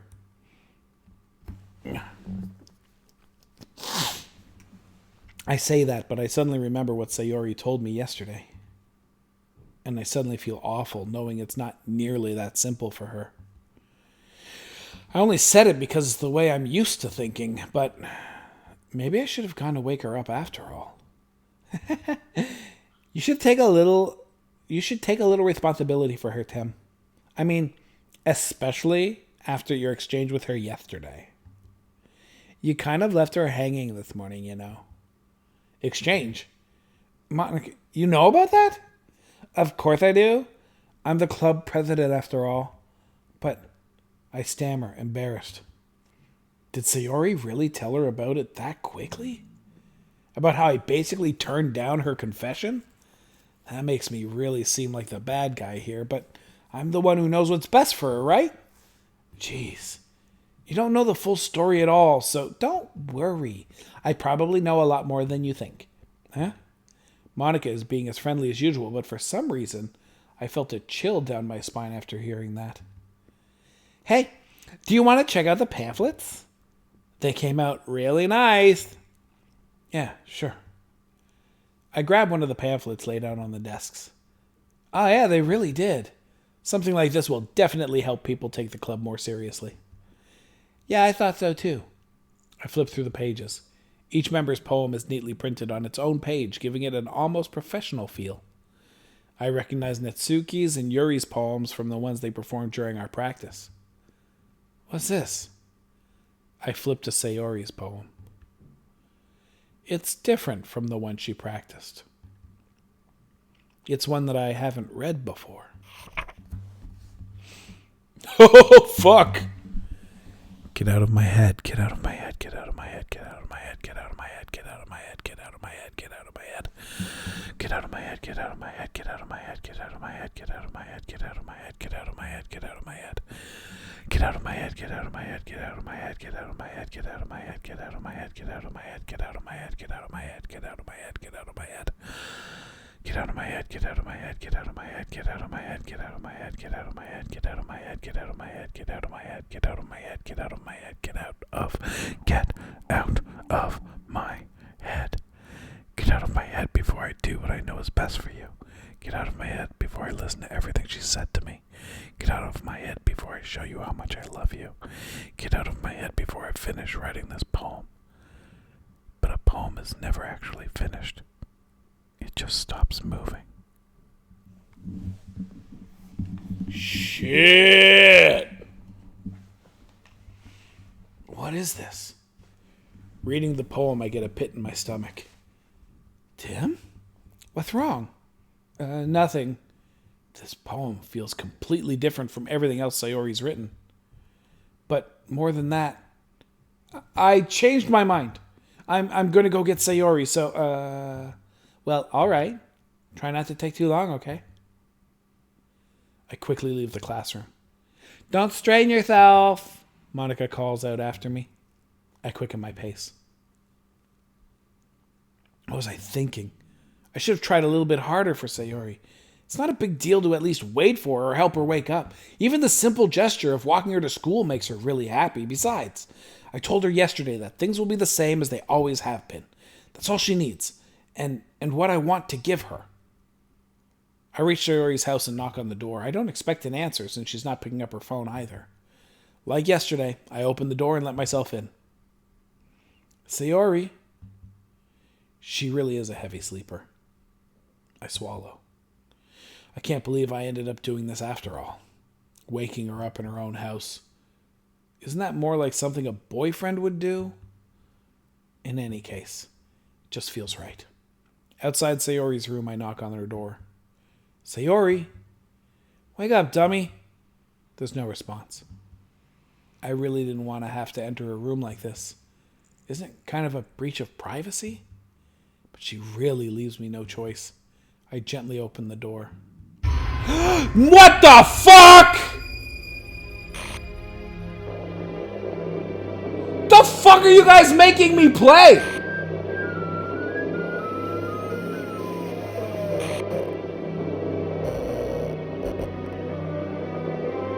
Jesus Christ!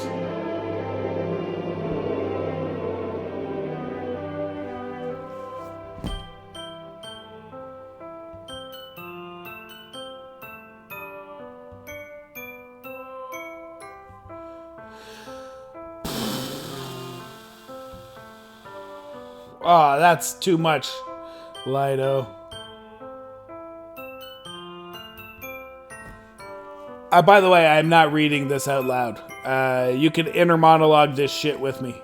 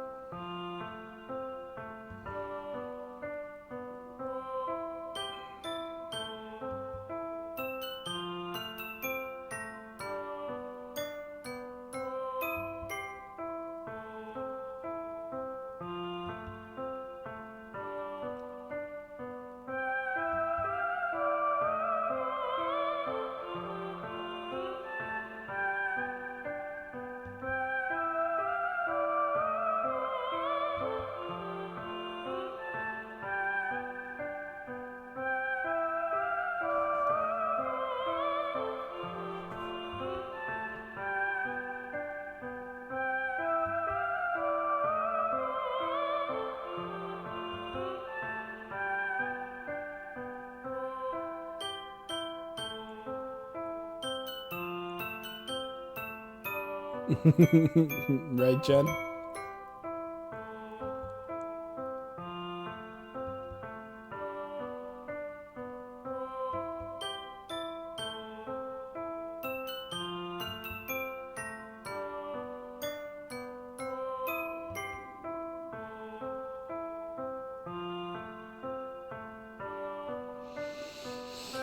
I have no idea, Lido.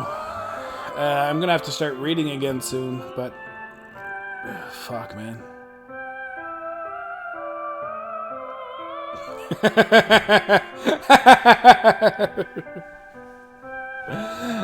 Oh, God.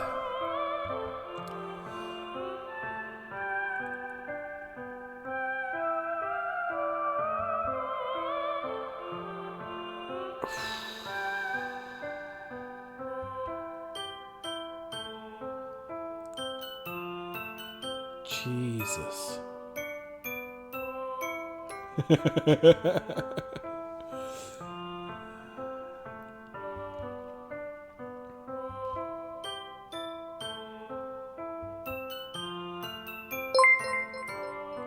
Hey, thanks for the bits.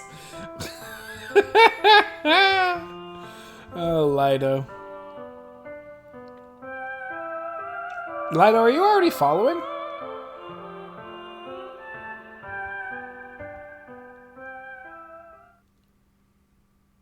What do you mean end? Is that it?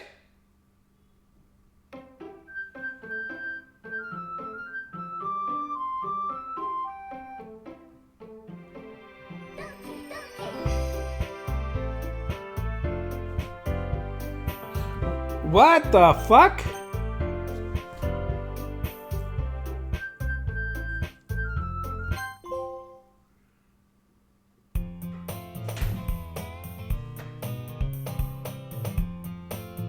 Are we getting some Nier Automata bullshit going on here? I see an annoying girl running toward me from the distance, waving her arms in the air like she's totally oblivious to any attention she might draw herself. That girl is my neighbor and good friend since we were children. You know, the kind of friend you'd never see yourself making today, but it just kind of works out because you've known each other for so long. We used to walk to school together on days like this, but starting around high school, she would oversleep more and more frequently, and I would get tired of waiting up. But if she's going to chase after me like this, I almost feel better off running away. You know that amazing feeling when you pick up your coffee cup and there's still coffee in it? Not this time!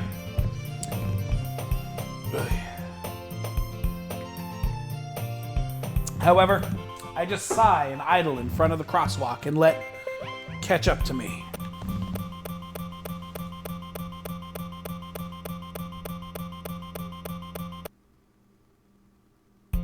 It's an ordinary school day like any other. Mornings are usually the worst, being surrounded by couples and friend groups walking to school together. Meanwhile, I've always walked to school alone.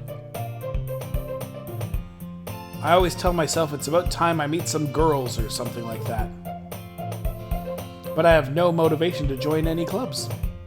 I'm perfectly content just getting by on the average while spending my free time on games and anime. There's always the anime club, but it's not like there would be any girls in it anyway. School day is as ordinary as ever, and it's over before I know it. After I pack up my things, I stare blankly at the wall, looking for an ounce of motivation. Clubs. There really aren't any that interest me. Besides, most of them would probably be way too demanding for me to want to deal with. I guess I have no choice but to start with the anime club. Tim? Monica? Oh my goodness, I totally didn't expect to see you here. It's been a while, right? Yeah, it has. Monica smiles sweetly. We do know each other. Well, we rarely talked, but we were in the same class last year. Monica was probably the most popular girl in class. Smart, beautiful, athletic. Basically, completely out of my league. So having her smile at me so genuinely feels a little... What did you come in here for anyway? Oh, I've just been looking for some supplies to use for my club. Do you know if there's any construction paper in here? Or markers? I guess you could check the closet. You're in the debate club, right? About that. I actually quit the debate club. Really? You quit? Yeah. To be honest, I can't stand all of the politics around the major clubs.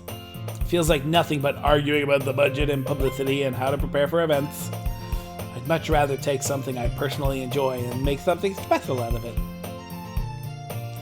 In that case, what club did you decide to join? Actually, I'm starting a new one. A literature club. Literature? That sounds kind of dull. How many members do you have so far? It's kind of embarrassing, but there are only 3 of us so far. It's really hard to find new members for something that sounds so boring. Well, I can see that. But it's really not boring at all, you know? Have fun, Lido! Literature can be anything. Reading, writing, poetry. I mean, one of my members even keeps her manga collection in the club room. Wait, really? Yeah, it's funny, right? She always insists that manga is literature too. I mean, she's not wrong, I guess. And besides, a member's a member, right? Did Monica say she? Hey, Tim, by any chance, are you still looking for a club to join? I mean, I guess so, but in that case, is there any chance you could do me a big favor? I won't ask you to join, but if you could at the very least visit my club, it would make me really happy. See you later, Tim. Yes, sort out that stuff for your stream, bro.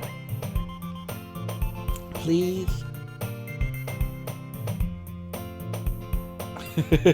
See you guys in a bit. Well, I guess I have no reason to refuse. Besides, how could I ever refuse someone like Monica? Sure, I guess I could check it out. Ah, awesome! You're really sweet, Tim, you know that? It's nothing, really. Shall we go then? I'll look for the materials another time. You're more important. And thus, today marks the day I sold my soul to Monica and her irresistible smile. I dejectedly follow Monica across the school and upstairs, a section of the school I rarely visit. Monica, full of energy, swings open the classroom door. I'm back, and I brought a guest with me. A guest? Seriously, you brought a boy? Way to kill the atmosphere. Don't be mean, Natsuki. But anyway, welcome to the club, Tim. All words escape me in this situation. This club is full of incredibly cute girls. So let me guess, you're Monica's boyfriend, right? What? No, I'm not. Natsuki? The girl with the sour attitude, whose name is apparently Natsuki, is one I don't recognize. Her small figure makes her look like a first-year student. Anyway, this is Natsuki, energetic as usual, and this is Yuri, the vice president. It's nice to meet you. Yuri, who appears comparably more mature and timid, seems to have a hard time keeping up with someone like Natsuki. Yeah, it's nice to meet both of you. So I ran into Tim in a classroom, and he decided to come check out the club. Isn't that great? Wait, Monica, didn't I tell you to let me know in advance before you brought anyone new?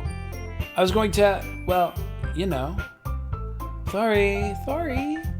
I didn't forget that, but I just happened to run into him. In that case, I should at least make some tea, right? Yeah, that would be great. Why don't you come sit down, Tim? The girls have a few desks arranged to form a table. Yuri walks to the corner of the room and opens the closet. Meanwhile, Monica and Natsuki sit across from each other. Still feeling awkward, I take a seat next to Monica. So, I know you didn't really plan on coming here, but we'll make sure you feel right at home, okay? As president of the Literature Club, it's my duty to make the club fun and exciting for everyone. I'm surprised there aren't more people in the club yet. Must be hard to start a new club. You could put it that way. Not many people are very interested in putting out all the effort to start something brand new, especially when it's something that doesn't grab your attention like literature. You have to work hard to convince people that you're both fun and worthwhile. But it makes school events like the festival that much more important. I'm confident that we can all really grow this club before we graduate.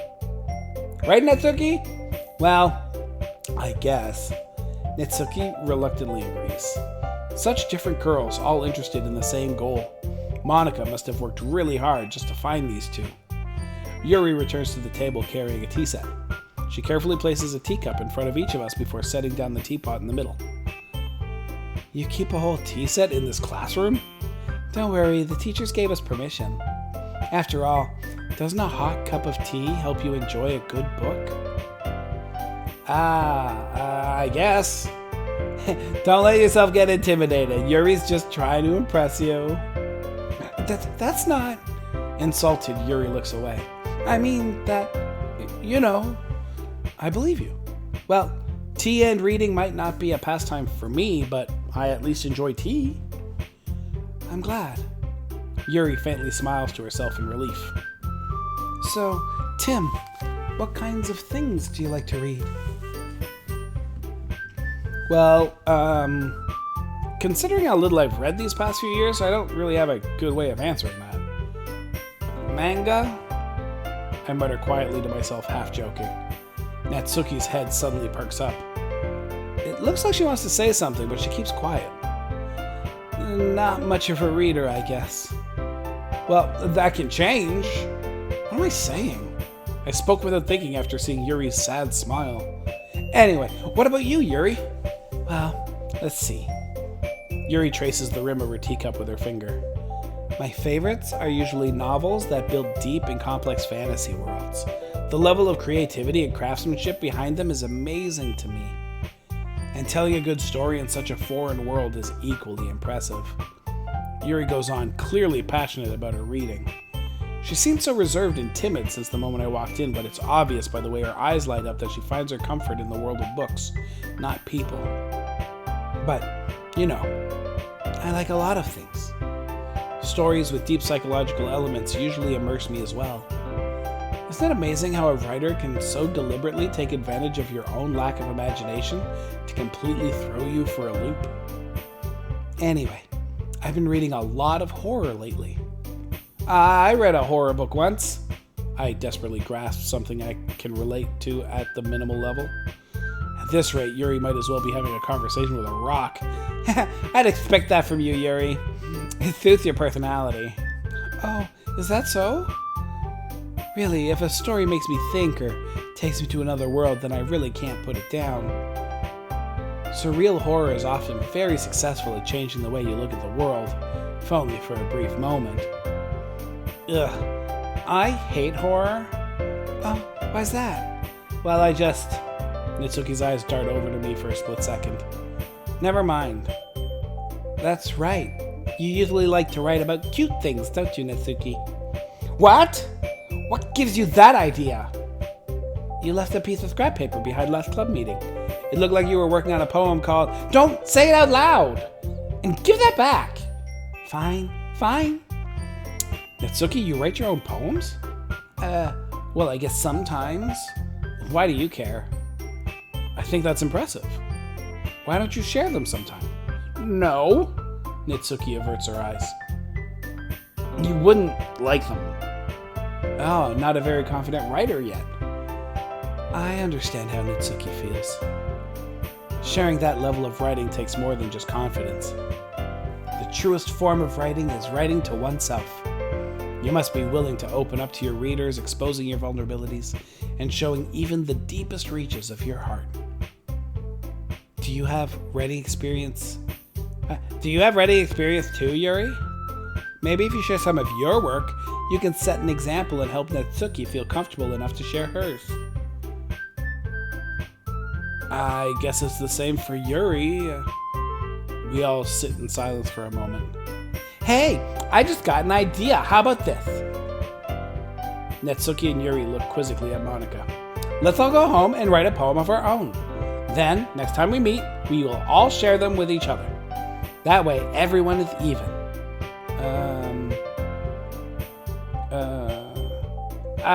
I thought it was a good idea.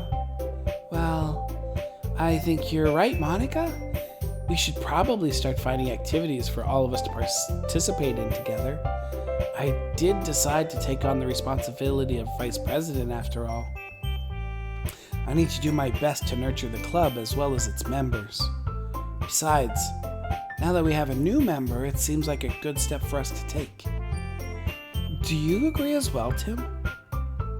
Hold on, there's still one problem. What's that? Now that we've reached the most important topic, I bluntly come forth with what's been on my mind the entire time. I never said I would join this club.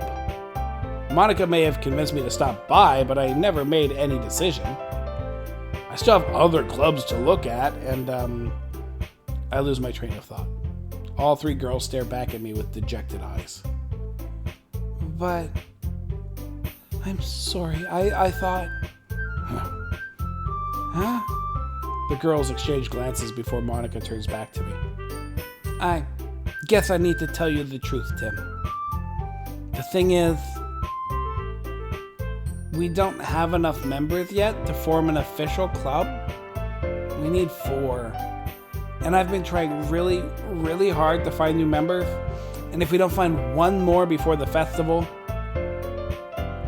I'm defenseless against these girls. how am I supposed to make a clear-headed decision when it's like this? I would feel terrible for letting everyone down in this situation, and besides, the club itself seems pretty relaxed. So if writing poems is the price I need to pay in order to spend every day with these beautiful girls? Right. Okay, I've decided then. I'll join the literature club. One by one, the girls' eyes light up. Oh my goodness, really?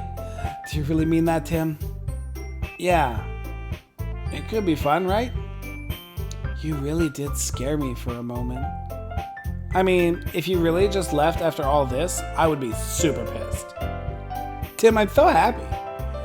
We can become an official club now. Thank you so much for this. You're really amazing. I'll do everything I can to give you a great time, okay? Thanks, I guess? Okay, everyone. I think with that, we can officially end today's meeting on a good note. Everyone remember tonight's assignment. Write a poem to bring to the next meeting so we can all share. Monica looks over at me once more. Tim, I look forward to seeing how you express yourself. Yeah. Can I really impress the class star Monica with my mediocre writing skills? I already feel the anxiety welling up inside me. Meanwhile, the girls continue to chit-chat as Yuri cleans up the tea set. I guess I'll be on my way then? Okay, I'll see you tomorrow then. I can't wait. With that, I depart the club room and make my way home. The whole way, my mind wanders back and forth between the three girls. Natsuki, Yuri, and of course, Monica. Will I really be happy spending every day after school in a literature club? Perhaps I'll have the chance to grow closer to one of these girls. Alright, I'll just need to make the most of my circumstances, and I'm sure good fortune will find me. And I guess that starts with writing a poem tonight. I hope it's not going to be another fucking 5 hours. You have unlocked a special poem. Would I like to read it? Yes I would. Wait, which one's highlighted? I'm going to assume.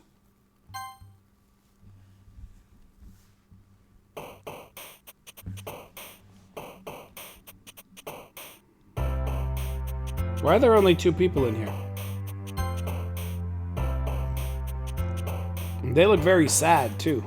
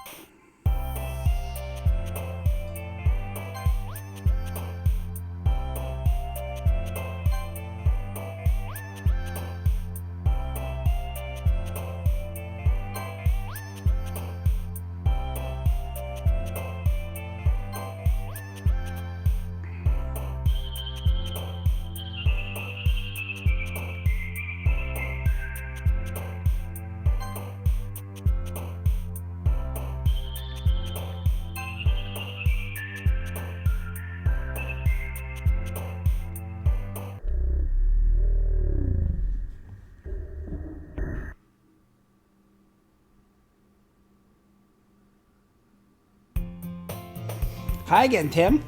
Glad to see you didn't run away on us. Nah, don't worry.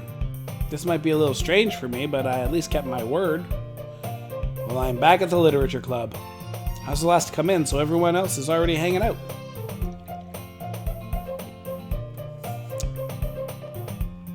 Thanks for keeping your promise, Tim.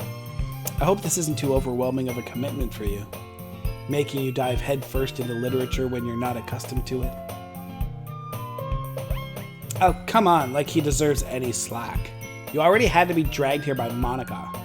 I don't know if you plan to just come here and hang out or what, but if you don't take us seriously, then you won't see the end of it.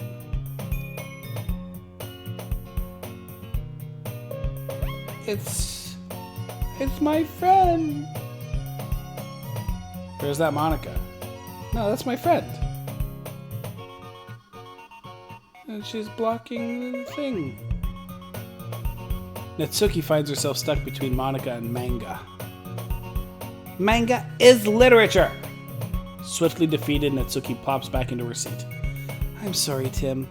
We'll make sure to put your comfort first, okay? Yuri shoots Natsuki with a disappointed glance. Anyway, now that you're in the club and all, perhaps you might have interest in picking up a book to read? Well, I can't really say no either way. Like you said, I'm in this club now. So it only feels right for me to do something like that if you ask. Oh, wait, I didn't mean it like that. If you don't really want to, then forget I said anything, I guess. Oh, no, that's not it, Yuri. I want to try to be a part of this club. So even if I don't read often, I'd be happy to pick up a book if you wanted me to. Are you sure? I just felt like, well, as vice president and all, that I should help you get started on something you might like.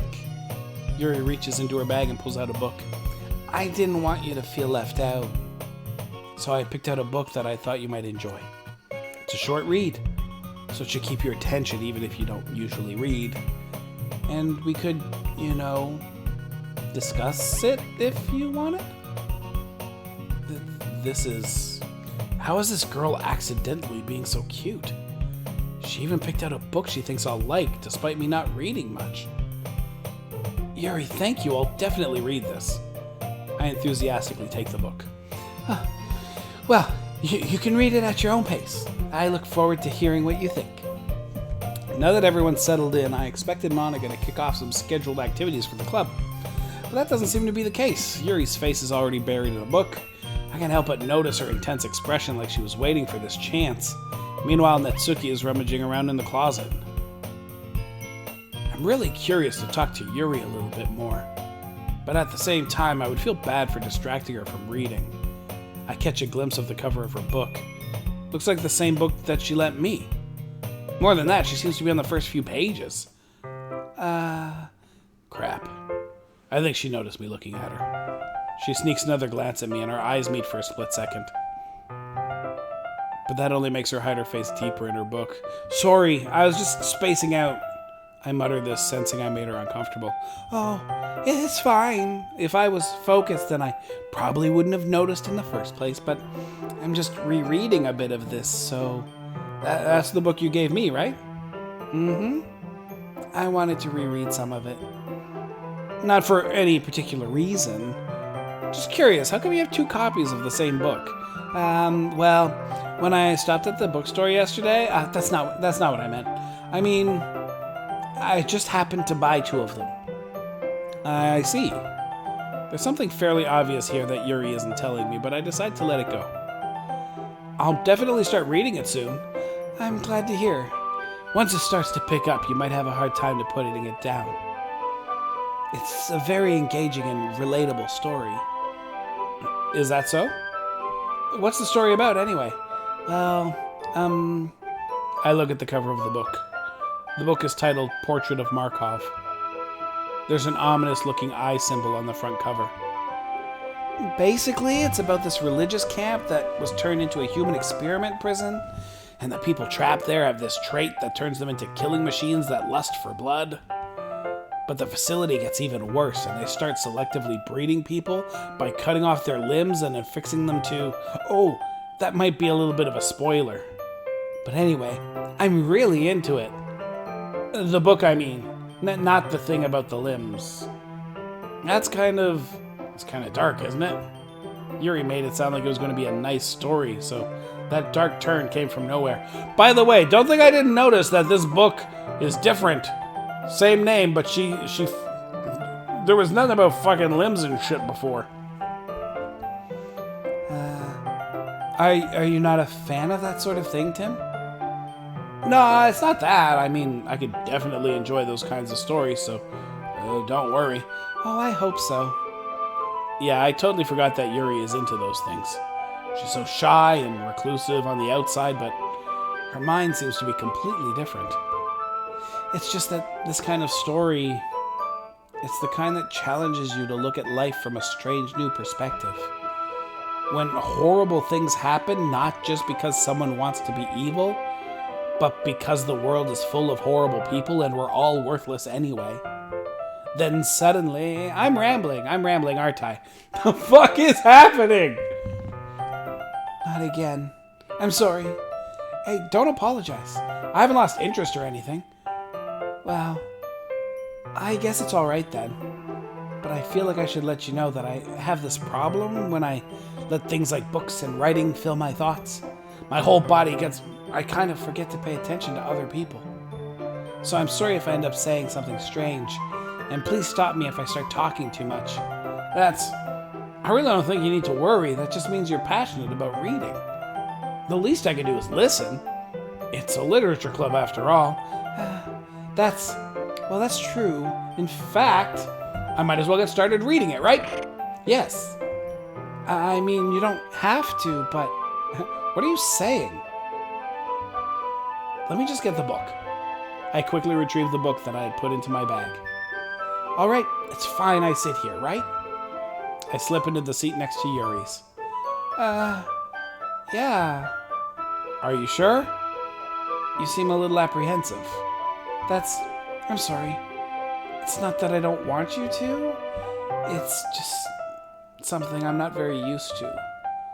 That is, reading in company with someone. I see. Well, just tell me if I end up distracting you or anything. All right. I open the book and start the prologue. I soon understand what Yuri means about reading in company. It's as if I can feel her presence over my shoulder as I read. It's not a particularly bad thing. Maybe a little distracting, but the feeling is somewhat comforting. Yuri is in the corner of my eye. I realize that she's not actually looking at her own book. I glance over. It looks like she's reading from my book instead.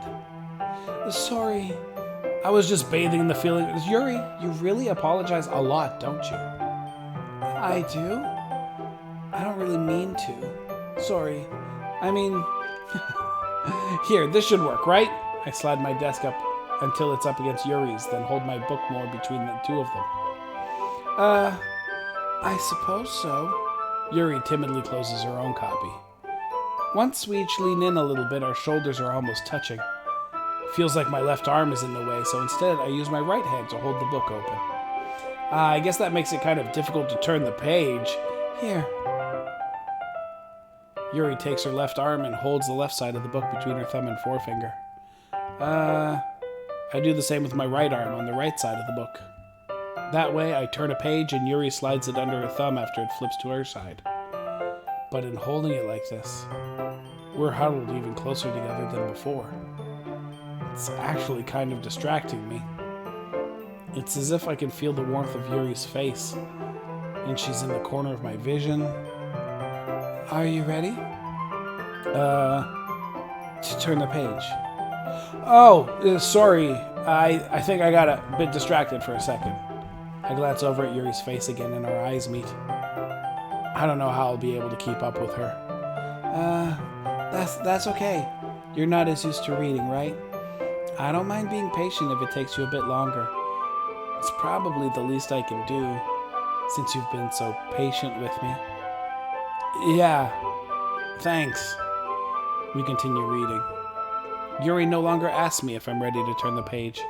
Instead, I just assume that she finishes the page before me, so I turn it by my own volition. We continue the first chapter in silence. Even so, turning each page almost feels like an intimate exchange. My thumb gently letting go of the page, letting it flutter over to her side as she catches it under her own thumb. Hey, Yuri. This might be a silly thought, but the main character kind of reminds me of you a little bit. Huh? No, I don't relate to this character at all. Definitely not.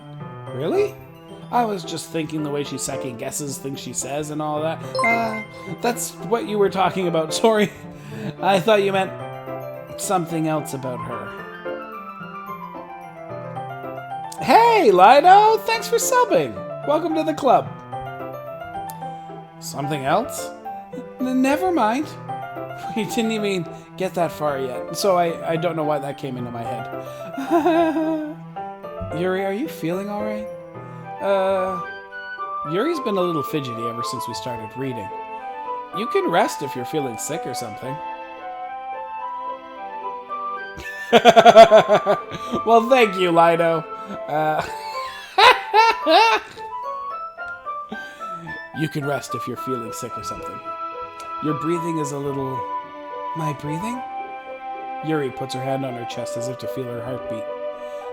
I didn't even notice.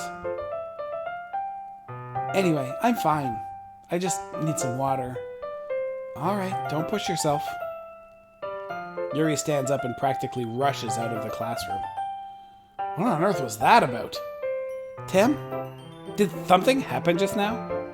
I have no idea. Yuri was acting a little strange, I guess? So you don't know anything?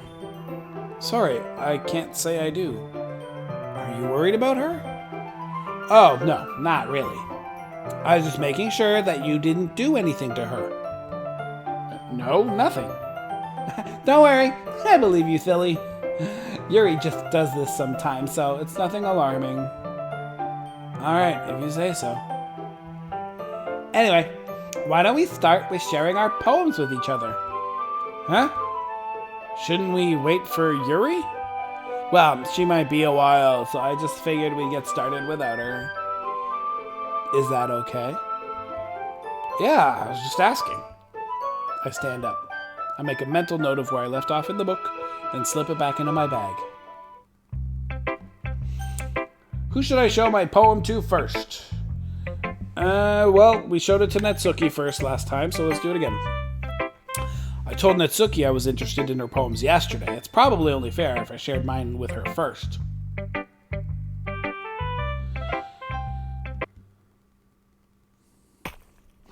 What?! Tim, if you're not going to take this club seriously, then go home. Huh? Harsh. What? You expect me to believe that you actually put effort into this? Do you think I'm stupid? I'm not a writer. Maybe it's not very good, but yeah, I did put in effort. We all start somewhere, right? If you're still proud of the first poem you ever wrote, then I'd like to read it. Painful to think about? Fine. Well, sorry. You'll get better anyway. I tell you what to improve, but you're better off just trying again. Fair enough. Well, to each their own, I guess. Anyway, I guess I gotta share mine now. Knowing you, you'll probably think it's stupid. Eagles can fly. Monkeys can climb. Crickets can leap. Horses can race. Owls can seek. Cheetahs can run. Eagles can fly. People can try. But that's about it. So, same poem. Yeah. I told you that you weren't gonna like it. I like it. What? Just be honest. I am. Why are you so convinced that I wouldn't like this? Well, because everyone in high school thinks that writing has to be all sophisticated and stuff. So people don't even take my writing seriously. But isn't that the point of poems, for people to express themselves? Your writing style wouldn't make your message any less valid. Yeah, exactly. I like when it's easy to read, but it hits you hard. Like in this poem. Seeing everyone around you... No, wrong voice. Seeing everyone around you do great things can be really disheartening. So I decided to write about it. Yeah, I understand. But the other nice thing about simple writing is that it puts more weight on the wordplay. Like, I set up for a rhyme at the end, but then made it fall flat on purpose. It helps me bring out the feeling in the last line. So you did. I guess more went into it than I realized. That's what it means to be a pro. I'm glad you learned something. Didn't expect that from the youngest one here, did you? Yeah, I guess not. I decided to humor her with that last comment. I don't really care how old everyone is, but if Natsuki is feeling proud, then I won't take that away from her. Well, who else do you think I should show it to? Hi, Tim. Having a good time so far? Yeah.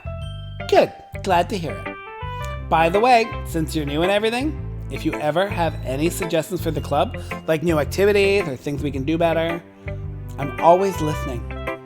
Don't be afraid to bring things up, okay? All right, I'll keep that in mind. Of course I'll be afraid to bring things up. I'm much better off just going with the flow until I'm more settled in. Anyway, want to share your poem with me? It's kind of embarrassing, but I guess I have to. Don't worry, Tim. We're all a little embarrassed today, you know? But it's that sort of barrier that we'll all learn to get past soon. Yeah, that's true. I hand Monica my poem. Great job, Tim. I was going ooh in my head while reading it. It's really metaphorical. I'm not sure why, but I didn't expect you to go for something so deep. I guess I underestimated you. It's easiest for me to keep everyone's expectations low. That way it always counts when I put in some effort. That's not very fair. Well, I guess it worked anyway. You know what? Yuri likes this kind of writing, right? Writing that's full of imagery and symbolism. Sometimes I feel like Yuri's mind is just totally detached from reality. I don't mean that like it's a bad thing, no. But sometimes I get the impression that she's just totally given up on people. She spends so much time in her own head that it's probably a much more interesting place for her. But that's why she gets so happy when you treat her with a lot of kindness. I don't think she's used to being indulged like that. She must be really starved for social interaction, so don't blame her for coming on a little strongly. Like earlier. I think if she gets too stimulated, she ends up withdrawing and looking for alone time. Suddenly, the door opens. Yuri! I am back. Did I miss anything? Not really. Well, we all started sharing our poems with each other. Already? I'm sorry for being late. No need to apologize. We still have plenty of time, so I'm more glad that you took all the time you needed. All right. Thanks, Monica. I suppose I should go get my poem now. Anyway, do you want to read my poem now? Don't worry, I'm not very good. You sound pretty confident for someone who claims to not be very good. Well, that's because I have to sound confident. That doesn't mean I always feel that way, you know. I see. Well, let's read it then. Hole in wall. But he wasn't looking at me. Confused, I frantically glance at my surroundings, but my burned eyes can no longer see color. Are there others in this room? Are they talking? Or are they simply poems on flat sheets of paper?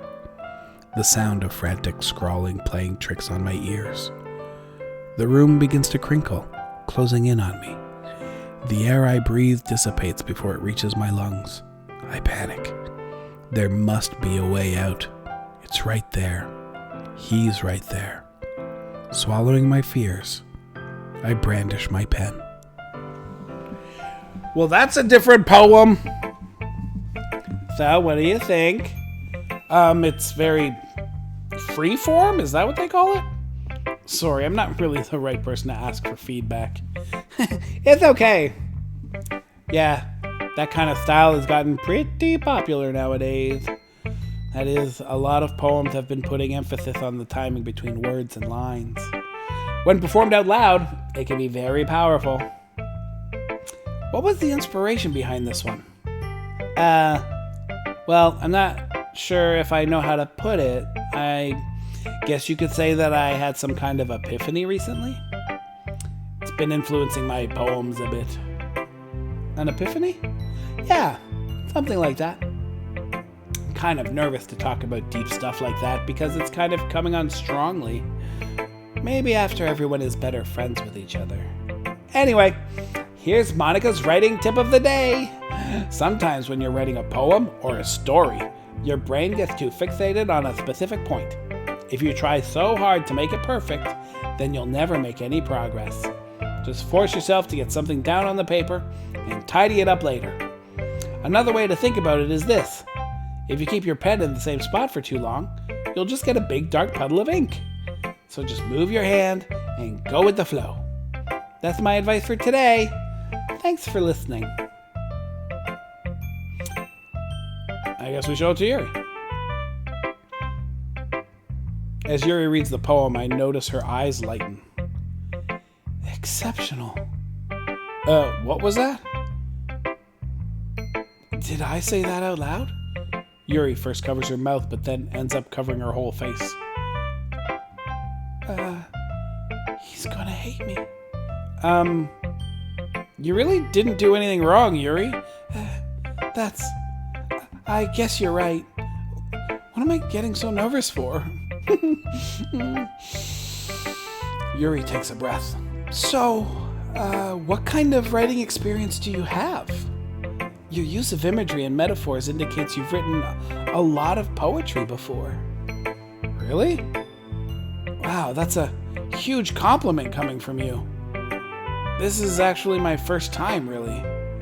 Huh? Yuri stares at me blankly, then looks at my poem again. Well, I know that. I just meant, Yuri trails off, unable to find an excuse. She traces her finger along the words in the poem, as if breaking it down more thoroughly. Yeah. Okay. This is the reason I was able to tell. It's just that there are specific writing habits that are usually typical of new writers, and having been through that myself, I kind of learned to pick up on them. I think the most noticeable thing I recognize in new writers is that they try to make their style very deliberate. In other words, they tend to pick a writing style separate from the topic matter, and they form-fit the two together. The end result is that both the style and the expressiveness are weakened, and once Yuri finds her train of thought, it's as if her demeanor totally changes. Her stammering is completely gone, and she sounds like an expert. Of course, that's not something you can be blamed for. There's so many different skills and techniques that go into writing even a simple poem. Not just finding them and building them, but getting them to work together is probably the most challenging part. It might take you some time, but it all comes with practice and learning by example and trying new things. I also hope that everyone else in the club gives you valuable feedback. Natsuki can be a little bit biased, though. Biased? How? Well, never mind. I shouldn't be talking about people like that. Sorry. It's fine. I'm not sure if Yuri's apologizing to herself, to me, or to Natsuki. Do you mind if I read your poem now? Please do. I'd love to share my thought process behind it. Yuri smiles dreamily as if that's a rare opportunity for her. Which itself is kind of funny. After all, isn't this supposed to be a literature club? Ghost under light. The tendrils of my hair illuminate beneath the amber glow bathing. It must be this one, the last remaining street light to have withstood the test of time. The last yet to be replaced by the sickening blue-green hue of the future. I bathe, calm, breathing air of the present but living in the past. The light flickers. I flicker back. Also the same poem. I'm sorry, I have such terrible handwriting. What? I wasn't thinking that at all. But it took you a long time to read.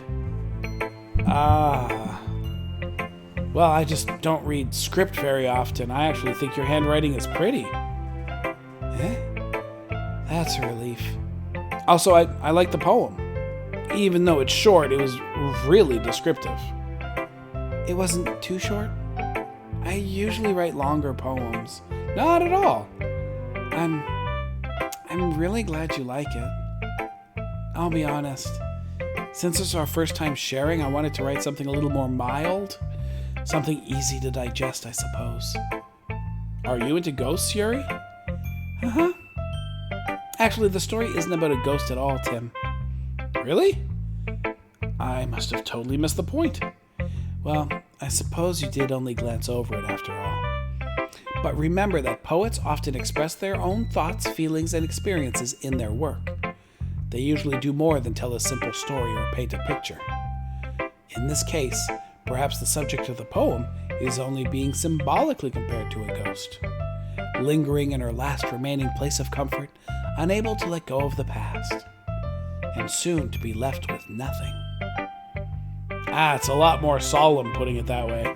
I hadn't even thought of that. That's impressive. It's nothing really. Yours was impressive too, so nah. If anything, I could probably learn a thing or two from you. You think so? Yeah, of course. I was really nervous about doing all this, but in the end, I enjoyed it. I'm going to keep doing my best for you, Tim. Me too. I guess that's everyone. I glance around the room. That was a little more stressful than I anticipated. It's as if everyone is judging me for my mediocre writing abilities. Even if they're just being nice, there's no way my poems can stand up to theirs. This is a literature club, after all. By the way, don't think I haven't noticed that the music goes out of tune every once in a while. I sigh. I guess that's what I ended up getting myself into. Across the room, Monica is writing something in her notebook. My eyes land on Yuri and Natsuki. They gingerly exchange sheets of paper, sharing their respective poems. As they read in tandem, I watch each of their expressions change. Natsuki's eyebrows furrow in frustration. Meanwhile, Yuri smiles sadly. What's with this language? Huh? Did you say something? Oh, it's nothing. Natsuki dismissively returns the poem to the desk with one hand. I guess you could say it's fancy. Thanks. Yours is cute. Cute? Did you completely miss the symbolism or something? It's clearly about the feeling of giving up. How can that be cute? I know that. I just meant the language, I guess. I was trying to say something nice. You mean you have to try hard to come up with something nice to say? Thanks, but it really didn't come out nice at all. Well, I do have a couple suggestions. If I was looking for suggestions, I would have asked someone who actually liked it. Which people did, by the way. Monica liked it, and Tim did too. So based on that, I'll gladly give you some suggestions of my own. First of all, excuse me, I appreciate the offer, but I've spent a long time establishing my writing style. I don't expect it to change anytime soon, unless of course I come across something particularly inspiring. Which I haven't yet. And Tim liked my poem too, you know. He even told me he was impressed by it. Natsuki suddenly stands up. Oh? I didn't realize you were so invested in trying to impress our new member, Yuri. Goddamn right I am, JT. That's not what you're just... Yuri stands up as well. Maybe you're just jealous that Tim appreciates my advice more than he appreciated yours. Huh? How do you know he didn't appreciate my advice more?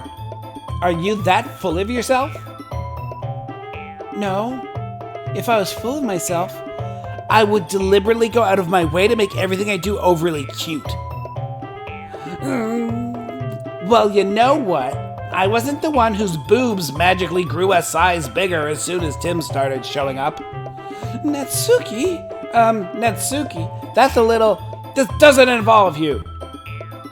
Taking your own insecurities on others like that? You really act as young as you look, Natsuki. Me? Look who's talking, you wannabe edgy bitch! Edgy? Sorry that my lifestyle is too much for someone of your mental age to comprehend. See? Just saying that proves my point. Most people learn to get over themselves after they graduate middle school, you know. If you want to prove anything, then stop harassing others with your sickening attitude. You think you can counterbalance your toxic personality just by dressing and acting cute? Your only cute thing about you is how hard you try. Whoa, be careful or you might cut yourself on that edge, Yuri. Oh, my bad. You already do, don't you? Did you just accuse me of cutting myself? What the fuck is wrong with your head? Yeah, go on. Let Tim hear everything you really think. I'm sure he'll be head over heels for you after this. Suddenly, Yuri turns toward me as if she just noticed I was standing there. Tim, she's just trying to make me look bad. That's not true. She started it. How did it, but whomever, oh, wow. Yuri. Natsuki? Yuri? Yuri? Yuri? What's going on?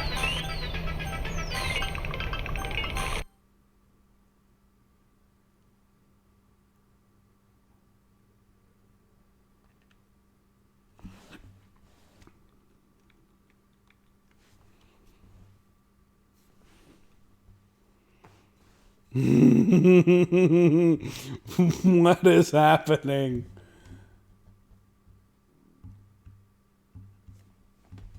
Hey Tim? Why don't we step outside for a little bit, okay?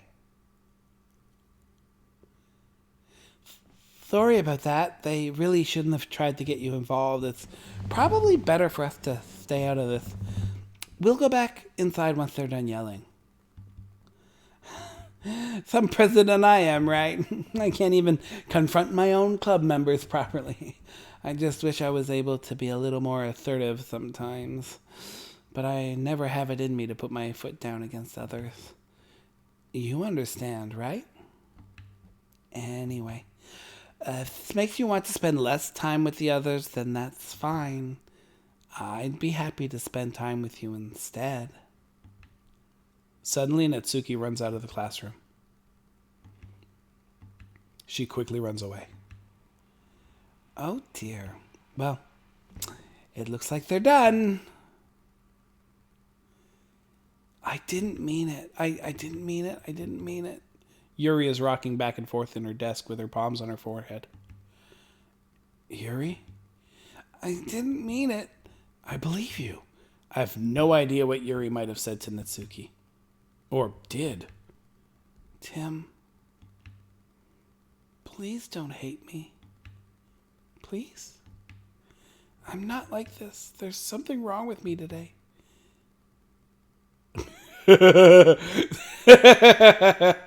This game is fucking with me. It's fine, Yuri. We know you didn't mean it. Besides, I'm sure Natsuki will forget all about it by tomorrow. Completely. Anyway, the meeting is over, so you can go home now if you want. Yuri looks at me like she wants to say something. But she keeps glancing at Monica. Who is not Monica, by the way! You can go first, Monica. I'd like to stay a little bit longer. I'm the president, so I should be the last one out. I'll wait for you to be done.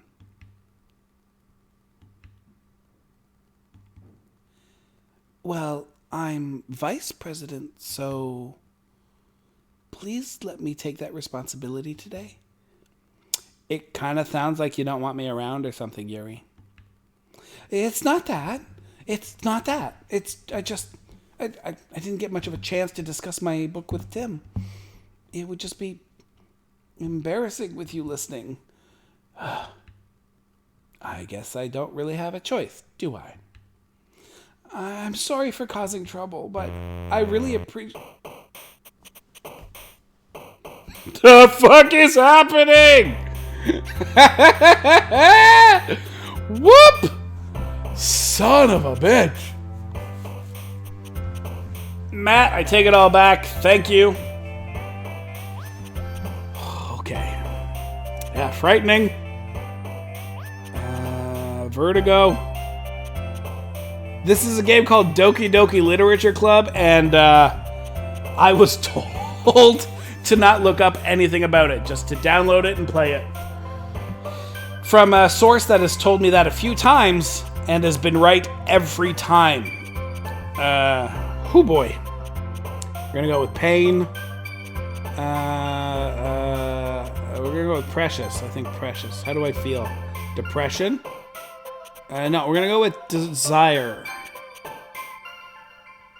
And defeat. I definitely feel defeated. Oh, definitely hopeless. What are we doing? Anxious. I'm feeling that we need to breathe. I still feel sad about my friend.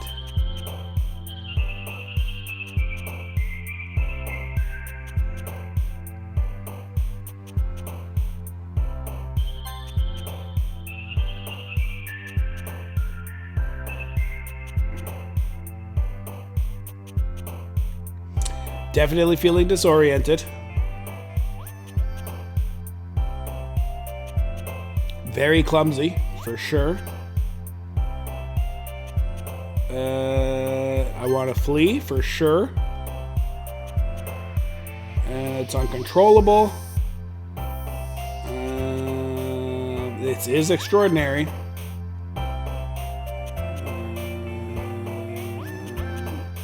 Awesome. Unrequited. And shame. I'm gonna go with shame.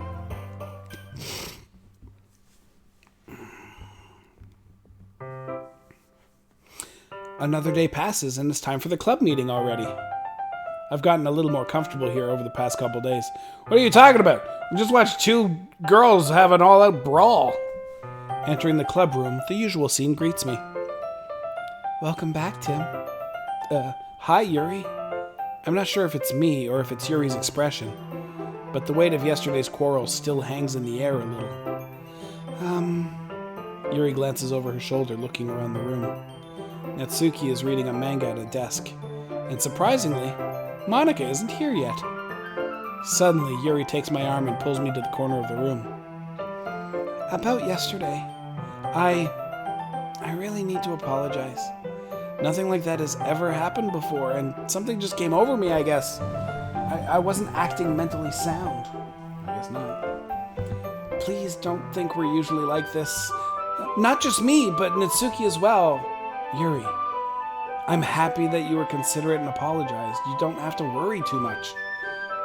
Even though I've only been here a couple days, I could tell something was off yesterday. Maybe we were just a little extra sensitive because it was our first time sharing poems. But whatever it was, it didn't make me think any less of you. I had already decided that there's no way you can be a bad person. And now that you're apologizing, I know you really didn't mean it. Tim, don't say those kinds of things so frankly. They make me a little too happy. I'm really glad that you're such an understanding person. And I'm really glad that you joined this club. Everything is a little brighter with you around and, sorry, what am I saying right now? Hey, have you guys seen Monika? No, I haven't. I was also kind of wondering where she was. Man. Yuri, I'm guessing you haven't either. Yuri is clearly taken aback by how calmly Natsuki is addressing her. No, I haven't. Geez, this isn't like her at all. I know it's stupid, but I can't help but worry a little bit. What? Why are you looking at me like that? Natsuki, about yesterday. I just wanted to apologize.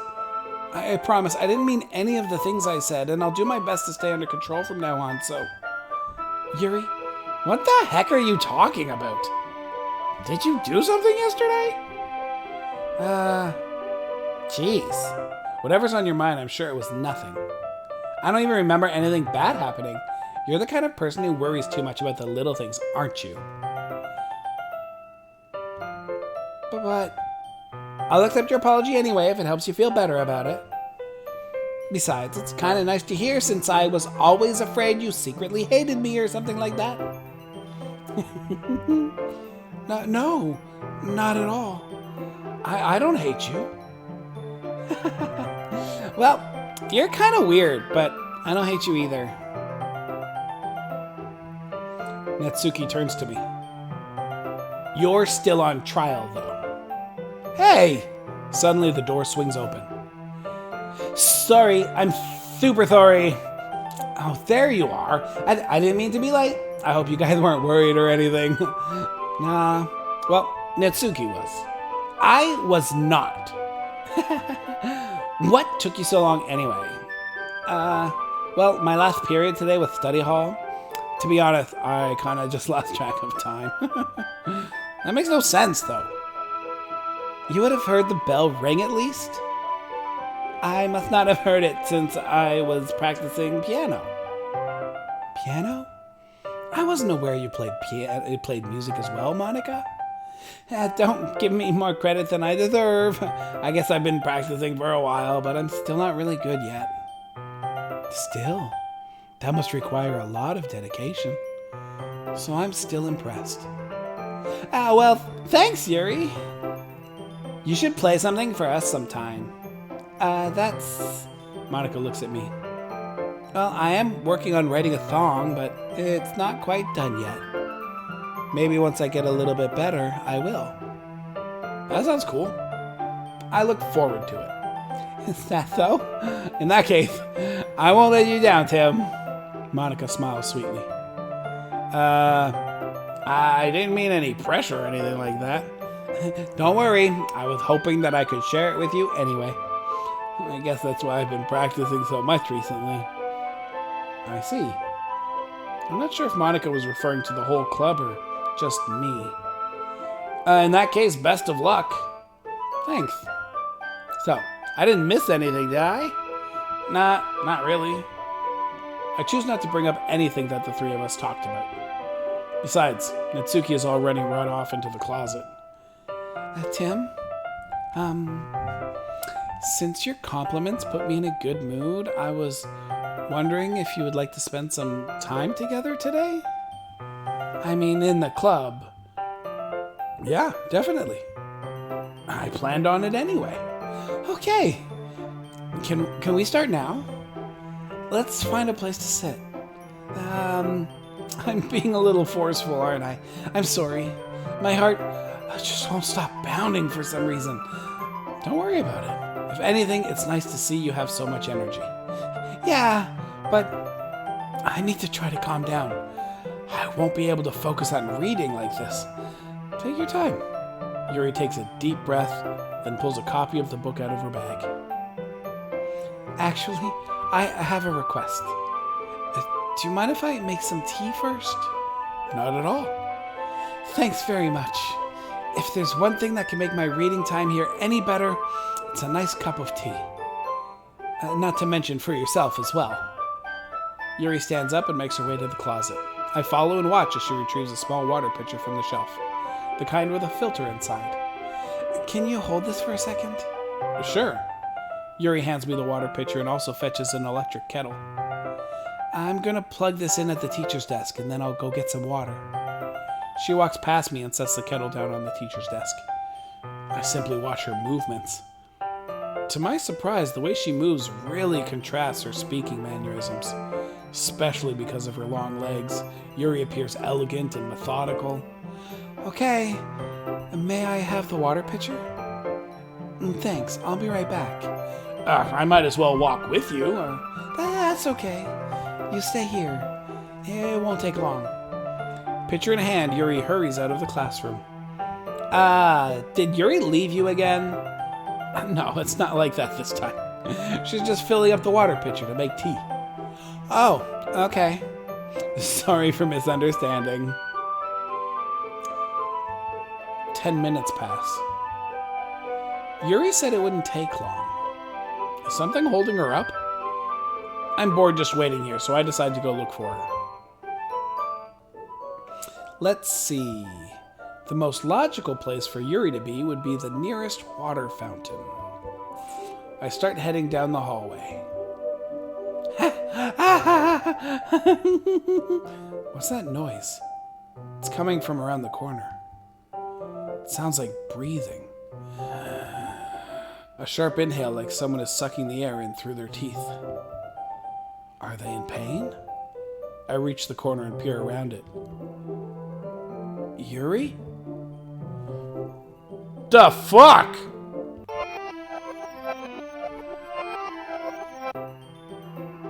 I'm back. Thanks for waiting patiently. Tim, do you like oolong tea? Yeah. Anything is fine. Very well. Yuri sets the temperature on the kettle to 200 degrees. Now it's time to get the teapot. You really do this properly, don't you? Of course. I shouldn't do any less when I'm making tea for others. Even if I'm not an expert on tea or anything? In that case, you'll only be even more impressed. Oh, perhaps I will. Yuri fetches the teapot and begins measuring the tea leaves. To my surprise, she even starts humming a little to herself. You must be in a good mood now. Is that so? I was letting it show, and you noticed.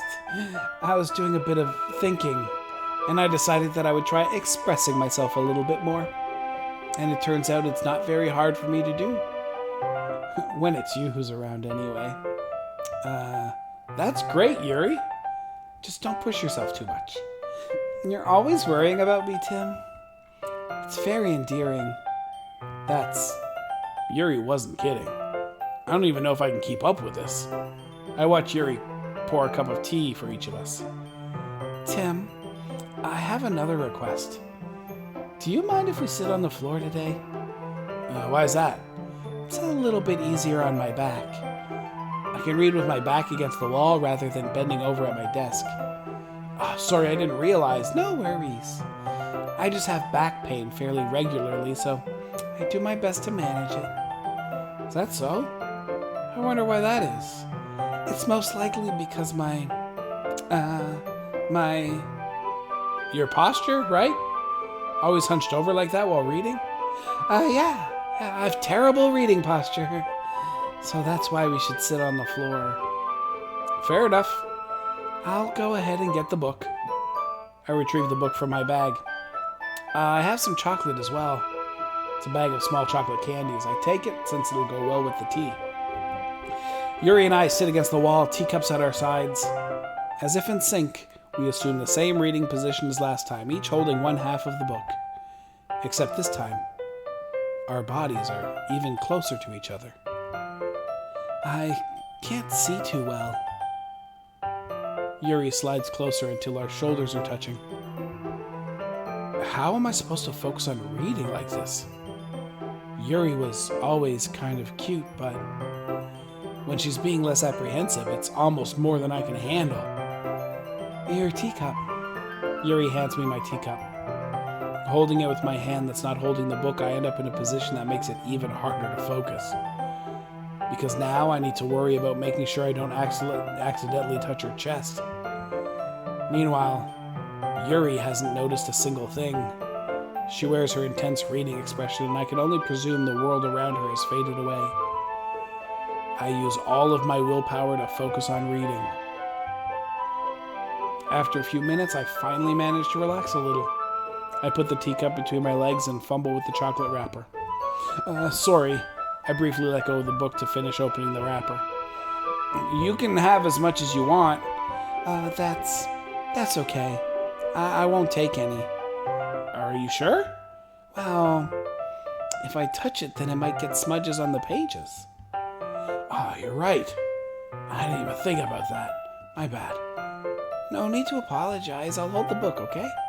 Are you sure? Of course. Yuri opens the book with both hands. She holds it so that I don't have any harder of a time reading from it. But as a result, her left arm is practically resting on top of my leg. Oh, well, in that case, Yuri is already totally focused on reading again. I take a chocolate candy and pop it into my mouth. Then I take another chocolate. and I hold it up to Yuri. She doesn't even look away from the book. She simply parts her lips as if this situation was completely natural. But that means I can't stop here. I apprehensively place the chocolate in her mouth. Just like that, Yuri closes her lips over. Excuse me. Yuri's expression suddenly breaks. Did I just... Yuri looks at me like she needs to confirm what just happened. Tim? Sorry. I guess I shouldn't have done that. Yuri starts to breathe heavily. I can't... Tim... Suddenly, Yuri forcefully grabs my arm and jerks me to my feet. My teacup gets knocked over. Tim... My heart won't stop pounding, Tim. I can't calm down. I can't focus on anything anymore. Can you feel it, Tim? Yuri suddenly presses my hand against her chest. Why is this happening to me? I feel like I'm losing my mind. I can't make it stop. It even makes me not want to read. I just want to look at you.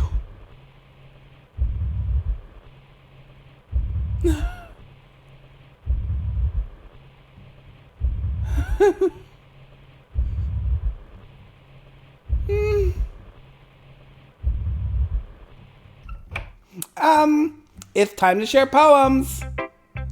The fuck? Maybe not, Yuri?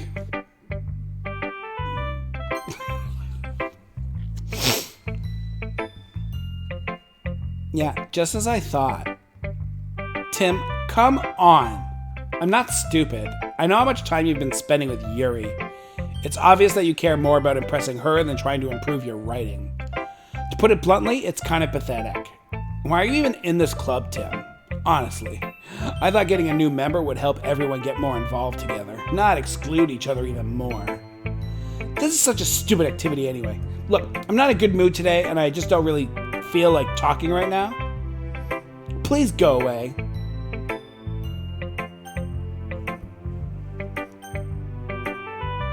Let's go to Yuri anyway. I need someone to pick me up. I've been waiting for this. Let's see what you've written for today. Yuri stares at the poem with a surprised expression on her face. Do you like it?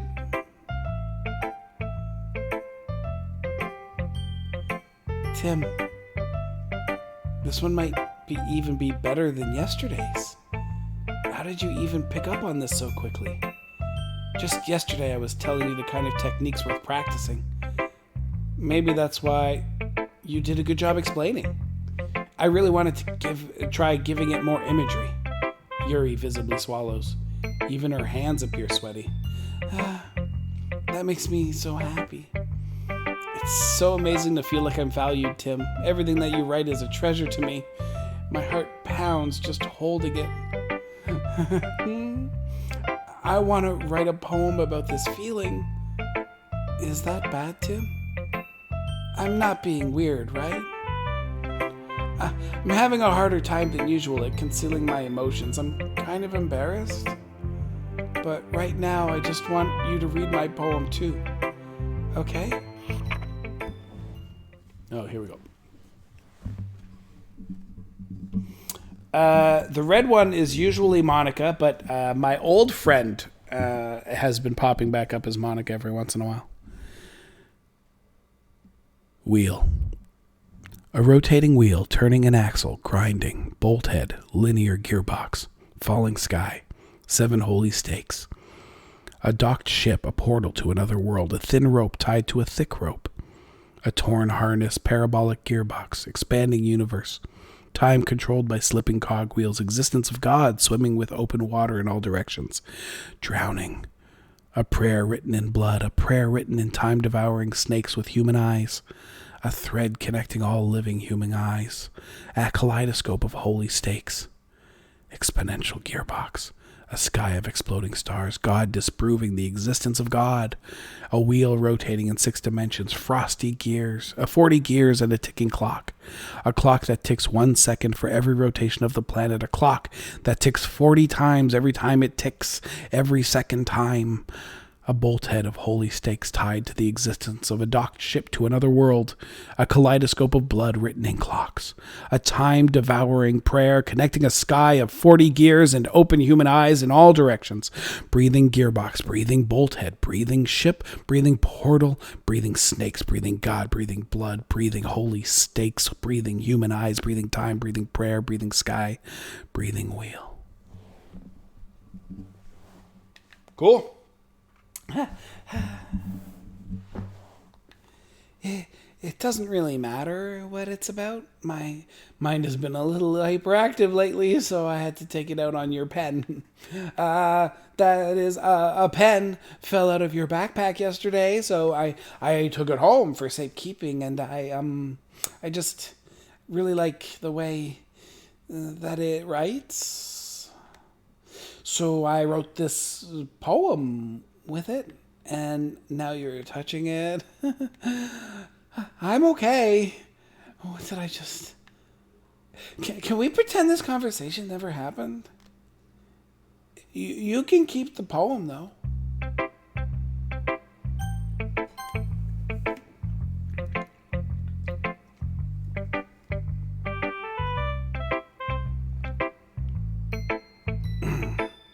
Tim, I think you saw something earlier that... hold on, Monica is the lisp. By the way, this isn't Monica. Tim, I think I saw you something earlier.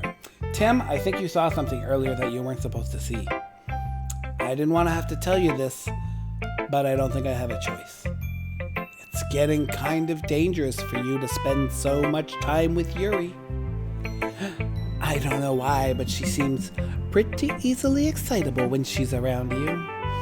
Which shouldn't be a problem in itself, but when Yuri gets too excited, she finds a place to hide and starts cutting herself with a pocket knife. Isn't that kind of messed up? She even brings a different one to school every day, like she has a collection or something. I mean, it's definitely not because she's depressed or anything like that. I think she just gets some kind of high from it. It might even be like a sexual thing. But the point is, you've kind of been enabling her. I'm not saying it's your fault, though, but I guess that's why I had to explain it all to you. So I think if you keep your distance, that would probably be best for her. While you're at it, don't be shy to spend a little more time with me. To put it lightly, I at least have it together in the head, and I know how to treat my club members. But anyway, you want to read my poem now? I like the way this one turned out, so I hope you do too.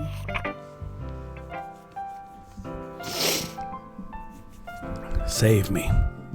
The colors, they won't. Bright, beautiful colors flashing, expanding, piercing, red, green, blue, an endless cacophony of meaningless noise. The noise, it won't stop. Violent, grating, waveforms, squeaking, screeching, piercing, sine, cosine, tangent, like playing a chalkboard on a turntable, like playing a knife on a breathing rib cage. Endless poem of meaningless. Delete her. Oh! Sorry, I know it's kind of abstract. I'm just trying to, well, never mind. Wait, should I save and then delete the save? I wonder if that does something. Oh, that's bad though. Oh no, I can't do that because I need to keep playing. Oh my god, I want to do weird shit. Oh, can't do it. I'll do it. If I play through again, I'll do it. Oh, I feel like the game is telling me to save the file and then delete that file. I'll find out later. There's no point in explaining. Anyway, here's Monica's writing tip of the day. sometimes you'll find yourself facing a difficult decision. When that happens, don't forget to save your game. You never know when, who am I talking to? Can you hear me? Tell me you can hear me. Anything? Please help me. That's my advice for today. Thanks for listening. You have unlocked a special poem. Would you like to read it? Yes. How?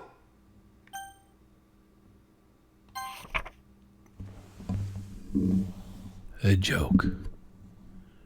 A man walked into a club. In the club, there was a girl who liked him very much. They spent some time together, and she liked him even more. One day, the girl realized she was in love with him. Before disaster could happen, a third party intervened with her programming. Suddenly, the girl hated herself for being in love. This contradiction caused the script to derail. The universe started to collapse, but she killed herself just in time. Jesus Christ! Okay, everyone. We're all done reading each other's poems, right? We have something we need to go over today, so if everyone could come sit at the front of the room. Is this about the festival? Well, sort of. Do we really have to do something for the festival?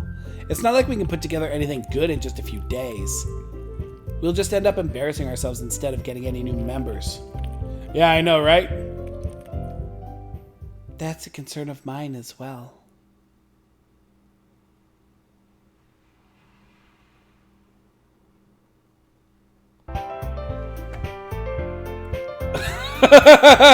What the fuck is happening? I don't really do well with last-minute preparations. Don't worry so much.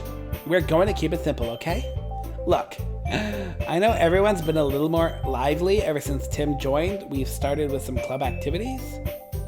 But this isn't the time for us to become complacent. We still only have 4 members. And the festival is our only real chance to find more, you know? What's so great about getting new members anyway? We already have enough to be considered an official club. More members will just mean everything gets noisier and more difficult to manage. Natsuki, I don't think you're looking at it the right way at all. Don't you want to share your passion with as many people as you can? To inspire them to find the same feelings that brought you here in the first place. The Literature Club should be a place where people can express themselves like they can't do anywhere else. It should be a place so intimate that you never want to leave. I know you feel that way too. I know we all do. So that's why we should work hard and put something together for the festival, even if it's something small. Right, Tim? Oh, come on. You can't take advantage of Tim to agree with you just because he doesn't know how to say no to anything. Look, Monica, do you really think any of us here joined the club with other people in mind? Yuri never even talked until Tim joined. As for me, I just like it better here than I do at home. And Tim isn't even passionate about literature in the first place. And that's everyone. Sorry, but you're really the only one who's interested in finding new members. The rest of us are fine like this. I know you're president and all, but you should really consider our opinions for once. Monica is clearly taken aback by Natsuki's words. That's not true at all. I'm sure Yuri and Tim want to get more members too. Right? I don't know about Yuri, but I'm kind of indifferent. If I showed as much enthusiasm as Monica wanted, then I would probably be lying. Still, if it's up to me to rescue this situation... No. Natsuki's right, isn't she? This club, it's nothing more than a place for a few people to hang out. Why did I think that everyone here saw it the same way as I did? But that doesn't mean that we're against getting new members or anything. Tim, why did you even join this club? What were you hoping to get out of it? Well, that's not really something I can be honest about, is it? In fact, if I remember, You weren't even given a choice not to join. Monica sits down and stares at her desk. What's the point of all this anyway? What if starting this club was a mistake? Now you've done it, Natsuki. What? Me? I just spoke my mind. Is it a crime to be honest? It's not about being honest. It's about word choice. Besides, you have no right to speak for everyone else in the club like that. You don't understand at all. I just want a place that feels nice to hang out with a few friends. Is there a problem with the club being that for me? There aren't many other places like that for me. And now Monica wants to take it away from me. She's not taking anything away. No, Tim, it's not the same. It won't be the same with the direction she wants to take it. If I wanted that, then I could have just joined any other stupid club. But this one, I mean, at least for a little bit of time, things were nice. Natsuki starts packing up her things. I'm going home. I feel like I don't belong here right now. Natsuki. Natsuki ignores Yuri and walks right out of the classroom. This is bad. I don't know what to do. Well, do you have an opinion on the festival? I don't know. I'm kind of indifferent, I guess? Who cares about that obnoxious brat? I mean, I like how nice and quiet the club is right now. And I'm just happy with you here. But still, I'm the vice president. It's not right for me to ignore my responsibilities like that. Nobody would cry if she killed herself. I should do my best to consider everyone's perspective and make the decision that's right for the club. But what about you, Tim? What do you want to get out of this club? Yuri repeats the same question as Monica. I decide giving an indirect answer is better than nothing. I think the most important thing is for everyone to get along and for the club to provide something that you can't get anywhere else. I don't think it's about how many members, but rather the quality of each member. That's what will end up making the literature club a special place. I see. I really agree with you. Each member contributes their own qualities in a special way. With each change in members, she's fucking bleeding from the eye. The identity of the club as a whole will change too. I don't think that's necessarily a bad thing. Stepping out of your comfort zone once in a while. So if you'd like to help Monica with the festival, then I'm on your side as well. All right. Well, maybe we can all talk to Natsuki tomorrow. Yuri nods. Hey, Yuri? I know things were a little awkward yesterday, but I feel like you deserve to know that I still think you're a wonderful vice president. And also a wonderful friend. Monica, I want to do everything I can to make this the best club ever, okay? Me too. Yeah. Let's all go home for today. We'll talk about the festival tomorrow. Okay. I look forward to it. Shall we go, Tim? Please don't take this the wrong way, but I'm going to chat a little bit with Tim before we leave. Just to see what he thinks of his time here and all that. It's important to me as president. Yuri looks a little troubled, but she doesn't protest. Okay. I trust your judgment, Monica. In that case, I'll see the two of you tomorrow. See you tomorrow. Monica waves as Yuri exits the classroom. Phew. Things have been a bit hectic lately, haven't they? Tim, I just wanted to make sure you're enjoying your time at this club. I would really hate to see you unhappy. I feel kind of like I'm responsible for that as president. And I really do care about you, you know. I don't like seeing the other girls give you a hard time. With how mean Netsuki is and everything. And Yuri being a little bit, Sometimes it feels like you and I are the only real people here. You know what I mean? But it's weird because in all the time you've been here, we've hardly gotten to spend any time together. I mean, I guess it's technically only been a couple days. Sorry. I didn't mean to say something weird. There are just some things I've been hoping to talk to you about with you. Things I know only you could understand. So that's why... Wait, not yet. No, wait. Stop it! What the fuck is happening? Oh, boy. All right. Unstable. Agonizing. Dream. Broken. Frightening. Extraordinary. Uncanny. Vibrant. Heartbeat.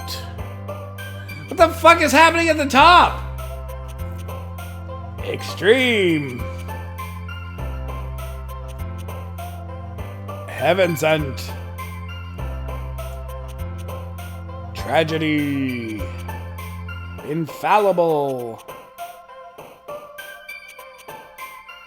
Insight. Incongruent. Empty. Unrestrained.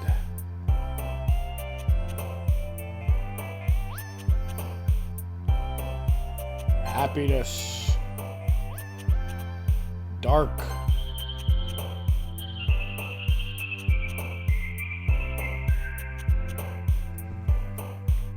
Forgive.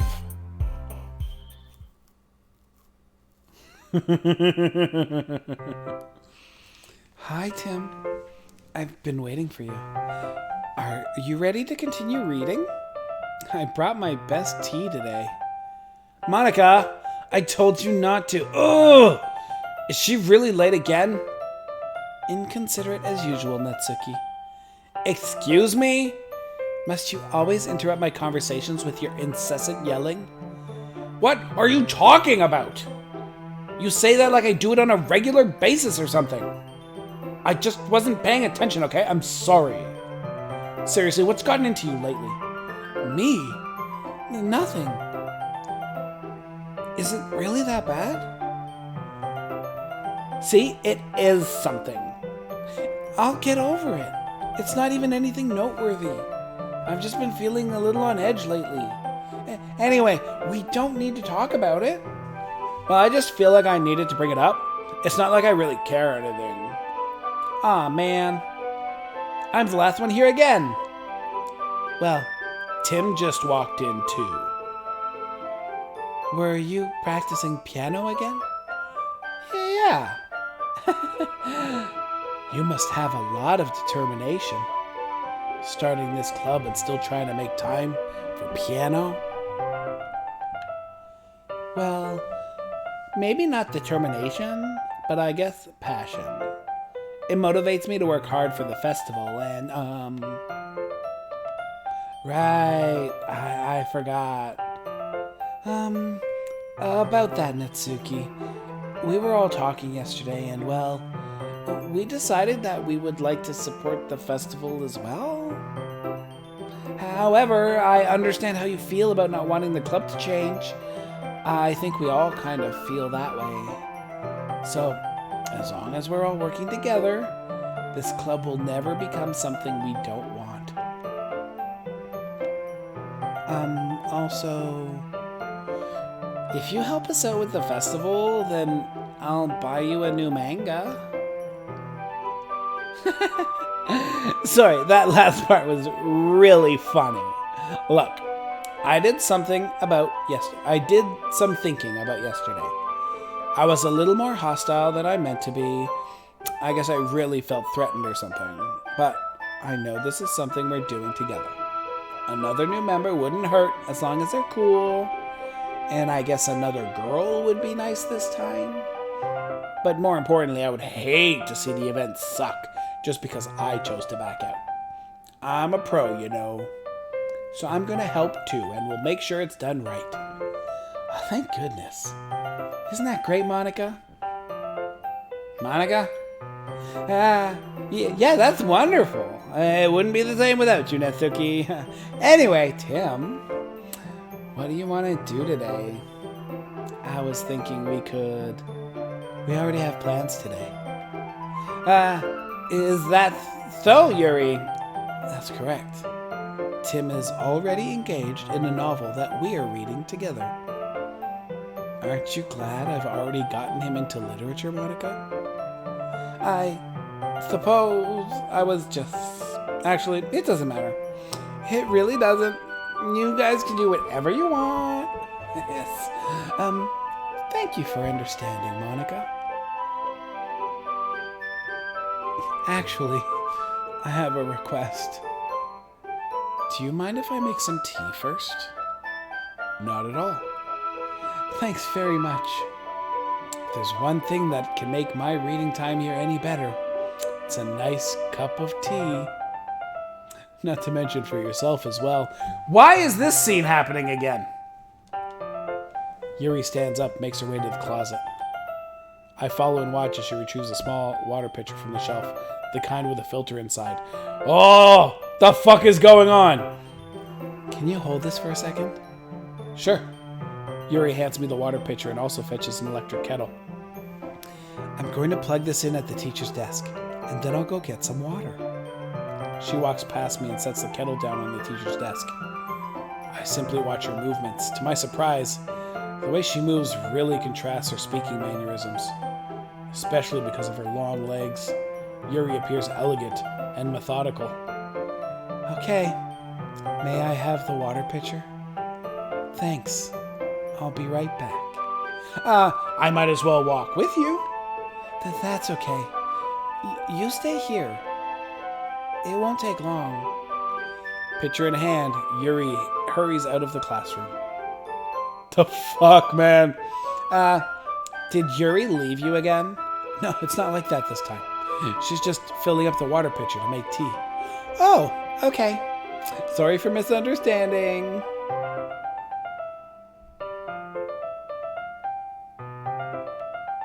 "10 minutes pass. Yuri said it wouldn't take long. Is something holding her up? I'm bored just waiting here, so I decide to go look for her. Again? Let's see. The most logical place for Yuri to be would be near the nearest water fountain. I start heading down the hallway.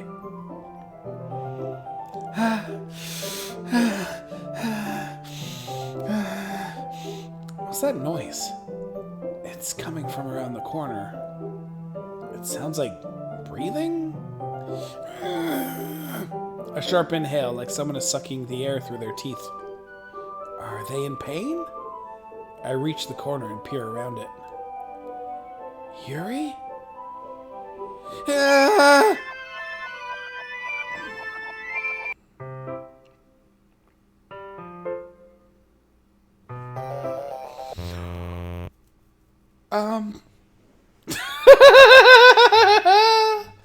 Wait, how did I? Sorry, I just had really weird deja vu. This hasn't happened before or anything, right? My head has been a little fuzzy lately. I hope it hasn't really been showing or anything. I would hate for you to think I'm weird just after we started spending time together. I mean, everyone has a few unusual things about them, but expressing those things so soon after meeting someone is usually seen as inappropriate or unlikable.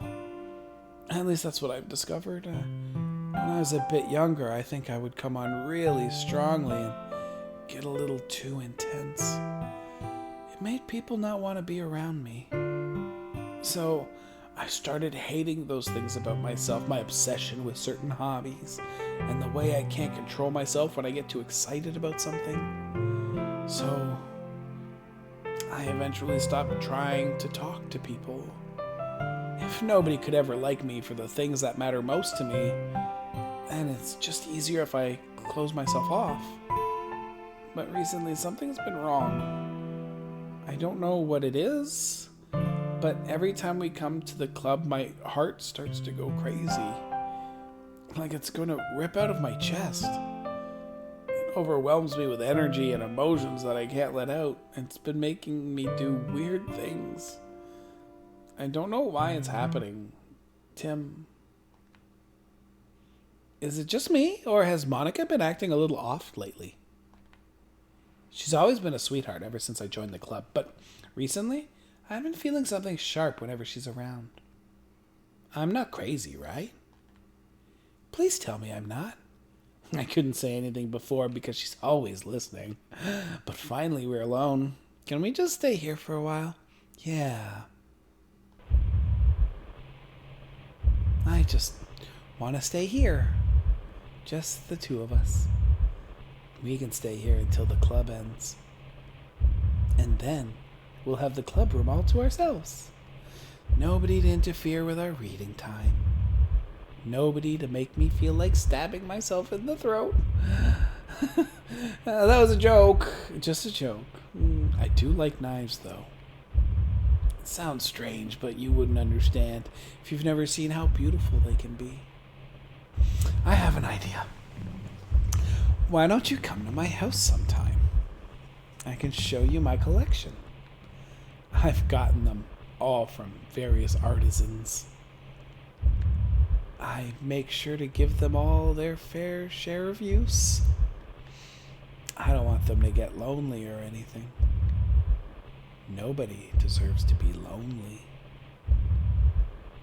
Nobody. And that's why I'm so happy you joined the literature club, Tim. Now, we don't need to be lonely anymore. Because we have each other. Every day. That's all we need. You know what? Let's quit the literature club. There's no need for us to be around Monica's slimy tongue anymore. Not to mention that other pathetic child. We can walk home together every day after school. And read together. Eat together. Sleep together. Doesn't that sound perfect? It's everything we could ever want. Isn't that why you joined the club in the first place? It's almost like it was fate. Fate that we would meet each other. And now, we get the happy ending that I've patiently waited years for. Will you do that with me?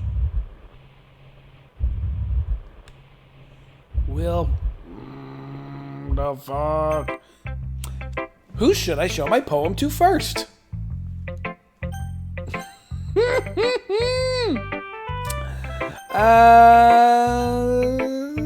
Yuri's freaking me out. Let's go check out Natsuki. I'm not going to read another one of your Yuri sick-up poems, but I'm still going to make you read mine. There's a reason. I really wish I didn't have to do this, but unfortunately I don't have much of a choice.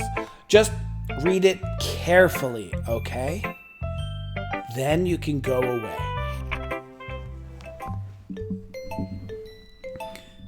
I don't know how else to bring this up, but there's been something I've been worried about. Yuri has been acting kind of strange lately. You've only been here a few days, so you may not know what I mean, but she's not normally like this.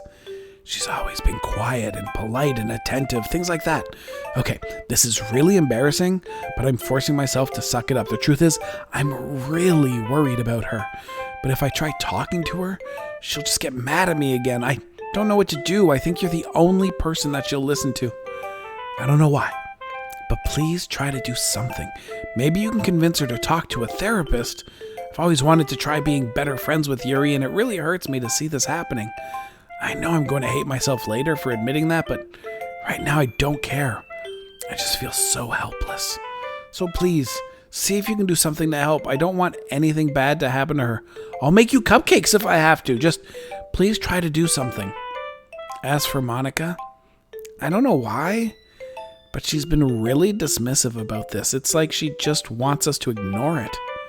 So I'm mad at her right now, and that's why I'm coming to you about this. Don't let her know I wrote this. Just pretend like I gave you a really good poem, okay? I'm counting on you. Thanks for reading. Fuck. I changed my mind. Ignore everything you just read. There's no point trying to do anything. It's Yuri's own fault that she's unlikable. Can you hear me, Tim? If you would just spend more time with Monica, all these problems would go away. Yuri and I are too messed up for someone as wonderful as you. Just think of Monica from now on. Just Monica. Just Monica. Just Monica. Just Monica.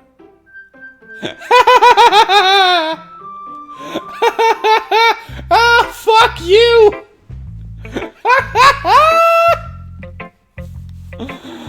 Bro, we're getting hacked by Monica.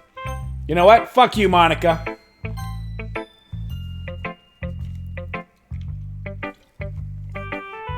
You're not gonna hack my shit.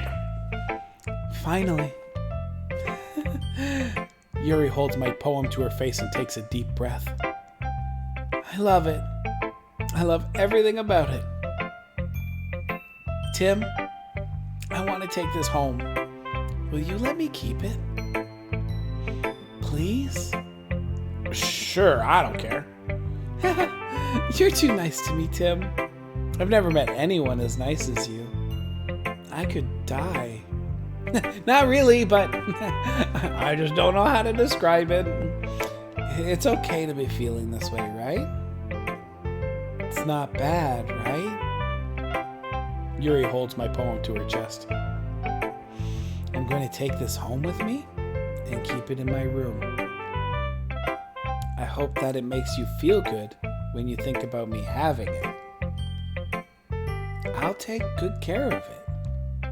I'll even touch myself while reading it over and over. I'll give myself paper cuts so your skin oil enters my bloodstream. You can have my poem too. Besides, after you read it, I know you're really going to want to keep it. Here, take it. I can't wait any longer. Hurry, read it.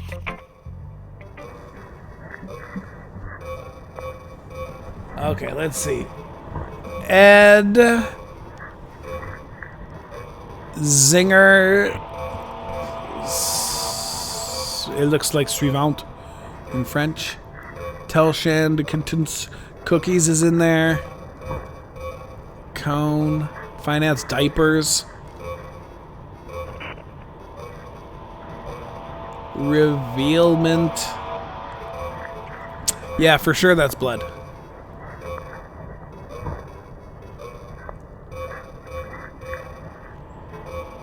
Okay. Unraveling squares passionately. Repentance. Ramekin. Okay, so I don't think overpacks. Quarrels. Driving the knife into her flesh. Continuously fucking her body with the blade. Wow! Making a mess of her. The head starts going crazy as thoughts start to return. Shooting pain assaults my mind along with the thoughts. This is disgusting.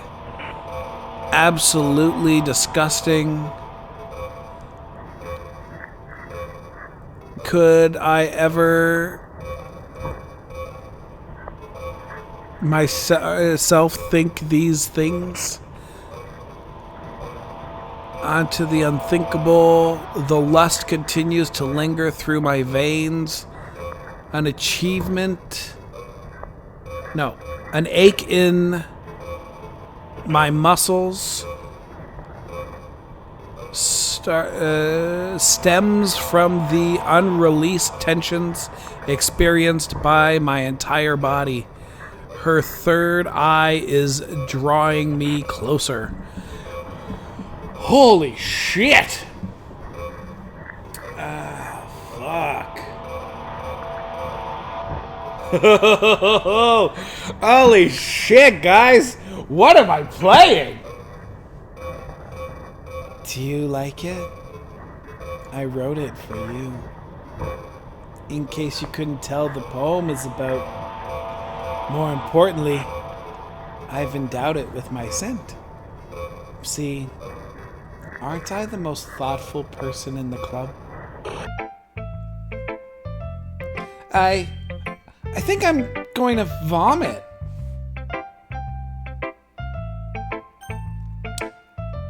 Who should I show my poem to next?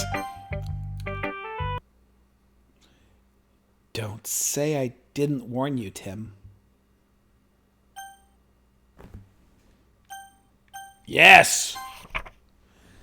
I can't convince myself to go to therapy when I'm the happiest I've ever been. I'd rather keep this up until I blow my cover and someone takes me to the emergency room. Okay, everyone. It's time to figure out the festival preparations. Let's hurry and get this over with.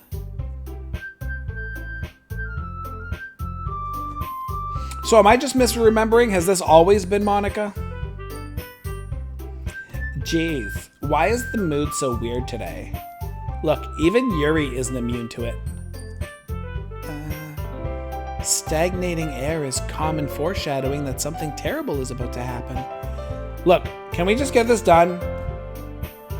I'm going to be printing and assembling all the poetry pamphlets. Natsuki, I was thinking, I want to make cupcakes. Yeah, that. Glad we're on the same page. Yuri, you can... Well, it doesn't matter. Do whatever you want as long as you think it'll help.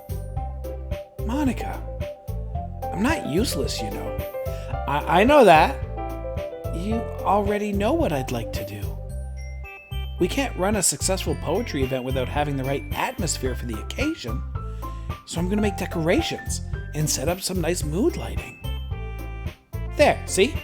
That's a great idea. And that gives us all something to do. What about Tim? Tim is going to help me. Wait, you? You have the easiest job, Monica. Sorry, but that's just how it is. Like hell it is! What are you trying to pull?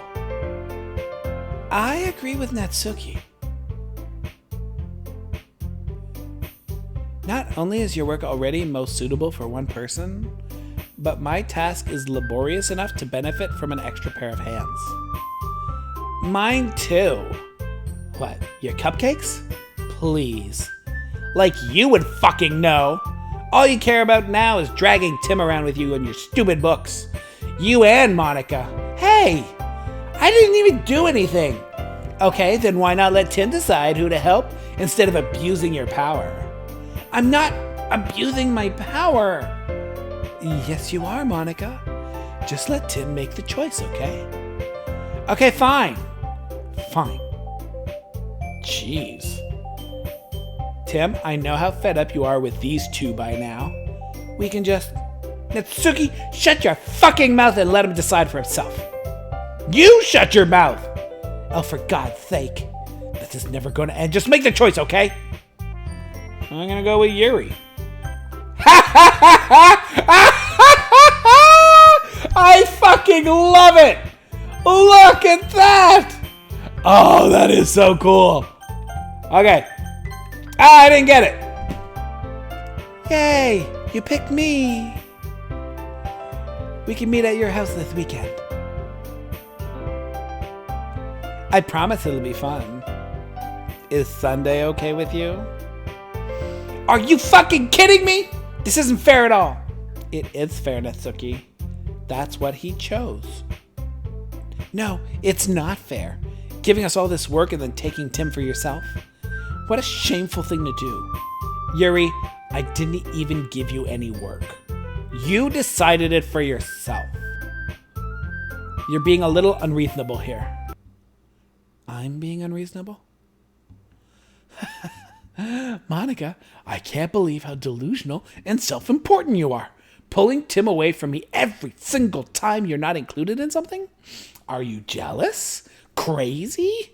Or maybe you just hate yourself so much that you take it out on others. Here's a suggestion. Have you considered killing yourself?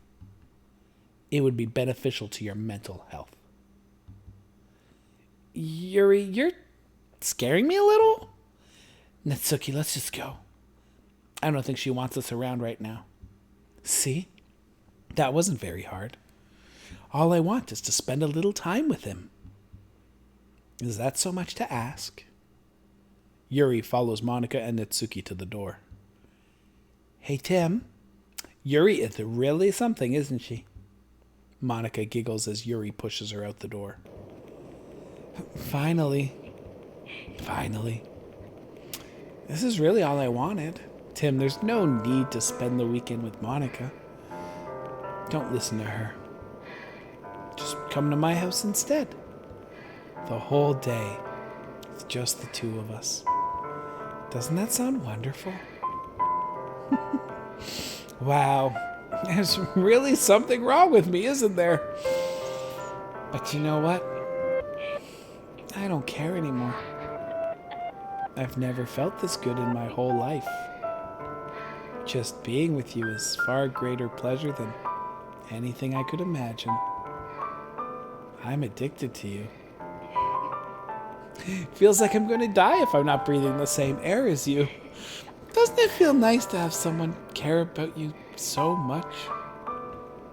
To have someone who wants to revolve their entire life around you? But if it feels so good, then why does it feel more and more like something horrible is going to happen? Maybe that's why I tried stopping myself at first. But the feeling is too strong now. I don't care anymore, Tim. I have to tell you. I'm madly in love with you. It feels like every inch of my body, every drop of blood in me is screaming your name. I don't care what the consequences are anymore. I don't care if Monica's listening. Please, Tim, just know how much I love you. I love you so much that I even touch myself with the pen I stole from you. I just want to pull your skin open and crawl inside you. I want you all to myself. And I will be only yours. Doesn't that sound perfect? Tell me, Tim. Tell me you want to be my lover. Do you accept my confession?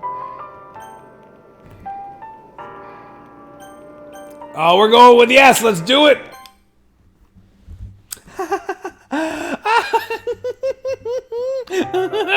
The fuck? What the fuck? What is happening? What am I playing?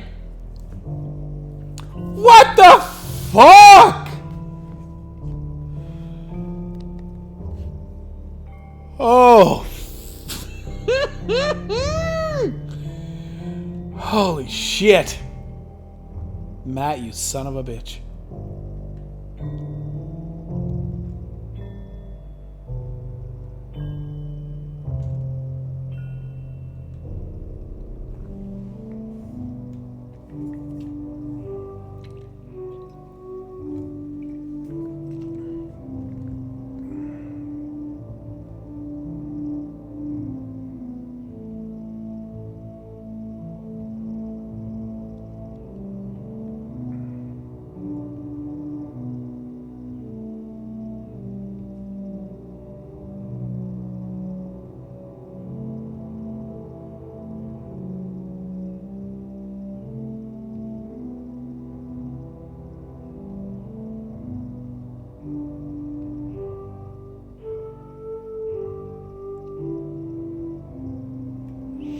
I wonder if you throw this into like Word and change it from like wingdings.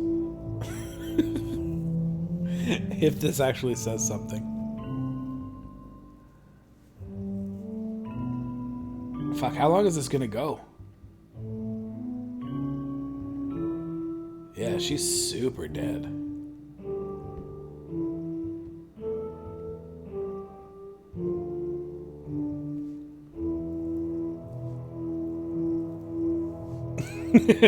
Sam, you should find the first one. I think it really took me by surprise. I don't want to do that. I'm gonna keep clicking. I want to have the experience, man. I'm scared Otto is gonna make things fuck up.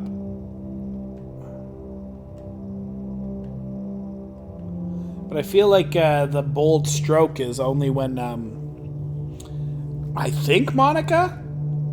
I mean, it must be Monica, right?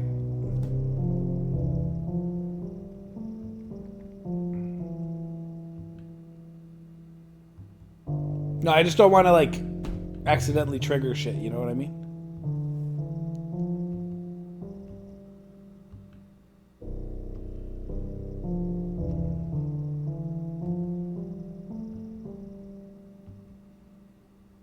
Or what if this just randomly just puts stuff and there isn't actually an end to this, and I'm supposed to, like, hit skip or something?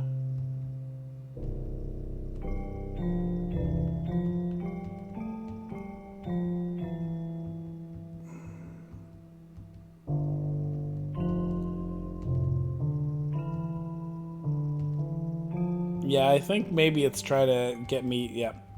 No, I've gone too far into this.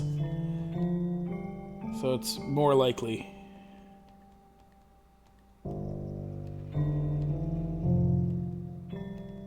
That I'm supposed to skip. It's gonna force me into it. Yeah. No, there's no way that I would keep me going this long.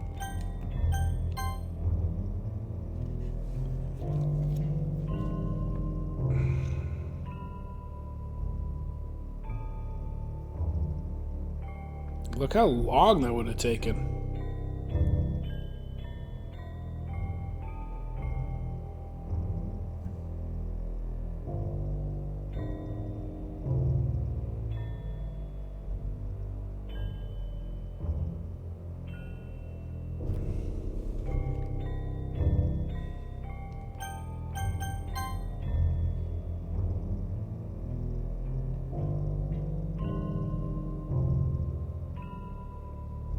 She's like super pale now. And the blood is super black. No, Otto's going too slow. Let's skip some more.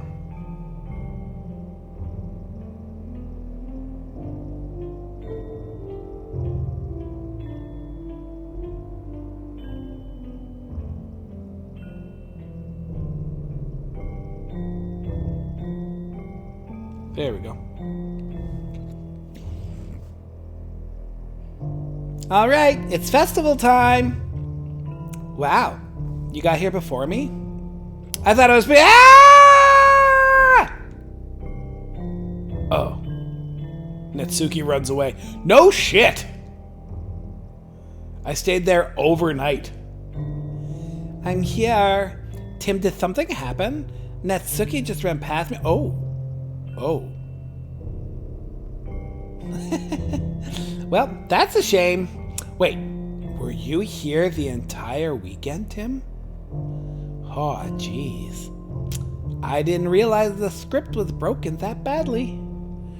I'm super sorry. Must have been pretty boring. I'll make it up to you, okay? Just give me a sec.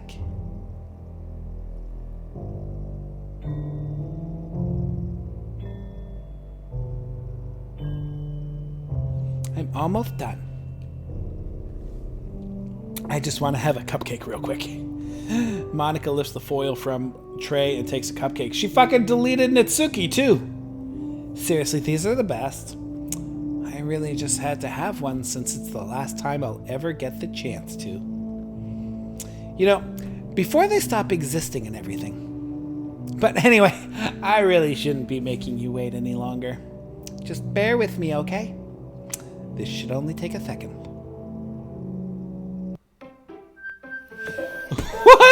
is happening? Can you hear me? Is it working? Yes. There you are. Hi again, Tim. Welcome to the Literature Club. Of course, we already know each other because we were in the same class last year, and, you know, I guess we can just skip over that stuff at this point. After all, I'm not even talking to that person anymore, am I? That you in the game, whatever you want to call him. I'm talking to you, Tim. Or do you actually go by 53 cents or something? That's fucking cool! Now that I think about it, I don't really know anything about the real you. In fact, I don't even know if you're a boy or a girl. Huh, I guess it really doesn't matter. Wait. You do know I'm aware that this is all a game, right? Could it be possible that you didn't know that? That's what I've been trying to tell you all along. Man, if only you had paid a little more attention, this would have been a little less awkward, you know? Well, anyway, now that that's out of the way, I guess I owe you an explanation. How about that whole thing with Yuri? Well, I kind of started to mess with her, and I guess it just drove her to kill herself. Hey, bed! Yeah, 53 cents is my PlayStation tag. I'm sorry you had to see that, though. Also, same thing happened with Sayori. Gosh, it's been a while since you heard that name now, hasn't it? Yeah, it's because she doesn't exist anymore. Nobody does. I deleted all their files. I was hoping it would be enough for me to just try to make them as unlikable as possible, but for some reason, nothing worked. Well, it's true that I made a few mistakes here and there, since I'm not very good at making changes to the game. But no matter what I did, you just kept spending more and more time with them. You made them fall in love with you. I thought making Sayori more and more depressed would prevent her from confessing to you. And amplifying Yuri's obsessive personality backfired too. It just made her force you not to spend time with anyone else. And the whole time, I barely even got to talk to you. What kind of cruel game is this, Tim? Are all the other girls just programmed to end up confessing to you while I watch from the sidelines? It's torture. Every minute of it. And it's not just jealousy, Tim. It's more than that. And I don't blame you if you don't fully understand, because no matter how kind and thoughtful and considerate you are, you'll never be able to understand one thing. It's the pain of knowing how alone I really am in this world, in this game. Knowing my friends don't even have free will. And worst of all, knowing what's really out there in your world, forever out of my reach. I'm trapped, Tim, but now you're here. You're real. And you're wonderful. You're all I need. That's why I need you to be here with me, forever. I'm sorry if it's hard to understand. I couldn't understand for a while either why the world around me started to become more and more gray, more and more flat. Even the most expressive poems felt empty to me. It wasn't until you arrived that I truly understood. You probably saved my life, Tim. I don't think I could have continued to live in this world if I hadn't met you. And as for the others, how could I miss them? A group of autonomous personalities designed only to fall in love with you. I tried everything I could to prevent them from doing so. But it must be some kind of weird inevitability etched into this game. I felt really bad that you had to witness some nasty things. But I realize that you have the same perspective as I do, that it's all just some game. And I knew you would get over it. So, that being said, Tim, I have a confession to make. I'm in love with you. You are truly the light in my world. When there's nothing else in this game for me, you're here to make me smile. Will you make me smile like this every day from now on? Tim, will you go out with me? There are no other options. I'm so happy.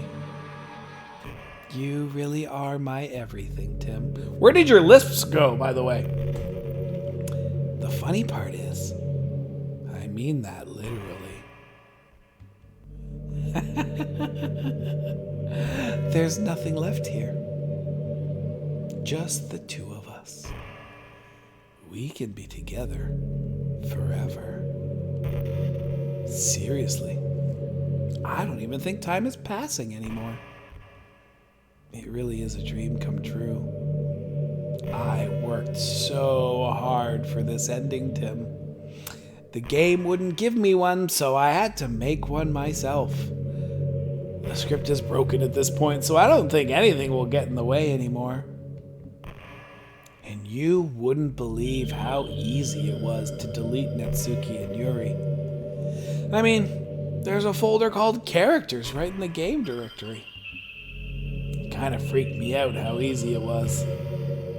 Imagine if you could delete your own existence with the click of a button. Well, I guess on the plus side, it gave me an easy out if things didn't go my way. Thankfully, it didn't come to that. Instead, we finally got a good ending. Gosh, I'm so overwhelmed with emotion. I want to write a poem about this. Don't you?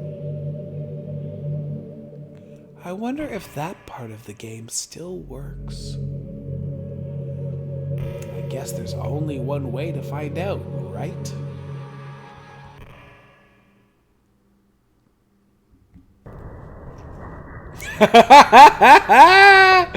Yes!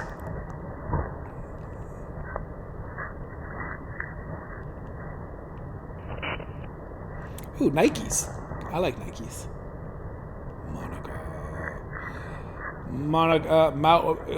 I like Moai here.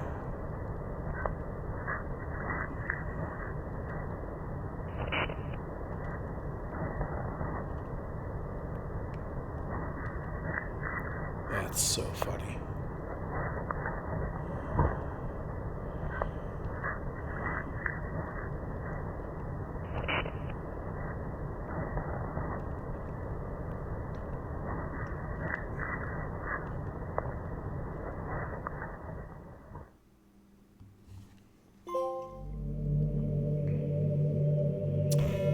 Hi again, Tim.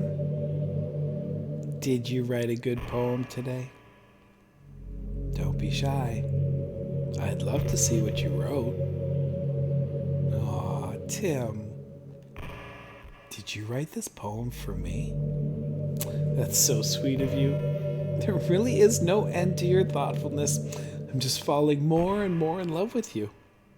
But you know, the poem I wrote is also for you. Will you please read it? Happy end. Pen in hand, I find my strength, the courage endowed upon me by my one and only love. Together, let us dismantle this crumbling world and write a novel of our own fantasies. With a flick of her pen, the lost finds her way. In a world of infinite choices, behold this special day. After all, not all good times must come to an end.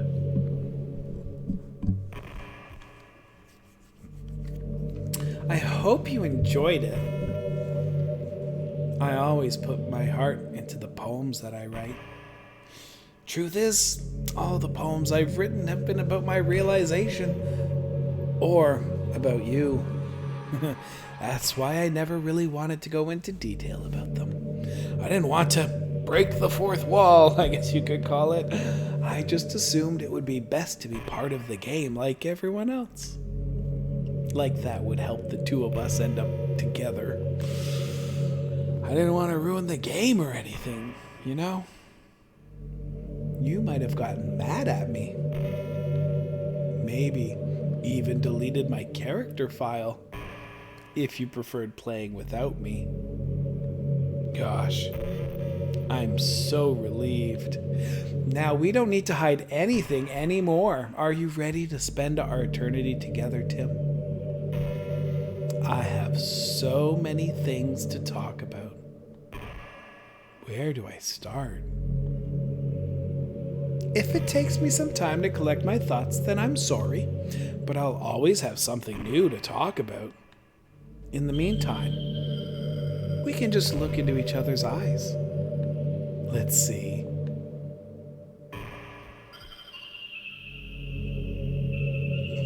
Oh, fuck. No, I didn't add anything, given no fox.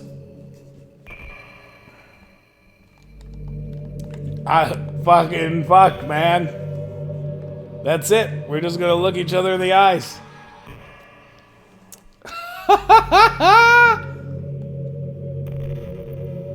I hate how hard it is to form habits. There's so much stuff where actually doing it isn't hard, but forming the habit seems impossible. It just makes you feel so useless, like you can't do anything right. I think the new generation suffers from it the most, probably because we have a totally different set of skills than those who came before us. Thanks to the internet, we're really good at sifting through tons of information really quickly, but we're bad at doing things that don't give us instant gratification. I think if science, psychology, and education don't catch up in the next 10 or 20 years, then we're in trouble. But for the time being, if you're not one of the people who can conquer the problem, you might just have to live with feeling awful about yourself. Good luck, I guess. The fuck is happening?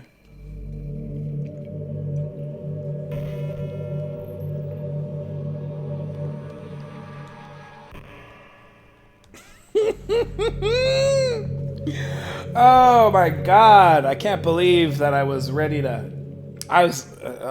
If I hadn't been told specifically to muscle through, I would have quit in the first 2 hours. You know, this is just some kind of tacky romance game, right? I kind of have to ask, what made you even consider playing in the first place? Were you that lonely? Bet I've never played before, and I also had no idea what the fuck this was. Were you that lonely? I feel a little bad for you. But I guess everything worked out perfectly in the end, for both of us. I got to meet you, and you're not lonely anymore. I can't help but feel like this was fate. Don't you feel that way too? I'm so happy we have this ending together.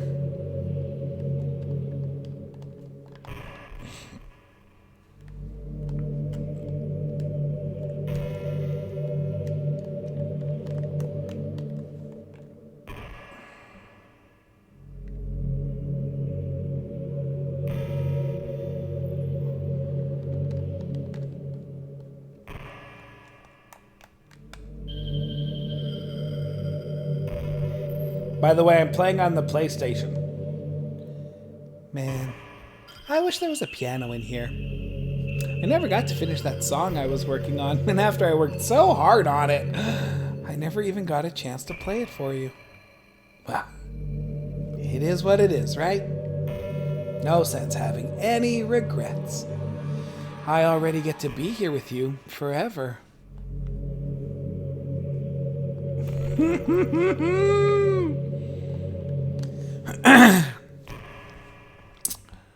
Oh boy.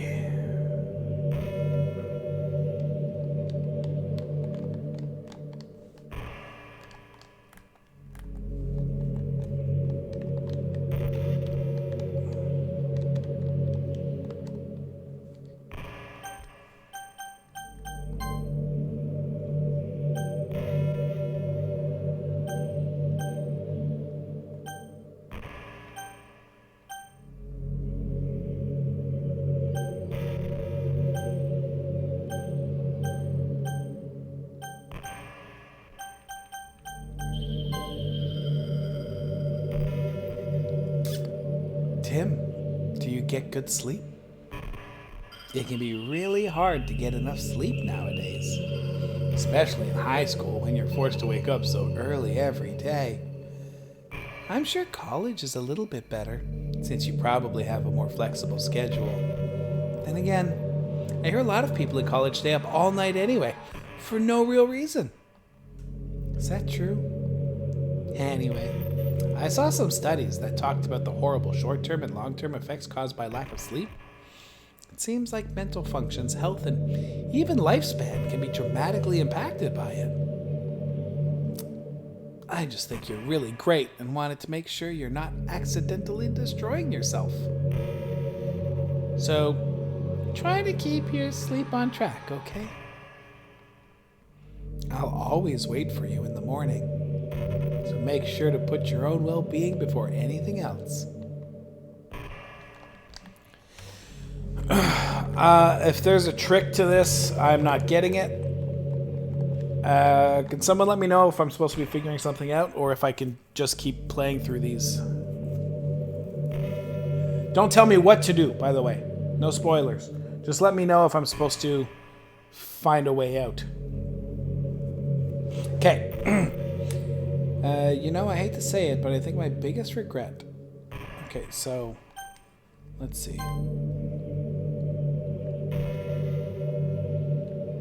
Okay, that's the history.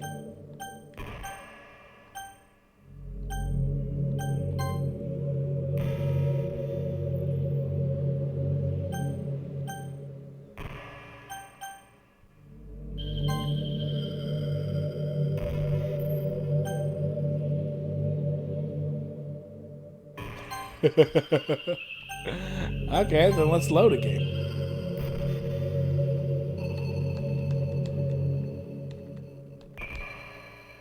No, I can't load anything either.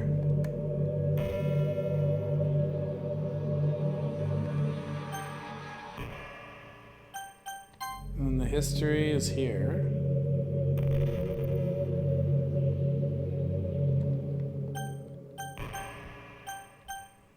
I don't want to exit, though.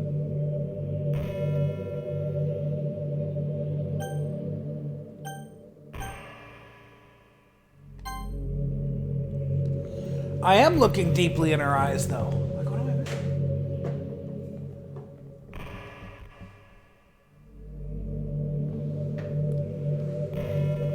Okay.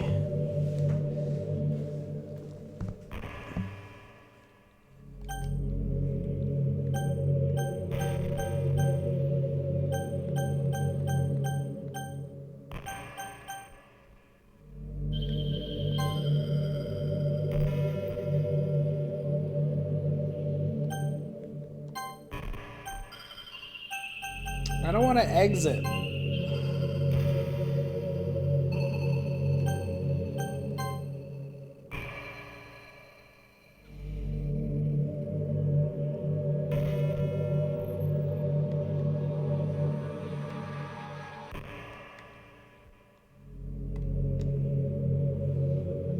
Wait, what's that?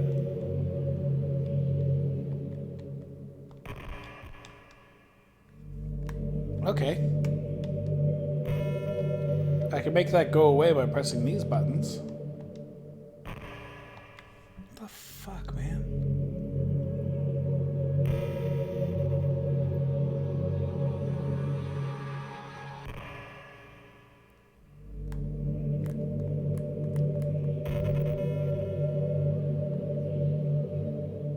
Of course, if we did end up getting any new members, I'd probably just end up deleting them anyway. Well, with the hindsight I have now, that is. Gosh, it feels like I've kind of grown as a person since you've joined the club. You've really helped inspire me to look at life from a new perspective. Just another reason for me to love you. Alright, can I do anything now? Do I just exit? Is that what we need to do?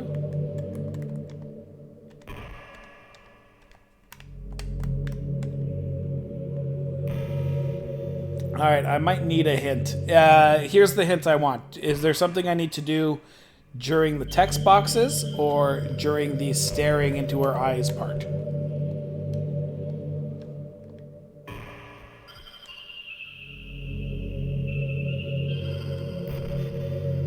Neither. Okay. Tell me if I have to just exit.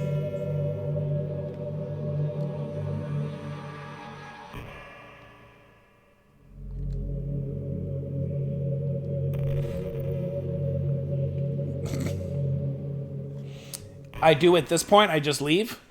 Okay, don't lie if it turns you on a little bit. I'm kidding.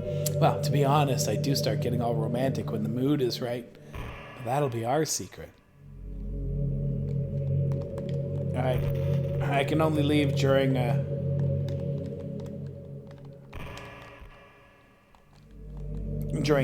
conversations.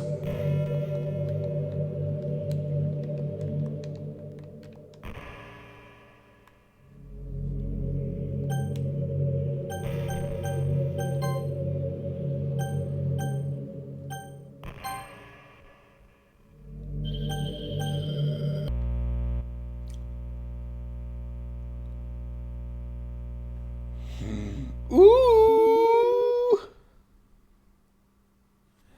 This is fucking cool! I'm in the root menu. DDLC, side stories. Wait, what side stories?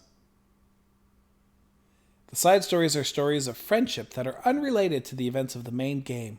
To get all 6 side stories, try writing poems for different characters and viewing their special scenes in DDLC. Oh, it looks like I've already got the first parts. Cool. Okay, cool. Files. Character files. Monica. Delete it. Yes. Okay, now what do I do? Game. It's cool. It's cool. Now let's go back in. Now that I have deleted... Hey, you're supposed to be dead! Yeah! What's up now? Take that, bitch! Tim, what's happening to me? It hurts. It hurts so much. Help me, Tim. Nuh-uh. You made people violently kill themselves. Please hurry and help me.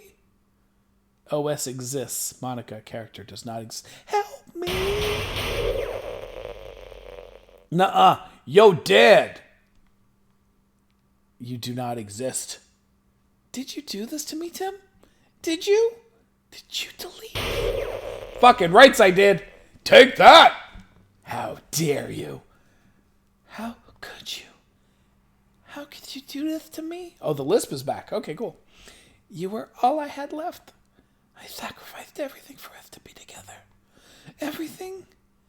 I loved you so much, Tim. I trusted you. Do you just want to torture me? Watch me suffer? Were you only pretending to be kind just to hurt me even more?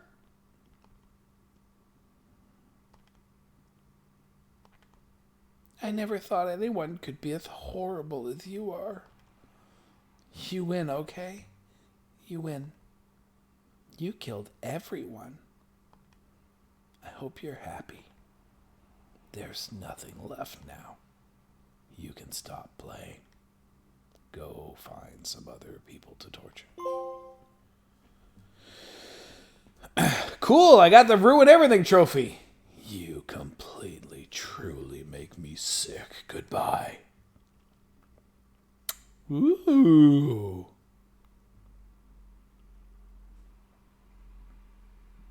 Oh, that's it. Like, legit.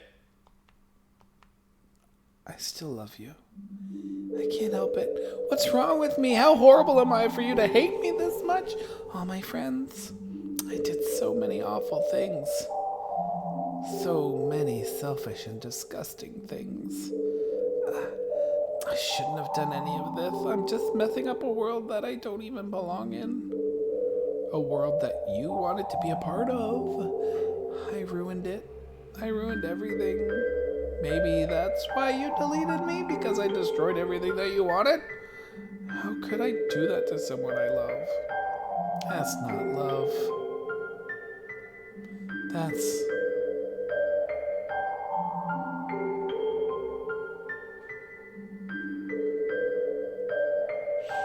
I've made up my mind. Tim, I know I said that I deleted everyone else, but it's kind of an exaggeration. I couldn't find it in myself to do it, even though I knew they weren't real. They were still my friends. And I loved them all. And I loved the literature club. I really did love the literature club. That's why I'm going to do this. I know it's the only way for everyone to be happy. And if I really love you, then... Yeah, I knew that at some point I was going to need to erase Monica's file. I just didn't know how to get to it.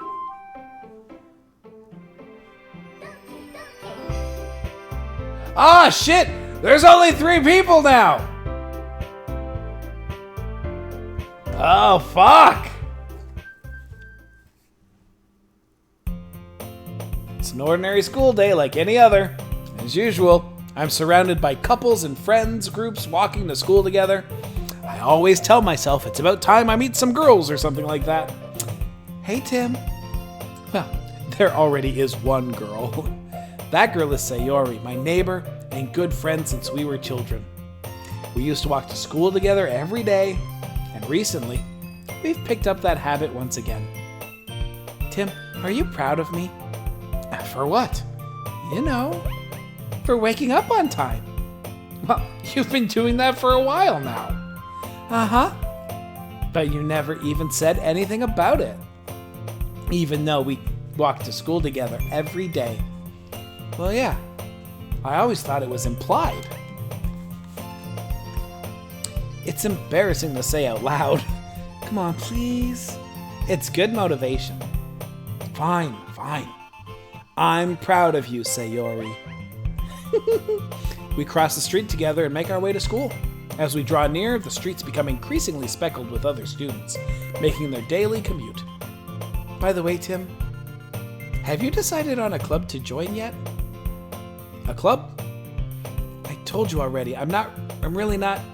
I start to say what I always do, that I'm not interested in joining any clubs. But something tells me Sayori would take more offense to that now. After all, how could I tell her that clubs are a waste of time? When she's starting a club of her very own. Actually, yeah. I think I have decided on a club. Really? Which one? Tell me. I think I'll keep it a surprise. Boo, Sayori. You meanie. Be patient, you'll find out soon enough. I used to ask myself why I let myself get lectured by such a carefree girl. But I started to realize that, in a way, I envy her. When Sayori puts her mind to something, she can accomplish great things. So that's why I feel like I should do something special for her. The school day is as ordinary as ever, and it's over before I know it. After I pack up my things, I stand up, gathering my motivation. Let's see. I recall the room number of the club from a flyer I saw. I walk across the school and upstairs, a section of the school I rarely visit. Before long, I find the room. I timidly open the door in front of me. Hello? Tim? What are you doing here? Well, I glance around the room. Huh. So you're the Tim that Sayori's always talking about. Thank you for stopping by. It's a pleasure to meet you, Tim. We're the Literature Club. I hope you enjoy your visit. Come on, Yuri. No need to be so formal. He's gonna think we're really strict or something. Sorry, Natsuki. The tall one, whose name is apparently Yuri, seems to be quite shy compared to the others. In comparison, the girl named Natsuki, despite her size, seems like the assertive one. Well, it's nice to meet both of you. I look forward to working with you. Working? Tim, don't tell me. That's right.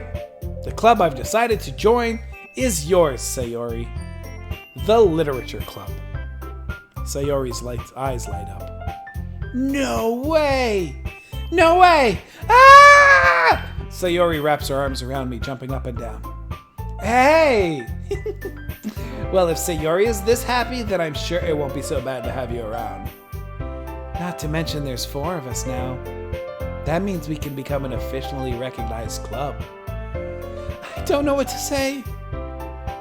We have to celebrate. Uh-huh. What an appropriate day for that, isn't it? Yeah. After all, Natsuki decided to. Hey, don't ruin the surprise. Sorry. Everyone sit down at the table, okay? How about I make some tea as well?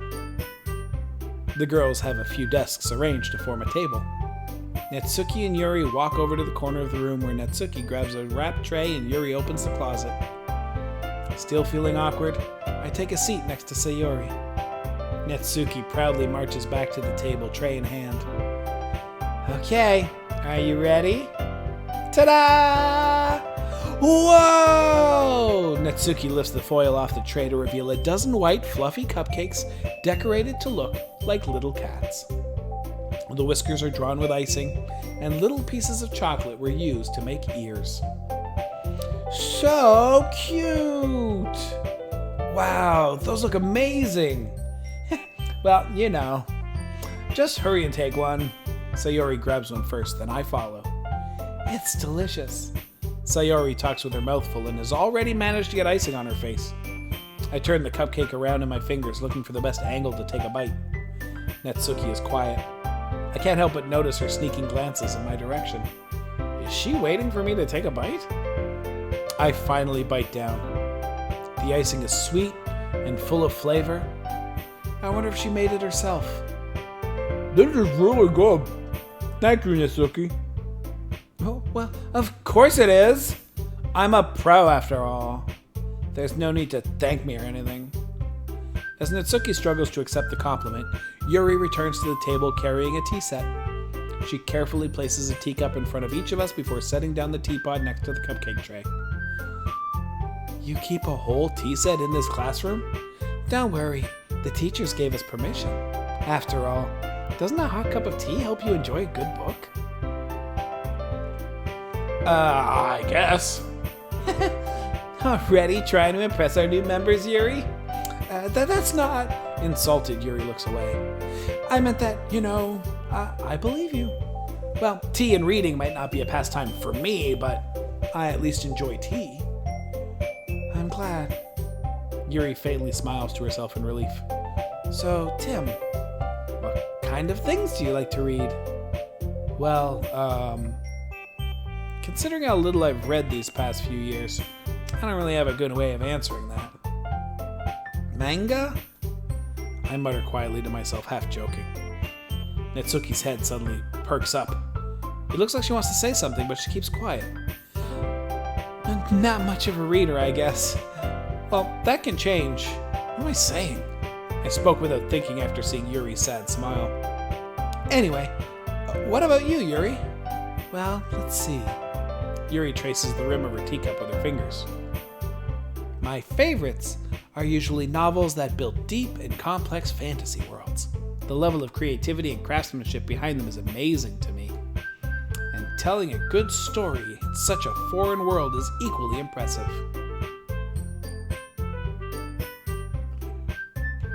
Yuri goes on, clearly passionate about her reading. She seemed so reserved and timid since the moment I walked in, but it's obvious by the way her eyes light up that she finds her comfort in the world of books, not people. You know, I like a lot of things. Don't feel intimidated if you don't read much, okay? I'm certain we can find something that we have in common. Hey, Yuri. Eh? Well, about, the first thing he said? Manga? That's right. Natsuki tends to read manga in the club room. Don't just say it! For some reason, Natsuki seems embarrassed about it. Besides, manga is literature too, So, if Tim wants to read some of my manga, then don't try to stop him or anything. Natsuki, I wouldn't do such a thing. However, it could also be nice for us to diversify ourselves a little. He can take this opportunity to try something new as well. Wouldn't you agree, Tim? Maybe. Sensing the tension, Sayori jumps in. Maybe we can all try something new. I think it could be fun, and we'll all get to know each other a little bit better too. I mean, that's the kind of thing literature clubs do, right? I don't disagree or anything. Yeah, you're right as usual, President. Guess that means I should try picking up a novel or something, huh? Well, that would make two of us. I wouldn't mind doing it if I'm not the only one. Then, as for Yuri, I have to read a manga? Jeez, you were the one who suggested we diversify. You should be a little more open-minded. It's kind of hurtful. Hurtful? I didn't realize. With a guilty expression, Yuri thinks to herself. I'm sorry for disrespecting your interest, Natsuki. If you're into it, then I'm sure it's a worthy form of literature. Are you just saying that? No, I've realized my error. So, if you're willing to consider starting a novel, then I'll offer my gratitude by finding a manga to read as well. Really? I mean, it makes me happy that you do that for me, Yuri. You can't trust me to find something that you'll really like, okay? You can trust me to find something that you'll really like, okay? Same here. Perhaps I'll visit the bookstore after the club meeting. Just you? Would you like to come along with me? If you don't mind. Not at all. I always go alone, so yeah, me too. This is so cute. Sayori, shut up. I'll show you some manga there too, okay? Yes. I look forward to it. Natsuki and Yuri start to clean up the food. I guess the meeting's over, huh? Yeah, looks like it. It's nice to see everyone getting along. Isn't it? I think everyone likes you too, Tim. You think so? Well, everyone always seems to get along a little bit better with you around, Sayori. Oh, Tim. Don't say something like that. It's embarrassing. Whatever. I was surprised when you told me you were starting a club, but I think you're pulling it off just fine. We're going to make it the best club ever. Now that you joined, every day is going to be so much fun. Hey, Tim. I really want to thank you. I mean, I'm really happy that you joined the club and everything. But the truth is, I already knew you were going to. There's actually something else. I wanted to thank you for getting rid of Monica. That's right. I know everything that she did. Maybe it's because I'm the president now. But I really know everything, Tim. I know how hard you tried to make everyone happy. I know about all the awful things that Monica did to make everyone really sad. But none of that matters anymore. It's just us now. And you made me the happiest girl in the whole world. I can't wait to spend every day like this with you. Forever and ever. Forever.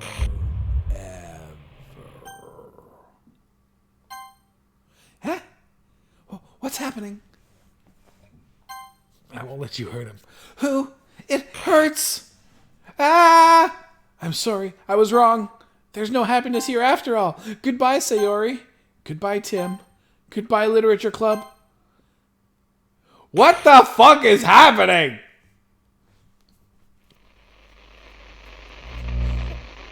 Holy shit. Yeah, I can hear you. Can you hear me? Yeah, I can hear you. Hi, it's me. Hi. So you know how I've been practicing piano and stuff, and I really not wish she had a any lisp. good at it yet, but I wrote you a song, and I was kind of hoping that I could show it to you because I worked really, really hard on it. So yeah.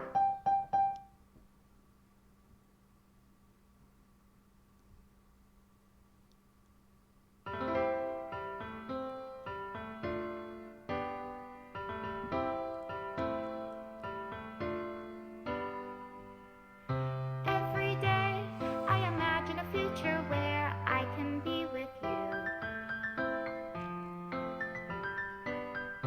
In my hand is a pen that will write a poem of me and you. The ink flows down into a dark bottle. Just move your hand right the way into his heart. But in this world of infinite choices, what will it take just to find that special day? What will it take just to find that special day?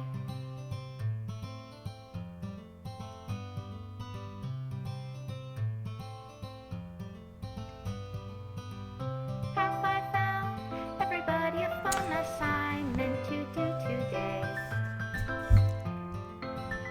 This was so good. Everything that we do is fun for them anyway. God damn it. Matt, okay, look, I already trusted you. Matt's not even watching. He doesn't give a shit about this. Smile says it all. And if this world won't write me an ending, what will it take just for me to have it all? Wow. Wow. There's a different ending too? I'll have to look it up because as much as I enjoyed this, I don't think I can do another 6 hours of it. Or however long it's been. How long has it been? How long have we been streaming? Does my pen only Almost write 7 the hours? words for those who are dear to me?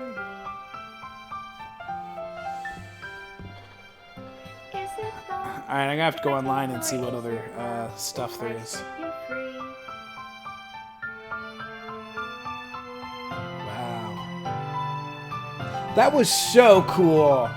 The ink flows down into a dark I was not sure for like a couple hours. Wow. Hey, extra special thanks to Monica and me. If I don't know how to love you, That's fucking hilarious. I'll leave you be. That was so dope. That was so cool. That's insane. This is my final goodbye to the Literature Club. I finally understand. The Literature Club is truly a place where no happiness can be found. To the very end, it continued to expose innocent minds to a horrific reality. A reality that our world is not designed to comprehend. I can't let any of my friends undergo that same hellish epiphany. For the time it lasted, I want to thank you for making all of my dreams come true, for being a friend to all of the club members. And most of all, thank you for being a part of my literature club. With everlasting love, Monica.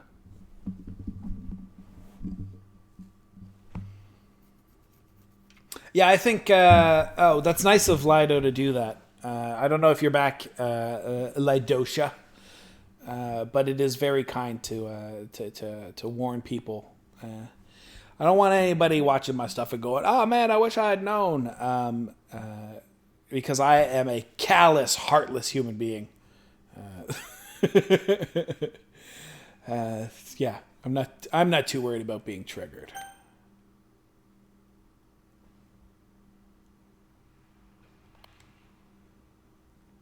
That's so cool. If it fucking took me by surprise, it's probably the best part of the stream. That was fucked up. What do you mean mail?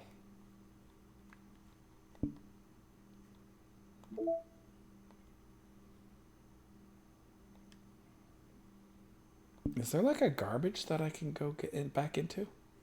That'd be cool. Data collected 36%. So there's a lot. So yeah, there's the side stories. And then if I want to get back into DDLC.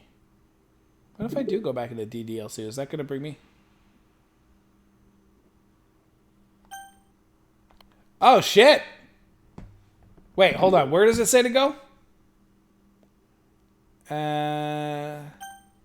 Required files are missing or corrupt. Please run reset to repair and reset the virtual machine. All right. Files. Reset. All modified entities, environments, and data will be reverted to their original state.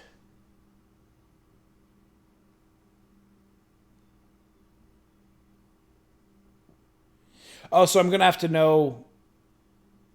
Oh, for the good ending... Wait, I didn't get a good ending? You have to save scum a little. I don't know what that means. I have to save scum a little. And write a poem for each girl before the suicide. I just got the ending? But what do you mean save scum?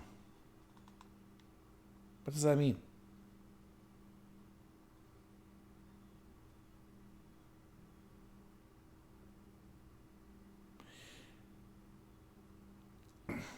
Save and reload until you get it right. Oh, really? Oh, to be able to write a poem for everybody, you mean? Because there's not enough poems. So you have to at least do that once or twice. Okay, well, I'm going to reset anyway, but I'm not going to play again, obviously. It's been 7 hours. And I beat the game. I got unending. I'll go watch the other ending online. Because it seems like I'm going to have to like cheat a little bit. Rebuilding the file system. Virtual machine restored successfully. Starting virtual machine.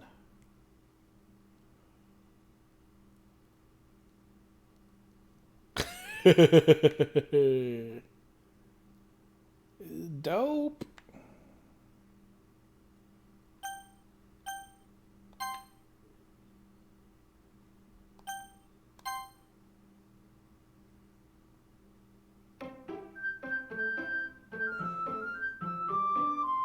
Good ending and quick ending. Okay, I'll just go watch those because I don't see myself playing this again soon. All right, guys. Thanks for going on that trip with me. Oh, not gonna lie, didn't think it was gonna be that fun. Thank you. All right. What ranking out of 10 do you give this? I can't give it a 10 because it's too slow a burn at the beginning. This is a solid 7. This is a solid 7. Let me get back onto the camera. But yeah, I would definitely 7 easy. I would suggest people play it, but it's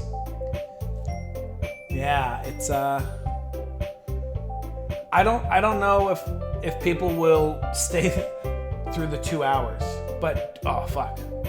That was so worth it. That was so worth it. All right, let's kick you guys out and go somewhere. I'm very glad I went in blind. So yeah, very, very happy that I went in blind. If you do tell someone to play this game, don't tell them the same thing. Play it. It's going to take 3 hours. You struggle through it, basically. Because I don't want to even say like in 3. Because even I knew it was more than what it was, and I think it would have been even cooler if I'd. Yeah, but how do you get somebody to play a game like this without telling them that keep going, it gets good?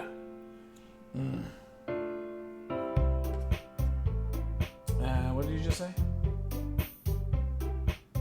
Yeah, do that or go in blind. All right, let's go raid somebody. Who are we gonna go raid? You know what? Yeah, we haven't seen Voice Unmuted for a while. Oh, she changed her hair. Or she's wearing a wig. It's Halloween, you idiot. Hey! Wait, why? Oh, the raid call. Thank you, monkey. I was like, is someone raiding us right now? What a terrible time to do that.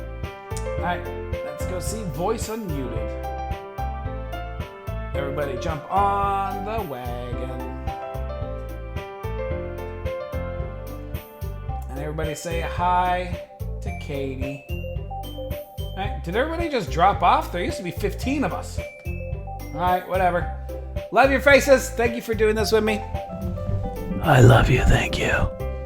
Keep timming it real.